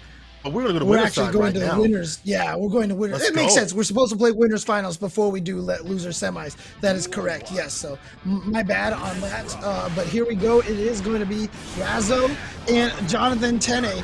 I mean, no surprise. Our two top finishers of the of the season in terms of sponsored players last season. Yup. So there you go. Here they are in winners Still the top finals. spot. The changes, you can change the characters, you can change the system, but you can't change skill out here. Jonathan today with the corner carry, 2H into the super, gonna get the Oki after that, and the bar back with the tension, but Razzo's juiced up too. No, actually he just goes up for the drill. Okay, so gonna be able to save some Eddie gauge for a little bit more pressure in the corner, and then goes for the Sharknado. Not gonna be enough to kill, but obviously a pressure situation. Oh, he got the flash kick out. Yes, invul frame 1. That BRC situation, fantastic. Jump D gets away from Eddie. 2S. And RC has the victory. No, Towards the ground pound. Oh no, oh boy. And now you've got to deal with all this. Ah, that chicken dust, of course. Oh no, the flame pillar just missed from Razzo. And because of that, Jonathan Tene able to survive. He's able to thrive right here until the 2D gets the knockdown, whips the throw. Not sure who he was gripped with his defense in the distance, but now Razzo has him pinned against the wall. Back turns real good for those mixes and for the damage. But now, look at the pushback though from Jonathan today. As soon as I say that though, the jump S though. That James, that jump S. Back to the Pearson. Got the Eddie gauge out there. Tried to fake going behind, it looked like. Stayed in the front. Razzo did not bite. Is going to get the up RC to get the higher launch into the super. Should be able to kill. Yes, of course. Again, I talked about Nago having all that guts. Well, guess what? Zato has... he has no guts. Nothing. My man's a coward. All right. But Jonathan Tene trying to use those buttons once again. Burst situation, puts him in the corner. This is good for jump. They can keep him caught up against the wall. Go slash, wage, one more situation. Should get the wall break. As a splat, just like that. Anamorphous. Eat him up. Yeah, interesting that he goes with the shark instead of the sword super, because obviously, well, maybe his Eddie gauge was full already. I didn't check, actually, now that I think about it. So it would have been the same regardless, except the shark super does more damage. So that's probably why he went with that instead. But Jonathan Tene, looking good, looking good. You're fantastic, actually. You know, to be honest, Jonathan Tene staying away from the pain points. We saw Razzo has been so good about utilizing the buttons, even the ones that have been nerfed, and willing to scrap it out and, you know, make these big reads, these big bets. Jonathan Tene just stays away. Don't have to worry about the DP if you're in the distance and not have to get hit with it, the hard knockdown in the mix. But as soon as I say that 6B, round start with it, same with your chest. Nice air block into ground throw from Jonathan, but Jonathan is down in burst resource right now. But if he can take this round and build back a lot of that burst in the process, it's definitely not going to come back to haunt him. But Razzo trying to finish this off, yeah, with the throw, so he immediately gets the PRC, and the combo afterwards does get the side switch. Layers, Razzo's putting on. Eliminates Eddie. Oh, Eddie's done. They steady, there's a throw. He got away with that. I can't believe he got away with just break the law and then into get out and throw. There he goes. It's out up here's jump. That jump dust. Okay. First. What is Believe there to fix? Believe they can do it.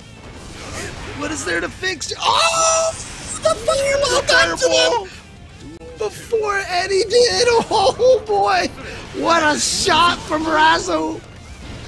That was a Steph Curry right there, man, from way downtown. You definitely heard the swish on that. Fantastic play right there from Razzo, seeing out the fireball. 2D knockdown, meaty with it, no digging, big DP. The season right here for the burst to put him in the corner. Okay, 2D, you missed. You gotta watch your ankles. And one to get it done. Sauced up. Oh, okay.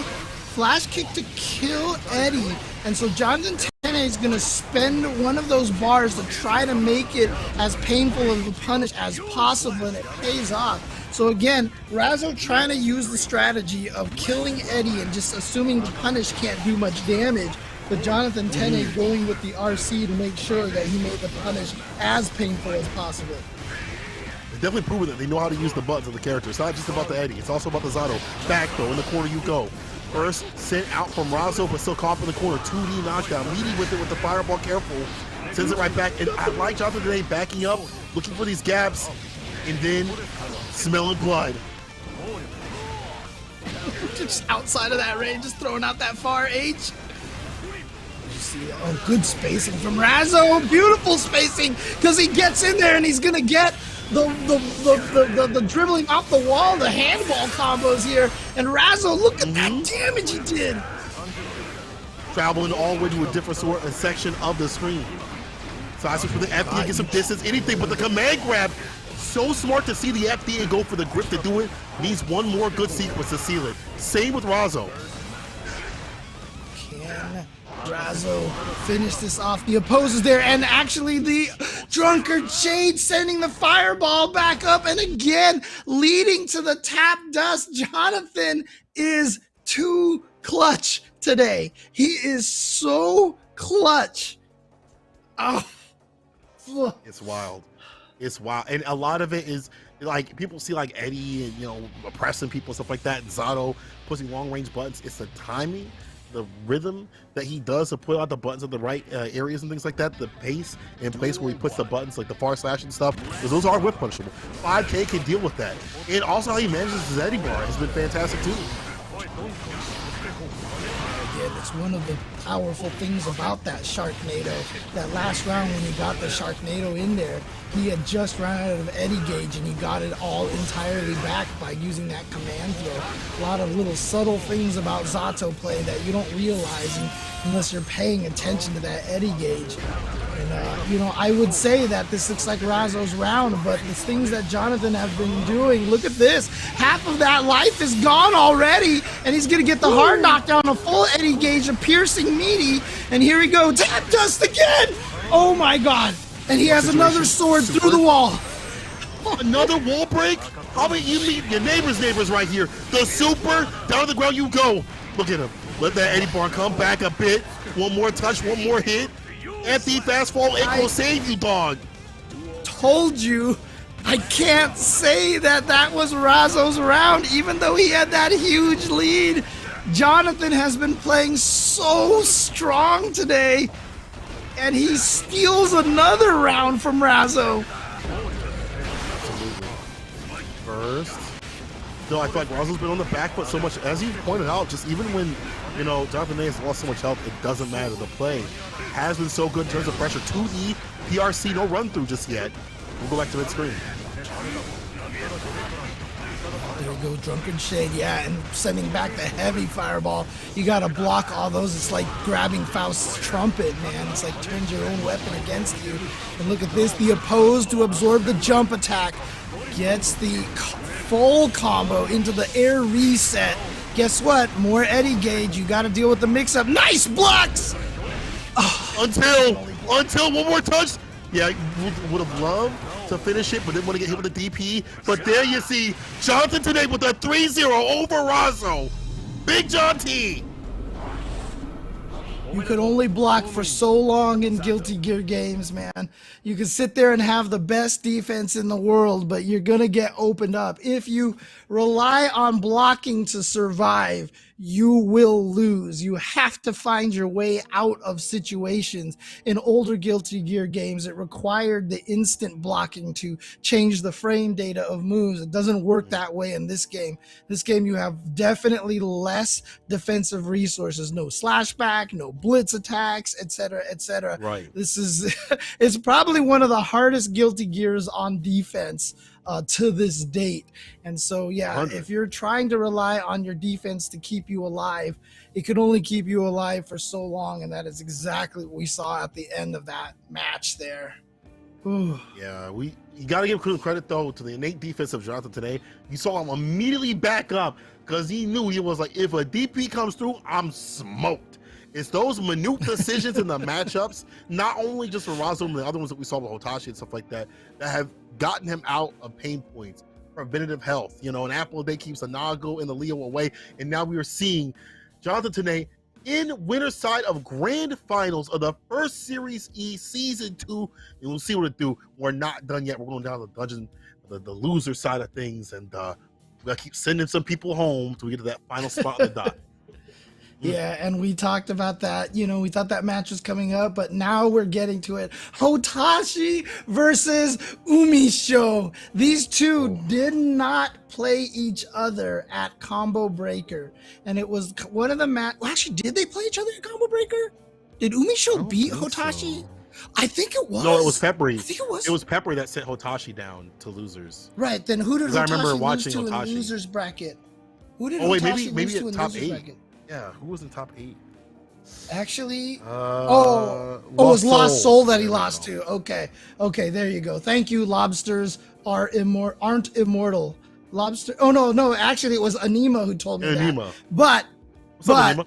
Lobsters aren't immortal is still the best name ever. I think I just had to say it. So, it's a hell of a name. In any case, look. We haven't seen these two. We did not. I mean, I was thinking that might have been grand finals.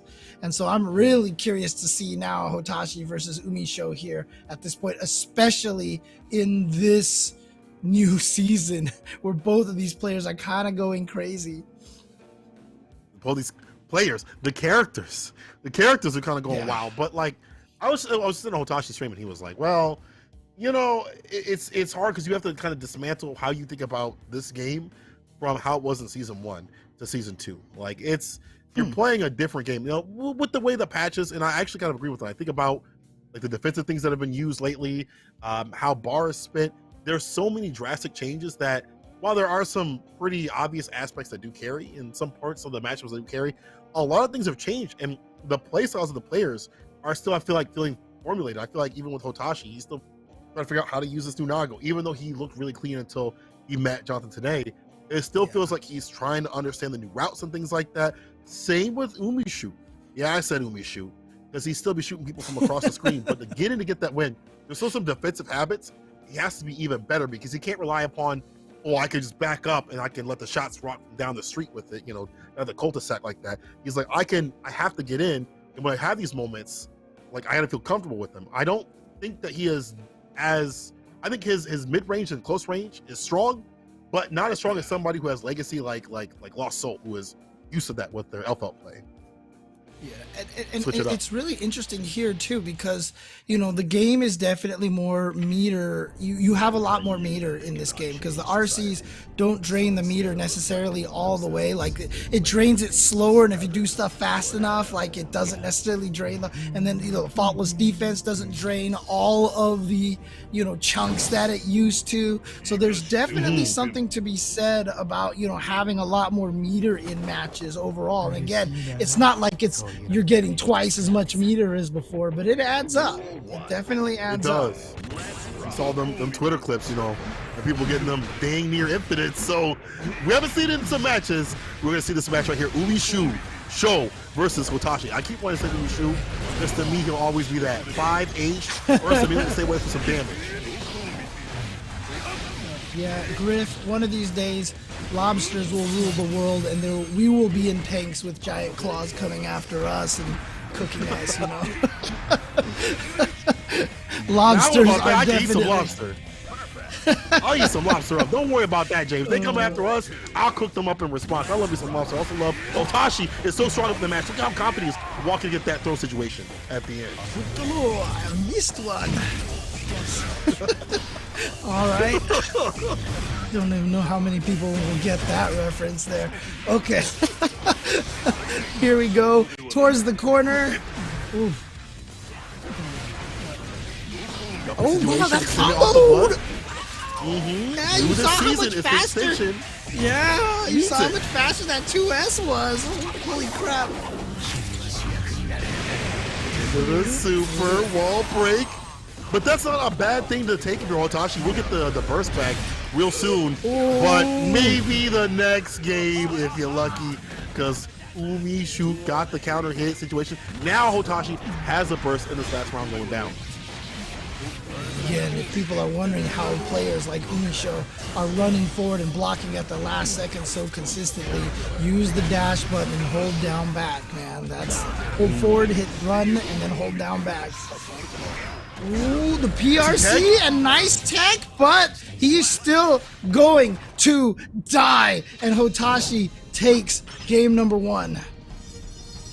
Hotashi just covering all the options, up the layers and things like that. You see the PRC try to go for the throw. Even though Umisho was ready, he's still caught up in the corner. And again, the beast will feast. As soon as he sees his prey locked up against the wall, he will fall. One thing I really liked about Hotashi's play is you see the confidence. The last part of the first round, how it ended was a walk-in throw.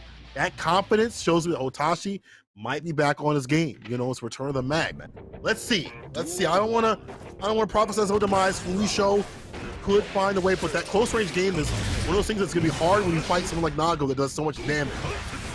I mean, again, we saw what Hotashi was able to do to Peppery Splash, at least on the winner's side, when he said he was studying the matchup and he did not want to lose to Azato again. I mean, he did lose the Lost Soul, so you could bet he probably watched that match and studied the Happy Chaos match as well. Oh my god, he got the confirm off of that head stop, and you're going to be able to block and punish. That should be the end of Hotashi. No, again, here's this Nago. Wow, he had already fired. I guess he wasn't expecting the wall splat so early, so that's why he didn't have the super ready to go. Look at how much health Umisho lost in that sequence. Hotashi can still kill him. YRC right back. Don't let this be the reason why you die.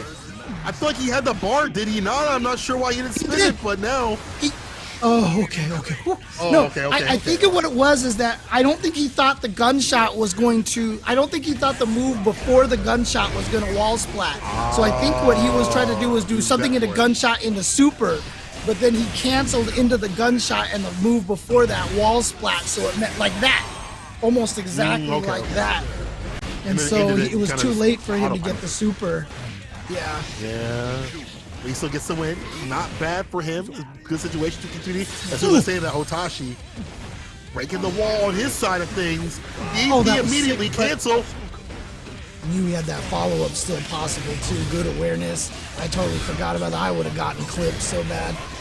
Oh, yeah, takes out the clone, and then the 2H out of the air. That's so sick. He was aware. Taking the airspace and put this man in the square space. Look at that. Puts the Rekkas on him. Auto zone with the clone. He's been switching up, but he does have to Fukio and gets so dangerous with it.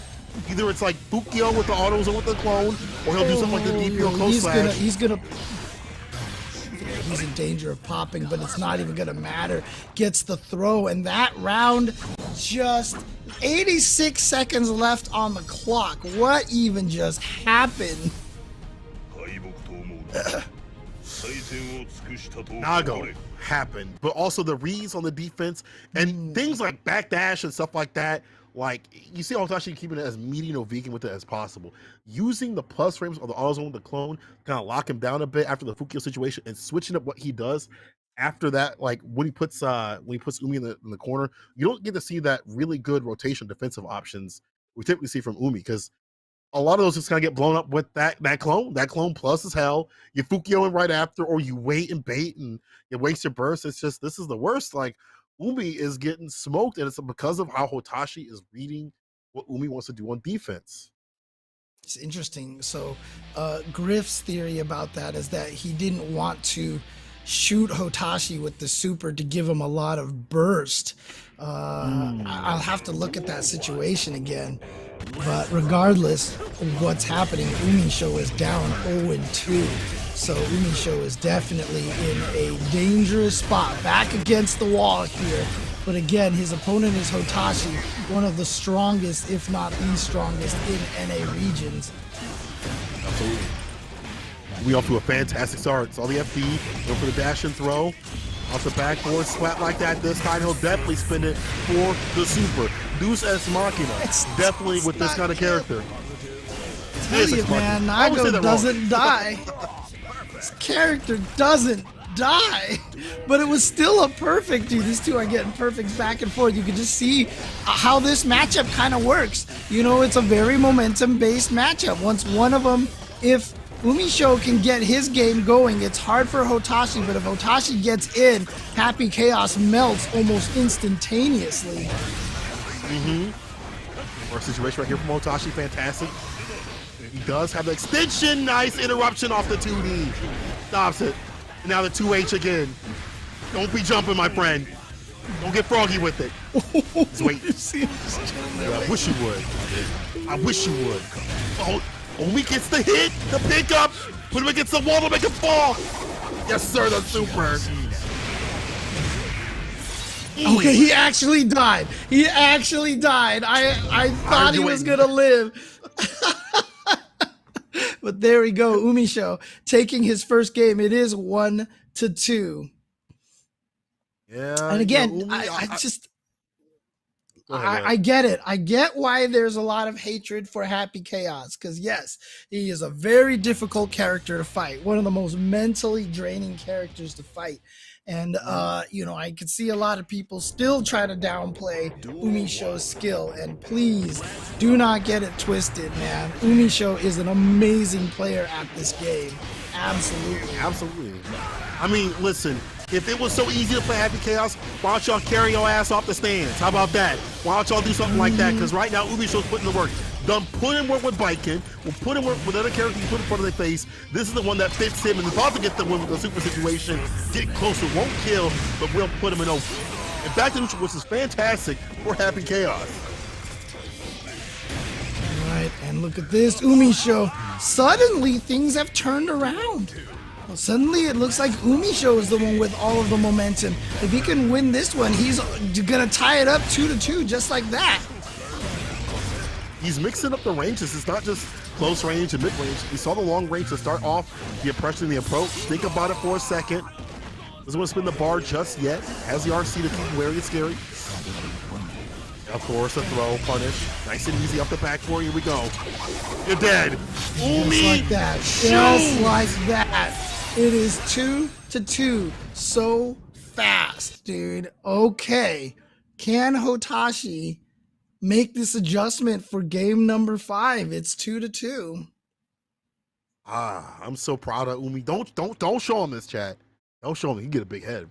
But I'm so proud. This is the play that I wanted to see from Umi previously, right? Like having that like viability, and this is it's hard because Happy Chaos, you were able to play full screen with it. You could be mean full screen. You didn't have to go in to get the win, but now you have to. You also already had a head start the previous skill to get. But now Umi has found a way. Now we're at game point, and this is only Lure semis. We want to lose finals. That's wild.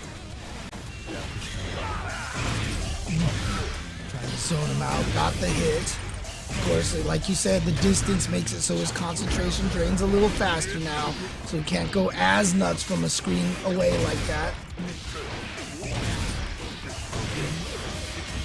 Keeping the combo going, gonna get the wall splat here and the wall break, so the positive meter bonus. It's important for Umisho to get that positive meter bonus. Let's see, we've got a full bar from Hotashi's side. Let's see how he decides to spend this bar. No YRCs just yet. He's just taking the blocks. Got caught by the tap dust. Extension. Too far away. Next way for the bloody spin. Is that yeah, you're way too far away. Oh, no. No, PRC to keep safe. Had to do it to spin that bar, but that's probably not what he wanted to spin on. And still the win is in Umisho's hands. Just don't get baited. YRC. The fin. Oh no! Oh, he went to ham. He went to ham. Okay. Here we go. Umisho trying to run this back 3-0 after going down 0-2, but a good start for Hotashi. Gets about a third of his life gone just like that. This is where, where it really counts. How good is that defense? Now in the offense, a 2D. Now it's my turn to play with the shots. Let him rock the tech. Hotashi knew what was going to happen, and he's in with the bloody spin off the confirm of the 2S. What a backdash, but I love solid.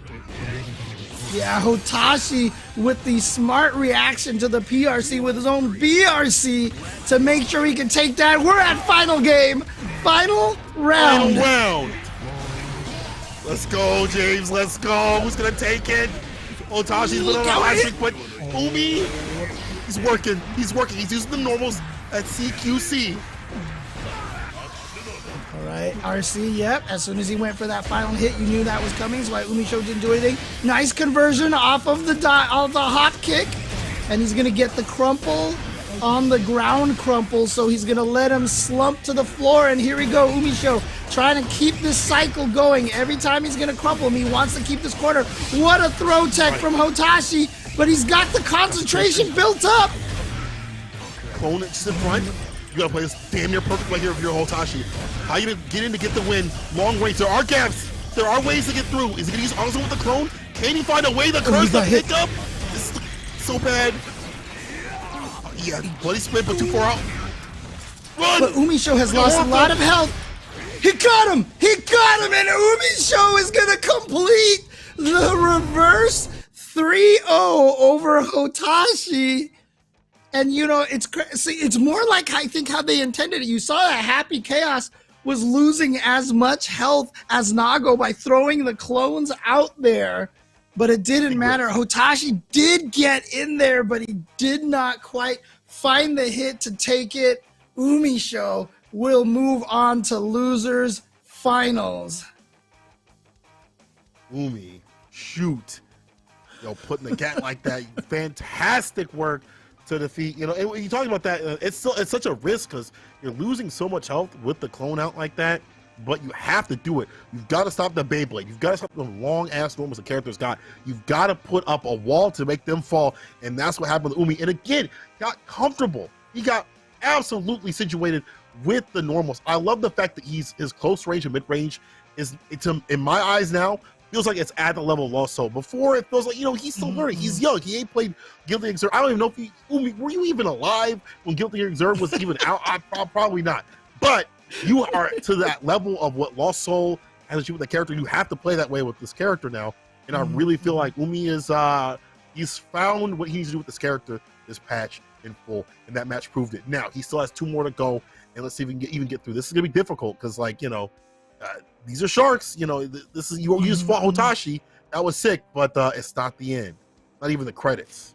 Yeah, and again, you know, I get it. I get why a lot of people really hate Happy Chaos. I get it. It's such a tough character to fight, and that is the mindset of zoners, right? That's the thing. Zoners are designed to get you frustrated. And again, don't get it twisted. Again, Umisho, Lost Soul, they do it better than anybody else. But even a semi-strong Happy Chaos will be able to defeat a lot of players out there, because the more frustrated you get, the easier it is to predict what it is that you're going to do. The key to fighting this kind of character is to learn the character, learn where their angles are, learn what their weaknesses are, learn where the gaps are, and logic your way through it, and don't let yourself get frustrated. I'm a grappler player. I've been playing Zangief against Dalsum, Zangief against Guile my entire life, and it's never been fun. But you know, that's kind of the thing. You're right. That's how you fight the grapplers. That's how you fight the zoners. Honestly, you have to remain calm, because I'll tell you this: as bad of a matchup as Guile versus Zangief is in like a game like Hyper Fighting, I will beat you with my Zangief unless you're one of the best Guiles out there, because I know that matchup and I will play very patiently. Honestly, it's one of the things to do, but it's easy to get mad, and it's easy to really, really hate those characters and feel like they're doing nothing. Pick the character up, see how well you can zone somebody out, and if you can't, then you'll learn where the gaps are. And that's kind of the key right there. I mean, people are worried about, you know, playing Happy Chaos and stuff like that at like such a high level. Most of you are not even at floor 7, so you don't have to worry about like a good Happy Chaos smoking you like that. What you do need to worry about is keeping your eyes locked and loaded on this losers finals match right here. Razo versus Umisho. Let's get it.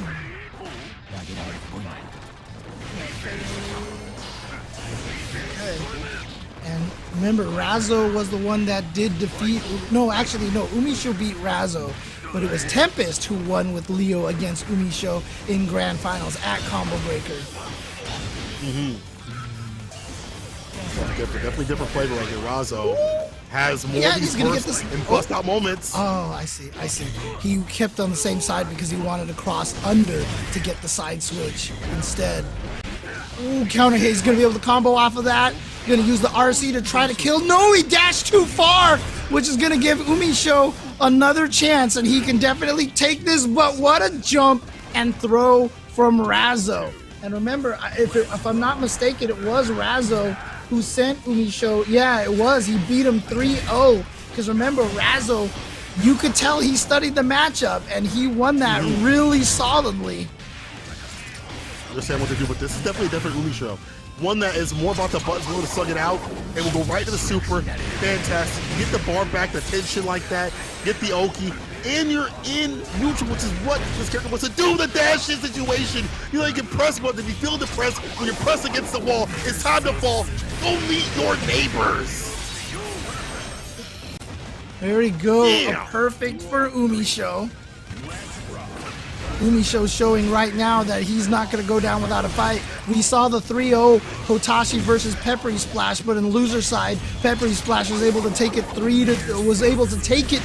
5th game. Umisho went down to Razzo 3-0, but Umisho showing that he can make the adjustment and make this fight as well. He went for the flash kick. That should be the end of this game, and Umisho goes up 1-0. Umi definitely playing this, not even like as Jake and them had said, it's like Time Crisis. This is not even Guilty Gear anymore. It's Time Crisis. Reload. But there is a lot more of there's more of the reload, and there's more of the CQC that you see on the screen. A lot of those normals and the comfortability also. I feel like Razzo has to be careful because Umi has ascended. This is a different Umi, especially after that match after Hotashi. Feeling a lot more buttonsy and things like that. This is the full package right here when it comes to Happy Chaos. And it's clear that Razzo's got a long road ahead of him. Oh no, just ran up and ended up getting thrown. That is a bad situation, but managed to air dash out. And that's a great trade for Razzo, but he drops the juggle, unfortunately, but still has the pressure going. Huge damage off of this. Not enough to kill quite yet. So as to ask YRC for the defense. Gets the back though. This could still be Umi's game. The 2D doesn't want to try to go for a punish. Too far out for anything. We saw the perfect. Oh, but he got away from the throw. Great prediction and call out by Razzo. Jumps from the throw, gets the counter hit, and takes it.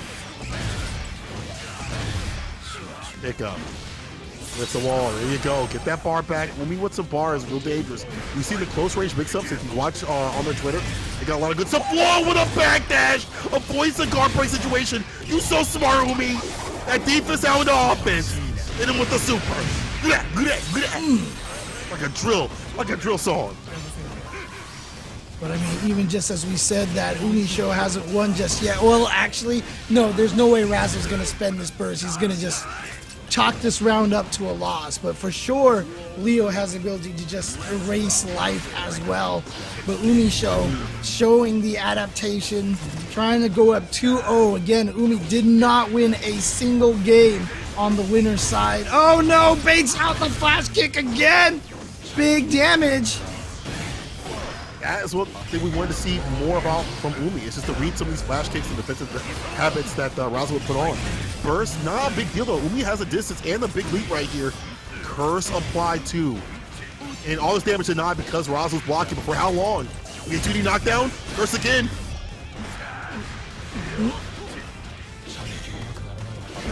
Right. Oh, snuck in there, and the counter hit's gonna let him play the squash off the wall. Here we go, Razzo now. Okay, gonna spend the bar. Goes for the hard knockdown because it's gonna be damage and hard knockdown. What's Razzo's mix-up? Goes for the fireball PRC. Yep, keeps him locked down, but did not predict the YRC. Nice side switch by Umisho. No way, James. Let's get this up with a 2D. What? You know what? Let me tell you why that's smart. Bar at the bottom and to catch the backdash that Umi was going for. So like, why not have an option that covers all this range? So not strange to see it. We already did see Umi clip that, so that was a bit of a risk because the jump back fadeaway shot could have done something different with it. But the 2D bar at the bottom too as well to keep things safe. Umisho got greedy You gave there. it too. Yeah. Umisho got greedy. He wanted to keep the corner, but he didn't get the ground crumple. He got the air crumple, which is what allowed Razo to spring off the wall, or I should say air wall splat, right? And so he was able to spring off the wall, and Umisho could not keep Razo in the corner. He could have taken the wall splat and sent it back to neutral with the positive meter bonus, but that didn't happen. You're gonna have to kill. You make sure you double tap like that. Make sure the job is done. Caught the punish on the throw whiff. That's a lot of hits right here. Oh, the red you almost said. As Umi is keeping that distance. And now go back to the long range game. But there you see, go the throw and the super James. Are you kidding me? This kid is cracked. Yeah. I mean, Razo wasn't gonna burst, but that was definitely an unburstable combo right there. So that's why Umisho just went with that. And here we go, Razo, who was really great and just dissected Umisho in the winners finals. Definitely having a lot more difficulty this time. He's looking really good. Once again for Umi, has the Oki, goes for the roll after the steady shot. Up in the corner, only one shot in the Glock, but he'll open up Razo and find the finish. Umi, shoot! Again, clearly Happy Chaos is a very, very, very strong character. And it is going to seem very painful fighting against this character, because it is. It is absolutely painful to fight against this character. But again, Umisho is also a very, very smart player as well. Yeah. This character takes execution, it takes meter management. You get a lot of reward, right? That's why he's top tier, but he takes work. But someone like Umi's put in the work. Now, obviously, Lost Soul up in the chat, just shouting out to his agent, get the job done, but it's not done just yet, because Razo a little bit more aggressive with it. Yeah, I feel like Razo's gonna have to take a little bit more risky situations. 2D right there. It's a PRC extension. This is really good. Into the super. He's gonna kill James. I don't know. Oh, he's good. Nope, not quite. Not quite. Just shy. And again, nothing is over yet, but the meaty headbutt is gonna give Razo the perfect. Let's see if Razo has kind of remembered what he did on the winner's side, or found the counter adjustment to Umisho's adjustment. Because he needs to do something right now. Getting that face adjusted right here. Umi with the shots from the Glock once again. Close range. Man, that is just disrespectful. We could have backed up a bit for that one. Could have just went the whole screen with that. And now the dash canceled, but you see Razo saw the dash come up a bit, like the cloud. Went for the DP. Yeah, that's going to take it right there. There you go. Umisho, match point. If he wins this one, he will get his 3-1 revenge against Razo. Nice check. Right. Went for the wake up 5K. Good defense. We talked about defense being like, the backdash and stuff like that. Now we're seeing the button presses and the swing against the king. You're swinging against the king of the jungle, and the weight and the bait. He's got a DP addiction. It's time for the intervention. Put him against the wall, and he's about to fall. Not gonna spin. Oh, there's no bar, the super. So we can't get the win just yet. Oh, the check.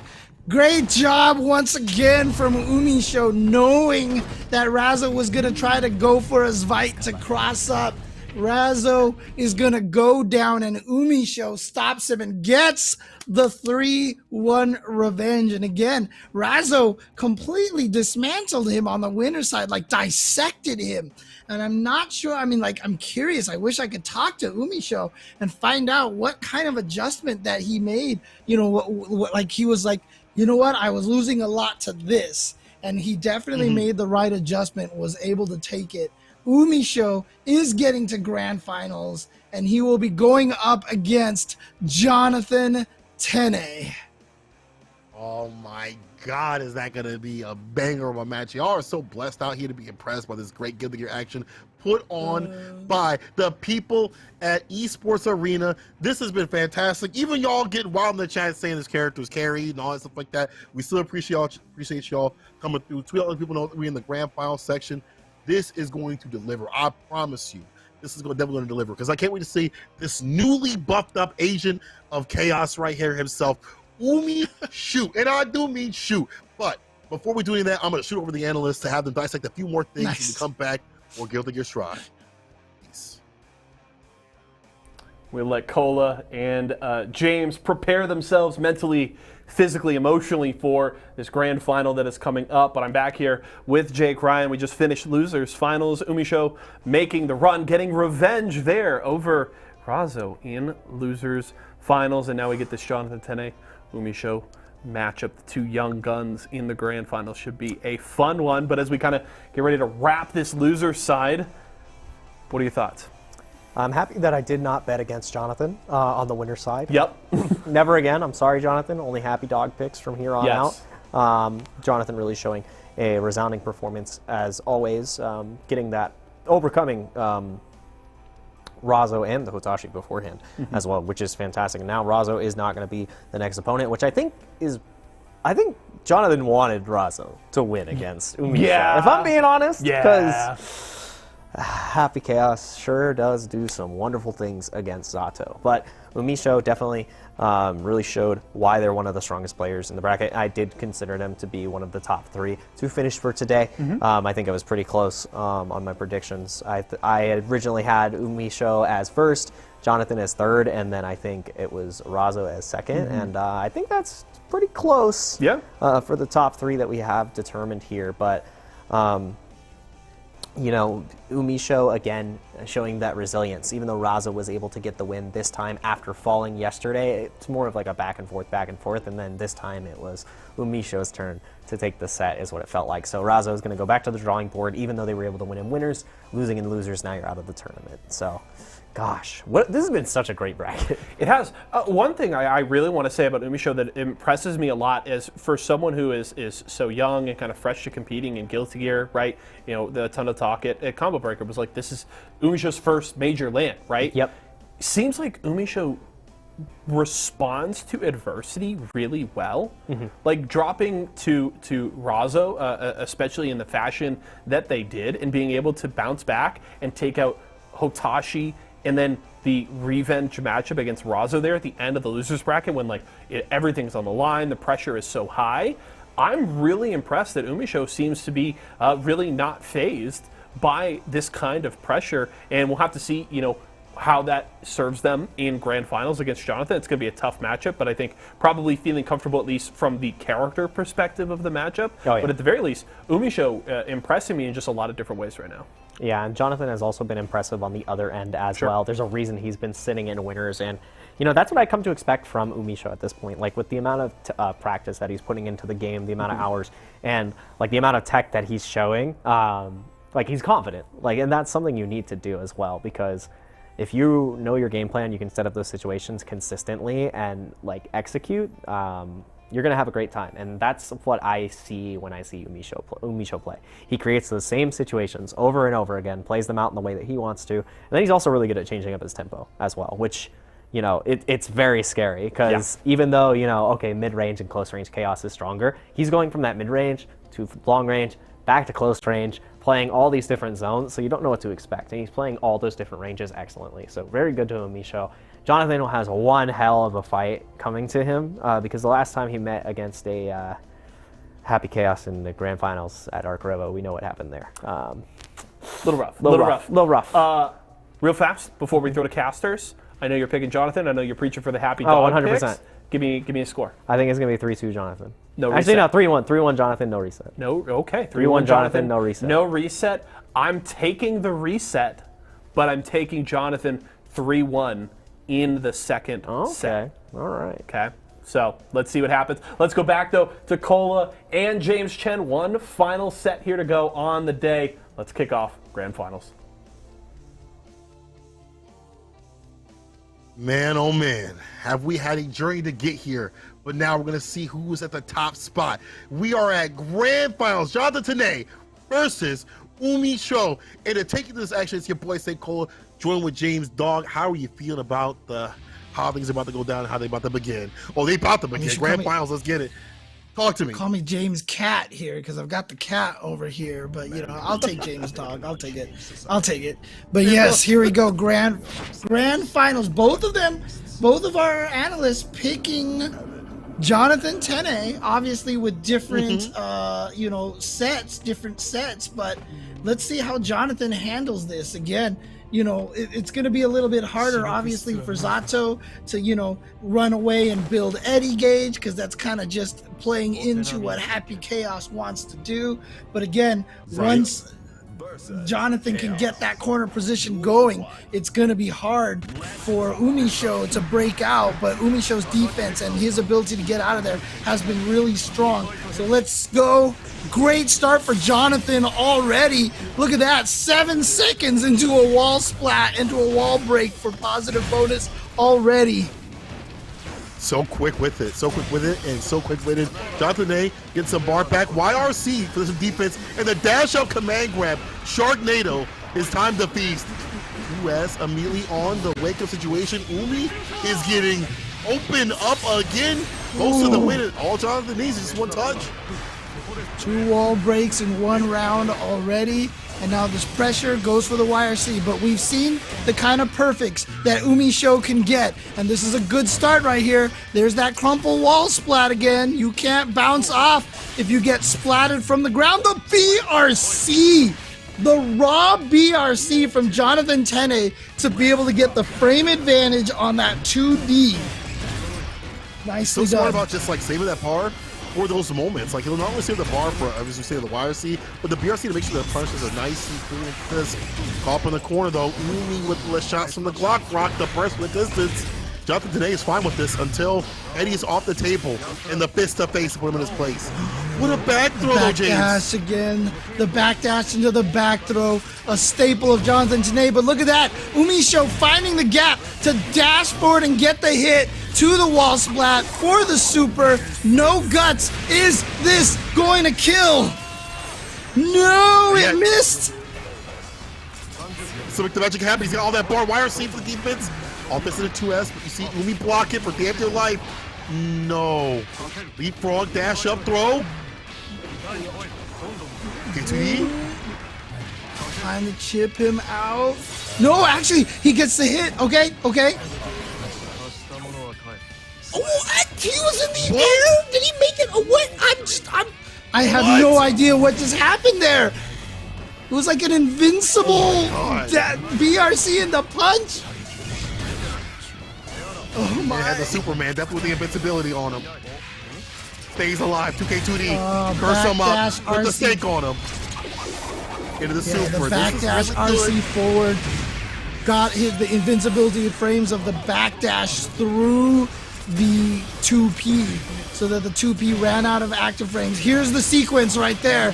Here's that sequence. But again, the back throw from Jonathan Tene always jumps forward, scrolls you off the screen, sets you up for the empty low. But again, this time it's Umisho who is predicting the throw, gets the counter hit, and Umisho taking game number 1. That's been represented so much. I love the fact that he did the jump back this time for the fadeaway, because he had been thrown so much. And obviously, you don't want to get opened up and whiff a throw, eat a full counter hit combo. But again, you have to rotate these options. You have to rotate your defensive options, and Umi stays alive for a little bit. But remember, the analyst said it'd be like a 3-1, no reset. So is this just Umi's 1? And that's it. That's all he gets, and then it's done. Like, then we see Jonathan today just clean sweep off the 3. But we'll see. I still feel like Umi is fighting in a different sort of way, and they're already in this game. Actually, I'm sorry, this is the replay. So we're seeing here the throw and the leapfrog. Yeah, so someone said it was the clone that put him airborne. There it is. And the punch hit the clone. The punch was hitting the clone. That's what happened. Okay. Shout outs to is that Breaker Dave in the chat? Is Sonic Breaker Dave? Wait, did I drop out, you said? No. I think they said they're pulling back the gameplay line. We're seeing it right here. Oh, okay, gotcha. Yeah. Oh, look at this. Okay. That fantastically. Did not feel good about that. How Jonathan Day will start to come back into those matches and now putting the pressure on him. And again, seeing him use these buttons and get close range with it and deny Jonathan Tene the 5P, 6Ps that he loves to see. And some of these coming through the jump-ins have all been hard to stop him. I'd like to see more of the leapfrogs, even though it's been weaker this season in terms of damage. Like, stop some of these jump-in approaches from Umi. Baker Steve. Yeah, my bad, sorry. Okay, and here we go. Gonna get the corner carry all the way to the side. But was that a dropped combo? I'm not sure, but he's gonna get the hit again. But no more Eddie Gauge, but this will obviously give him plenty of time to get it back. Go. He's got the positive meter bonus, but Umisho at the BRC. And here he goes. Comes in there, tries to build some of that concentration meter back. Does manage to do that. Trying to back off. He's only got 2 bullets right now, so he's a little afraid to spend all of his bullets. Have nothing left, but again, a great backdash and side switch. Baits the burst as well. RC still alive, Jonathan, today. Still's got a lot of Eddie Bar to use. Dash up. You're so afraid of like a dash up command grab. Where's the throw? Recovers in time to stay fine. No more bullets. No more bullets. This is important. That's why he's trying to be as aggressive as possible, and he gets the hit. Finally, Umisho. That whole sequence at the end there was on 0 bullets. He had spent the last one, and he was just trying to be as aggressive as possible to not have to find the chance to reload. And so he used the RC to keep the pressure going and was able to take it. No, I don't know, chat. I don't know, analyst. This is something different. Umi again, when he's got them hands, he'll lay him on them hands. Like the fact that he gets aggressive and you see he didn't back down. A lot of other happy chaoses when they're like, I'm gonna blow, so we back up a bit. Umi got the hands laying on the man, trying to reset the bracket. He's on that game point reset of the bracket. Jonathan A trying to throw up like volume, put him in the corner. The backdash again. Still, how do you leave? How do you leave? Well, that's how you get the counter hit. Right. Again, got the water balloon on him, makes the gunshots a lot easier to get focused onto you, and now gets the clean hit off of this into a combo. And now is going to be able to send him through the wall with the super. This should be able to kill. And now Umisho 1 round away from the reset bracket. Today looking even more lost. It just, you give Umi just like 1 second, 1 iota, 1 inch, and he takes a mile with it. It's the damage, the conversions, how steady he is, how ready he is. It's me to say that's a steady shot right there. Corner carry, wants to get the splat. Almost goes to the reset. Love to beat the burst, but Jonathan A clutching it. Umisho is just going ham right now, and it's gonna be 3-0. It'll be a 0-0 now. Umisho has sent Jonathan Tene to the losers bracket, and so we have a reset on the score. And you heard Jake talk about this, that, you know, this is not a matchup that Zato players enjoy fighting. So the question is, do you think Jonathan Tene might be bold enough to bust out the, well, never mind, no soul. No. That's going to be it, so. I feel like Soul, even though he's been slightly weakened this season, I feel like if you're Jonathan today, you came to play with this character. Zato's fantastic. You still get the job done. Some of these things are just Umisho just out, even it's not even about the characters, just Umisho just outplaying Jonathan today with the normals and things like that, calling out defensive things that are innately about Zato, right? So I don't think the Soul would be too much besides presenting another reversal option and some like maybe the 5K, but still. Jonathan today does have him in the corner. You just can't let him leave. Don't let him leave. You pay rent here. First of the month. Well, finds his way out, and again, wonderful for Happy Chaos that he has that roll option to be able to side switch. And you see there off the knockdown, being able to get all of his bullets back, but now he's biding time to build up that concentration again. And so the concentration slowly filling up. I like the YRC. Puts Umisho in the corner. This is huge for Jonathan. But can he get the benefit? No, the back throw from Umisho. Found the... Oh, that gets the counter hit. Oh my God. Umisho.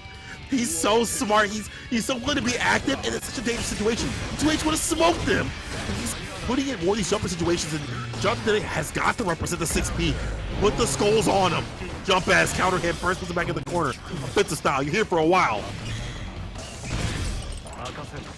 Back to trying to shoot from the screen away, but again, you see Umisho is definitely, you know, pressured to go forward a little bit more because the concentration meter drains so much faster. Look at that, going full screen, was able to instant block but not take advantage of it because it was still the focused shot. So it's still a guard break situation, but here we go. Jonathan Tene with an opportunity. But look at this defense from Umisho. He is not getting opened up. Okay, finally got opened up. This is the worst curse in the world. It's the commentator's curse. Top in the corner, leapfrog. PRC, my man's been blocking for damn near a century. He can't even move. And that risky, oh wait, the PRC, are you kidding me, James? On the gap like that, falling to full combo, doesn't get the 5K, but he's going for the dash situation. Umisho, say his name, chat. Say his name. No character can carry you into that defense. No character can carry you to, now again, obviously, once he gets out of that situation, Happy Chaos is a very strong character. Is he top 3 in the game? Probably, for sure. But that kind of defense that Umisho played in the corner was ridiculous. They got that dog in them. They got that dog in them. You see what I mean? Got that dog in them. Y'all got that dog in them. Y'all sitting out in the stands, making Happy Chaos is this and that. Y'all would have got smoked round start with it. I mean, remember, I even said you could only block for so long in this game, but he was showing that obviously that's not the case. We have not seen a hell dust in like 5 decades, I feel like. But we got one right there, and Jonathan Tene trying to take out Umisho, and if he's not dead, you are still worried. Okay, there you go. There you go. Nothing, they did not like to play that last round. He's like, let me take it down. Get a perfect KO to get that statement. He definitely got to get the momentum back because Umi is feeling themselves. And we've seen a lot of the FPs that someone had pointed out to get some distance on some of these mix-ups. Love to see more of that bar used, but maybe he'll have to wait till the next round because once again, Splatter gets the wall. Love to make a fall with the super. This looks like season 1. The way that Umisho is able to navigate the character, and it's, again, not as potent as it used to be, but the fact that you can revert back to that style if need be makes Umi such a big threat. On top of today, getting opened up again. Bad situation. And you see how it is now. Umisho seriously has switched away from being this very defensive Happy Chaos to this extreme lockdown. So, you know, a lot of stuff that, you know, he could have done before, but it was just why put yourself at that risk because you stayed a screen away and blew him up. But now it's just, he had to put some time to learn that, and I feel like that offensive Happy Chaos pressure for Umisho is stronger than ever now. Right. Okay, got opened up by the throw finally. Jonathan getting an opening. I like that Jonathan's getting a lot more active in terms of like where he's placing himself. I feel like he's pretty, you know, stuck and static in where he was at. And the movement like that is trying to open up Umi. He definitely bring it back to the gap, the air throw. There you go. What's the defense to a throw? The jump Can't back. block those. Goes for the empty low. Finally got him with the tap dust. Jonathan Tene has to work 2 or 3 times harder to open up Umisho than a lot of the other players he's been facing. But that is an important situation here. Jonathan Tene with a win on the board. And that's got to feel good for Jonathan after losing 4 straight to Umisho. I know he needed that. I know that. If that would have been another one, obviously would have been game tournament point. But the fact that he needed that like momentum, like I get it. But also Jonathan today, just the fact that he is getting a little more aggressive with it, more of the 5 Ps. Don't see me in the 6 Ps, but I do like the fact that he has got more of that movement, making it hard for Umi to kind of fight back. Some of these angles has been really good in making the most of these corner situations. The burst early with this round to go down, and Eddie's off the deck. This is unfortunate. This is what we talk about. What's so difficult to fight this character. When you were playing Happy Chaos, he smokes Eddie. You have to wait for that bar back to come if you're with Jonathan today. Yeah, and Jonathan managed to get the side switch and got picked up, and then immediately got picked up on his own wake up again. Back throw. Okay, this is huge for Jonathan, but he hasn't been able to open up Umisho. Goes for the empty low. Umisho sees it. Look at this. Gets the YRC and finds his way out again. That whole sequence right there, Umisho, he plays defense like he's like the game is in slow-mo. Like he's just sees everything that is happening. I don't know how he does it. It is ridiculous. Look at these high-low mix-ups from Jonathan. And when he picks his moments, they're in situations where Jonathan can't combo off of it a lot of the time. But here we go. Gaping Maw, locking him in place. Oppose! Gets the tap dust finally. Here we go. Jonathan Tene trying to finish this round off.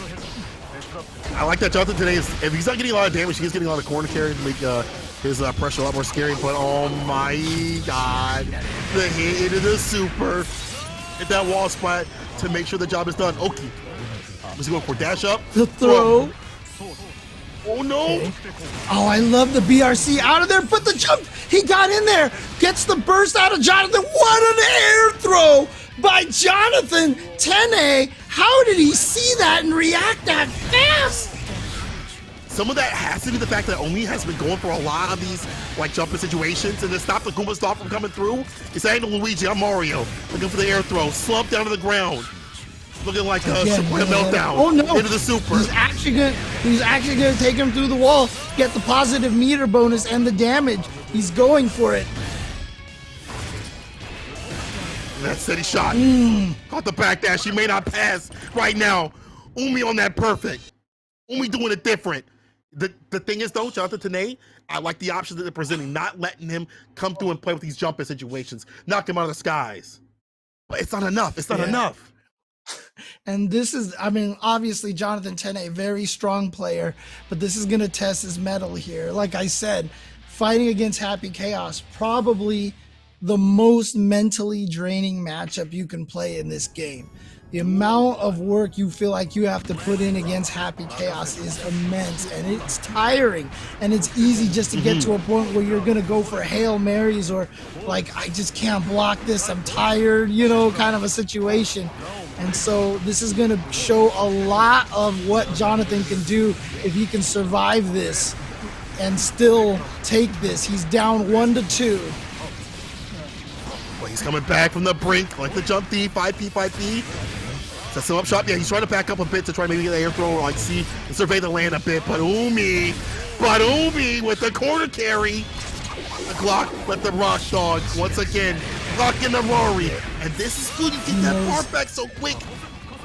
Yeah, he knows he could spring off the wall, so he's going to take that. And here we go, a good burst. It was okay burst. He didn't get the gold burst, but he's going to get the corner position. But you see that he tried to do 2-punch in the dash up, more pressure. Jonathan Tene tried to steal a turn after 2P by dashing forward, and Umisho had the check all ready to go. Caught him with the combo to put him at tournament point. Umisho, oh no, got back thrown into the corner. But again, this defense. Until the dust though, the tap dust coming through to turn him to mush, the BRZ, jump D. He's in the corner still. You're gonna be so scary, wary of the command grab, the grip. Yo, you see him, he stayed alive because the FD saved him from the distance, but he can't survive. He gets another combo. What's the entire nothing? He's out of there. And that's the craziest thing is every time Umisho got opened up, it was like 1 or 2 hits. And so Jonathan wasn't able to get a massive combo. And look, speaking of massive combo, Umisho gets one, and he's gonna put it at basically guess for game potentially here with the hard knockdown. He's gonna run in there.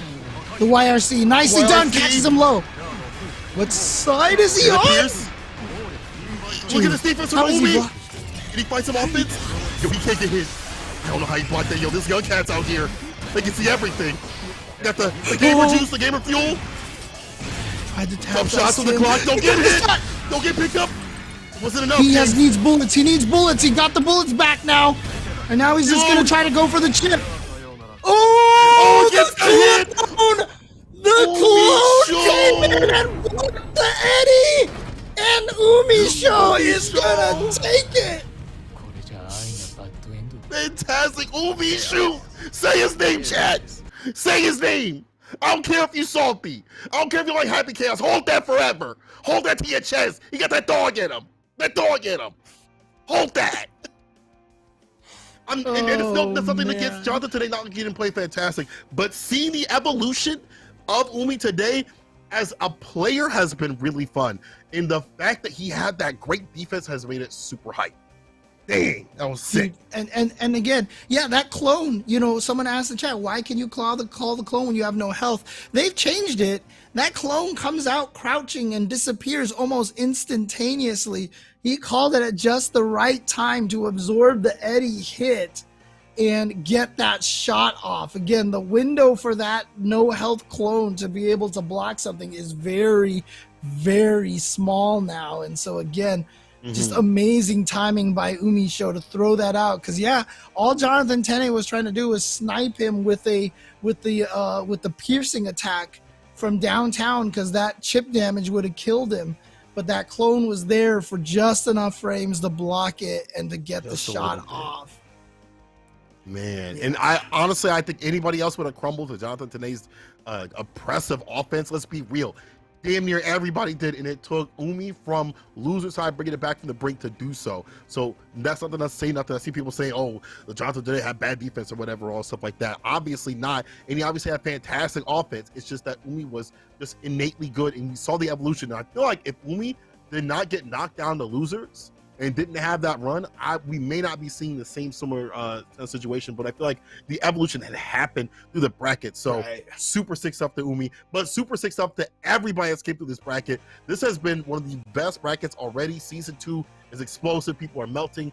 And again, we're not even close to figuring out how to play the game. I feel like everything's been revamped, and we're probably going to be seeing people melt for a few more weeks, and then we're starting to see people understand defense and stuff like that. But people will definitely explode in this bracket. They definitely pop. Time to start learning that Potemkin to fight Happy Chaos right now.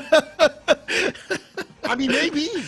Look, maybe. Some people have told me that he can actually fight him because of Slidehead. I don't know, okay? But, dude, obviously, look, again, Umisho combined with Happy Chaos is a very dangerous combination, right? Like, no one can pretend Happy Chaos isn't a very, very strong character, if not the strongest character in the game right now. But again, you saw that defense from Umisho against Jonathan Tene. You saw how many people melted against that defense. And so there is something about this kid, Umisho. He's just either got the reactions, he's got bullet time or something, you know, he sees the frames, but he was able to defend immaculately against Jonathan Tene. And that's what gave him the opportunity to really show how strong Happy Chaos is. That's Happy Chaos's weakness. Happy Chaos can't get out of those pressure situations, and he found a way to do it almost every time. And when he did get hit, it was like by a far H into Invite Hell, and that was the end of it. Right. And then he had more opportunities to escape. It's like he purposely picked the riskiest moments for him to try to bust out when the Eddie gauge was running low, etc., etc. Just a lot of really smart decision making. Well, you know what? I like to hear more about that. Let's go with the analysts and have them break down the rest of the matches. Know that we could have opened the season with a better bracket than that. Umisho takes it all. Jonathan Tene second place, Razo in third, Hotashi in fourth. That is a stacked top four. The entire bracket was stacked. We had incredible matches front to back, and it finished with an awesome performance there from Umisho at the end. Yeah, Umisho, you know, it's his first appearance here now in Season 2 Series E, and he definitely came in with a bang. You know, bang, bang. Just back to back to back. Bangs. There was a God machine in there somewhere, too, that gave him a lot more bullets. But definitely a fantastic showing from Umisho. Getting sent to losers by Razo, and then making the run back, not only through Hutashi, not Hutashi. Yeah. My bad, Hotashi. Hutashi? Who? Hotashi. Who? Hotashi, Razo, and then Jonathan Tene in a 6-1 fashion after the reset. It's actually the exact same way he came back from losers yesterday in WNF, but it was against Razo that time. So, you know, very consistent style from Umisho, continuing to, like, hold down that pressure. And like James said, one of the main things that Happy Chaos struggles with is getting out of those pressure situations. And Jonathan, it's not like that pressure was weak. It's not like those mix-ups weren't scary. It's Umisho weathered the storm. Yeah. Like, I got hit, everybody in chat got hit. If you didn't get hit, then I'd like to see you here next week, show up to WNF, qualify, and block all that pressure from Mr. Jonathan Tene, because I couldn't do it. I don't think Yeso could have done it. No. But the only one that could was the Top Gun of Umisho. Yes. Really incredible. And I want to talk specifically because I felt like I kept hearing it. I felt like every time I looked at Twitch chat, somebody was hitting with the, oh, you know, it's just Happy Chaos or whatever. If you are trying to take credit away from Umisho from the kind of performance they're having performances they're having right now just because of Happy Chaos. You are on so much copium, it is unreal. And granted, let's be clear, I spoke with Umisho a few weeks ago at Draft Day, and they recognize, yeah, hey, my character is a little bit busted, but literally Umisho was asking for nerfs, and specific nerfs to Happy Chaos, because they were like, there's more I can do with this character. The way I play right now is the optimal way to play Happy Chaos. Please nerf these things so I can do more and show you what else I can do with this character. And we've seen it since the patch last week, and we're going to continue to see it. Umisho is an incredible player who has a very strong character. Both of those statements can be true at the same time, and even if you nerf Happy Chaos into the ground, I would not be surprised to see Umisho bring out the Baiken, bring out something else, and still be just as good as they are right now. Yeah, that's what's always really exciting to see too, because when you see a player that is at this level, it's not only that they're going to be a good Happy Chaos player, they're a good fighting game player, and obviously one of the best players in Strive right now in the form of Umisho, getting second at Combo Breaker, and now showing up super strong, getting first at their first appearance of Season 2 of Series E, the first episode of Season 2. And it's just getting started. It's just getting started. And you know what, Yeso? It's been a fantastic day so far. We don't really have much Guilty Gear action left to tackle today, but you need to stay tuned for next week as we get even into even more Guilty Gear action. I'm not sure if we're on break because the CEO. I'll have you confirm that with me right now. We will confirm that. I think we might be off next week in terms of Guilty Gear, but there's still Series E Halo Infinite Pro Night tomorrow night. We'll be back again next Monday with more Halo Infinite and Apex action, so the schedule is still packed, so don't worry about that. Just be here every weekday, 4 p.m. Pacific time. This is where you want to be at twitch.tv/esports arena. Jake, it was so much fun to have you back. I look forward to doing it again later in the season. Thank you so much for coming in, my friend. And of course, shout out to Cola and James Chen. Both of them were awesome on the cast. So much fun to listen to both of them, and they are certainly pros. But I will say here at the end of the show, for myself, for Jake, the entire live broadcast crew, and everybody here at Esports Arena, thank you so much for joining us tonight. I hope you had a blast, because we sure as hell did. We will see you again tomorrow.